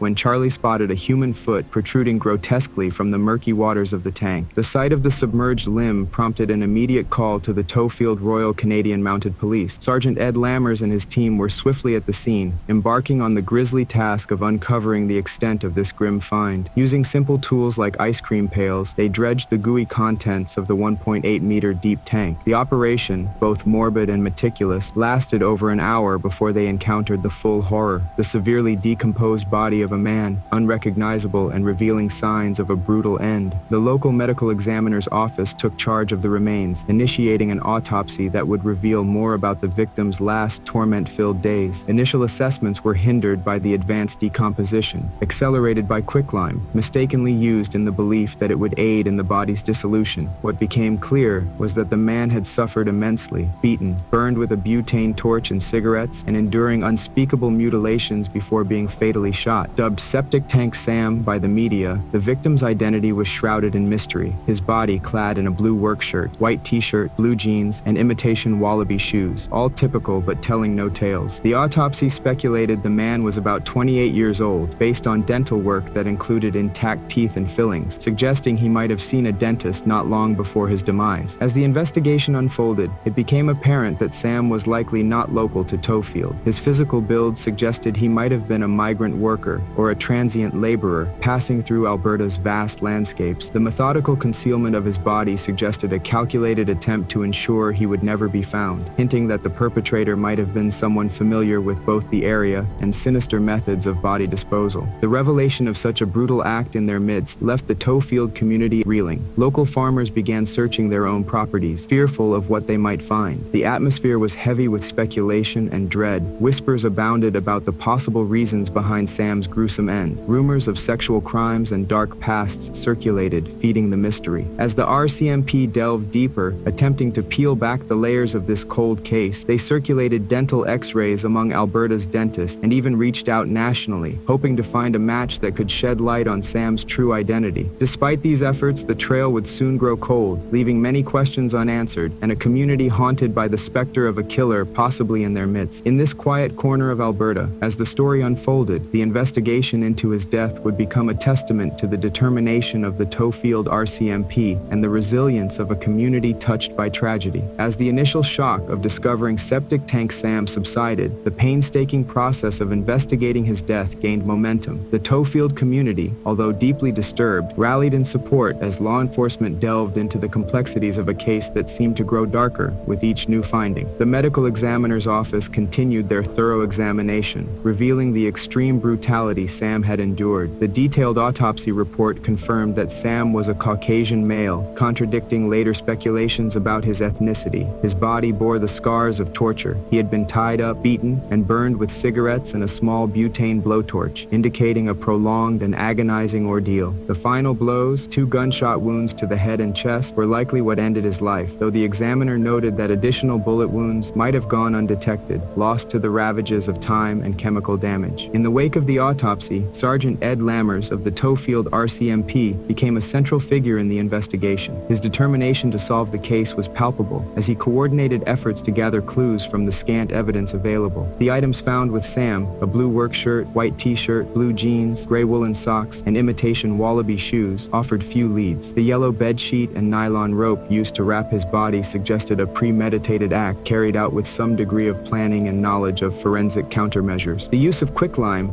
a substance known to hasten the decomposition of dead bodies, pointed to an assailant or assailants with a chilling level of forensic awareness. This clue led investigators to speculate that the killer might have had some background in or knowledge of crime scene management, which narrowed the field of potential suspects to those with either a criminal background or specific professional knowledge. As the community grappled with fear and suspicion, local rumors swirled around Septic Tank Sam's identity and the nature of his death. Some speculated that he was a migrant worker who stumbled into a deadly altercation, while others whispered darker theories involving crimes of passion or retribution. These rumors, though unconfirmed, fueled a narrative that Sam might have been targeted for a perceived wrongdoing, possibly linked to sexual crimes or infidelity, a theory that added a complex layer of moral questioning to the already mysterious case. The investigation reached out beyond Tofield, tapping into a wider network of law enforcement and forensic specialists. Efforts were made to circulate information about Sam through various channels, including police networks and media outlets across Canada. Sergeant Lammers initiated a unique outreach by sending X-rays of Sam's teeth to hundreds of dentists in Alberta, hoping to find a match or at least someone who might recognize the dental work. Despite these exhaustive efforts, leads were scarce. The killer's meticulous planning seemed to have left few traces, and as weeks turned into months, the investigation began to stall. The community's initial burst of attention and cooperative spirit waned as the reality of an unsolved crime set in. The fear that had once prompted a flurry of activity and vigilance slowly morphed into a resigned caution, with residents more mindful of their surroundings, yet aware that the killer might never be found. In this atmosphere of fading hopes and persistent dread, the case of Septic Tank Sam became a grim testament to the limits of forensic science and investigative prowess of the time. With each passing day, the likelihood of bringing Sam's killer to justice seemed to diminish, setting the stage for a long and frustrating battle against the shadows of the past. As the investigation pressed on, the complexities of the case would only deepen, challenging the resolve of those seeking answers and the peace of mind of a community forever changed. As the investigation into the brutal murder of Septic Tank Sam stretched into years, the Tofield RCMP, under the steadfast guidance of Sergeant Ed Lammers, faced mounting challenges. The absence of immediate leads or a breakthrough in identifying the victim cast a long shadow over their efforts. With the community's initial surge of cooperation fading into the background, the case required new approaches and renewed resolve. The broader scientific community lent its expertise as advancements in forensic technology offered new avenues to explore. In 1979, 2 years after the initial discovery, the case saw a potential turning point. Sam's remains were exhumed and flown to Oklahoma, where renowned forensic anthropologist Clyde Snow and medical illustrator Betty Pat Gatliff, pioneers in facial reconstruction, took on the task of giving a face to the nameless victim. Snow and Gatliff applied their skills to create a 3D facial reconstruction from Sam's skull. This effort was more than just scientific. It was an attempt to restore humanity to a man cruelly stripped of his identity through violence. Their work contradicted earlier assessments of Sam's ethnicity, suggesting he might have been indigenous based on cranial measurements and historical demographic data of the area. This new information prompted a re-evaluation of earlier leads and directed the investigative team to consider new demographic angles in their outreach. Meanwhile, efforts to identify Sam through dental records continued unabated. Sergeant Lammers' initiative to distribute X-rays to dentists across Alberta had not yielded results initially, but it kept the case alive in the professional community, potentially setting the stage for a future identification. The reconstruction and renewed forensic efforts rekindled public interest and media coverage. The detailed facial model was circulated widely, appearing in newspapers and on television, inviting viewers to come forward with any information that might link a missing person to the face now known across Canada. Despite these efforts, the surge in tips led to dead ends, and the fervor once again cooled without significant progress. As the investigation entered the 1980s, the case of Septic Tank Sam risked fading into the annals of unsolved Canadian crimes. However, the dedication of the Tofield RCMP and the commitment of the community to find justice for Sam meant that the case never completely disappeared from the radar. Each new advance in forensic science brought a flicker of hope that the next attempt might finally unlock his true identity and the circumstances of his death. In the late 1990s, the investigative torch was passed to Constable Jane Spons of the RCMP's K Division. Inheriting the substantial case files and the community's long-held frustrations, Spons approached the case with a fresh perspective. Recognizing the potential of emerging DNA technology, she championed efforts to leverage genetic genealogy, a field that was just beginning to show its potential in solving cold cases. As the millennium turned, the determination to solve the case remained undimmed. Spons' strategy was clear: to keep the case in the public eye, encourage new tips, and apply the latest forensic techniques as soon as they became available. This approach underscored a fundamental shift in cold case investigations, relying increasingly on technological advancements rather than solely on eyewitness accounts and physical evidence. The community of Tofield, still haunted by the memory of the horrific crime, continued to support the investigation, holding on to the hope that justice for Sam was within within reach. The ongoing efforts of the RCMP, coupled with the possibilities offered by new forensic methods, suggested that the resolution of this long-standing mystery might finally be on the horizon. As the case moved forward, it became a symbol of the persistence required in the face of seemingly insurmountable obstacles, a testament to the resolve not only of a dedicated police force, but also of a community unwilling to let the memory of Septic Tank Sam fade away. Decades had passed since the gruesome discovery of Septic Tank Sam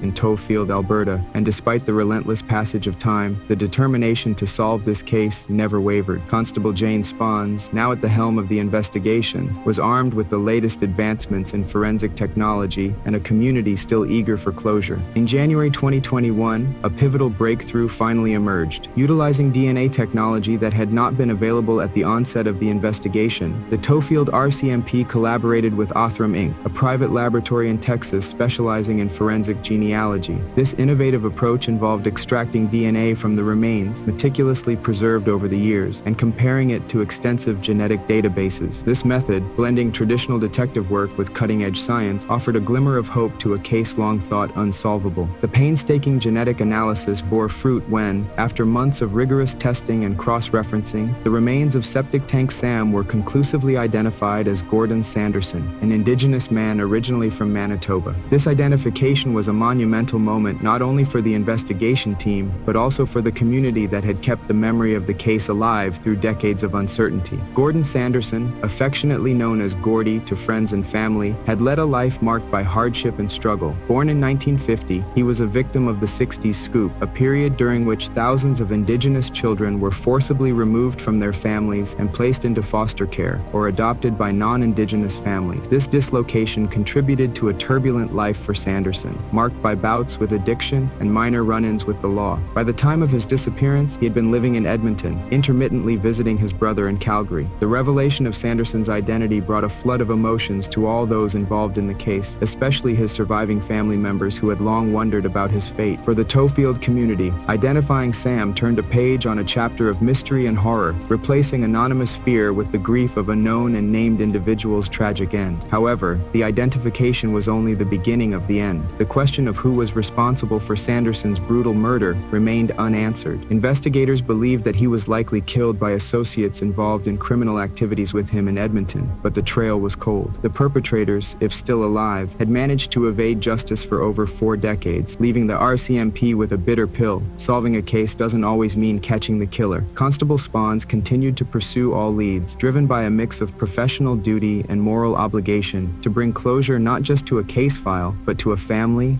and a community. Identifying Gordy is a huge step, she said, but our work isn't done until those responsible are held accountable. We owe it to Gordy and to Tofield. The resolution of Septic Tank Sam's identity offered a poignant reminder of the human stories behind every cold case. It highlighted the importance of perseverance, the evolution of forensic technology, and the enduring spirit of a community that refused to forget one of its darkest moments. As Tofield and the RCMP looked forward, the case of Septic Tank Sam, Gordon Sanderson, remained a powerful testament to the quest for justice. It underscored the complexities of a criminal investigation and the profound impact of resolving a decades-old mystery. For the residents of Tofield, it was a call to remember, reflect, and learn from the past, ensuring that the lessons gleaned from this tragic story would not be lost to time. Thank you for joining us on this harrowing journey through one of Alberta's most haunting mysteries. As we close this chapter of Whispers of the Guilty, we reflect on the resilience of those who seek justice, the advancements in forensic science that bridge the gap between the known and the unknown, and the community that never forgot one of its darkest moments. While the identity of Gordon Sanderson has been restored, the search for truth does not end here. The pursuit of justice continues, and the hope for closure remains alive. We are reminded that behind every cold case, there are families waiting, communities wondering, and stories untold. Keep the conversation going by sharing your thoughts in the comments below. What theories do you have about the case? How do you think advancements in technology might further aid in solving such mysteries? Join us next time on Whispers of the Guilty,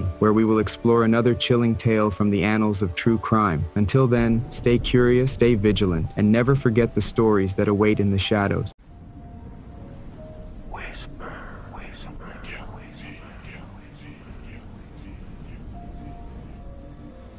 Welcome to Whispers of the Guilty, where we dive deep into the darkest corners of true crime history to uncover the stories that shock, mystify, and haunt us to this day. I'm your host, Silence, and today we begin a journey back to a seemingly peaceful town that was the site of one of the most chilling, unsolved crimes in American history. After all these years, the Villisca Axe murders continue to terrify. Join me as we attempt to hear the whispers of the guilty. In the early hours of a serene June morning in 1912, the small town of Villisca, Iowa, became the backdrop for one of the most horrific and enigmatic crimes in American history. Villisca, known for its close-knit community and picturesque landscapes, was thrust into the national spotlight when a gruesome discovery was made at the Moore residence, located at the heart of this peaceful settlement. Josiah B. Moore, a prominent business owner, lived in a modest two-story home with his wife Sarah and their 4 children, Herman, Catherine, Boyd, and Paul. On the night of June 9th, the Moore family, along with 2 house guests, Ina and Lena Stillinger, settled in after a lively Children's Day service at the local Presbyterian church, which Sarah had diligently coordinated. The night proceeded uneventfully, and the townsfolk retired to their homes, unaware of the atrocity that would soon disturb their idyllic life. The following morning, Mary Peckham, the Moore's neighbor, grew concerned when she noticed the usually bustling household unusually quiet and devoid of activity. After her attempts to rouse the occupants went unanswered, her apprehension escalated, prompting her to call Ross Moore, Josiah's brother. Upon his arrival, Ross tried knocking, then shouting, to no avail. With a growing sense of dread, he retrieved his copy of the house key and stepped inside. The air was stifling, a foreboding silence enveloping the space. As he navigated through the dimly lit rooms, a horrifying scene unfolded. The entire Moore family, along with the Stillinger sisters, had been brutally murdered in their bed. The local peace officer, Hank Horton, was summoned to the scene, and the extent of the brutality was laid bare. Each victim had been bludgeoned to death with an axe, their skulls mercilessly crushed as they slept. The murder weapon, belonging to Josiah Moore, was found at the scene,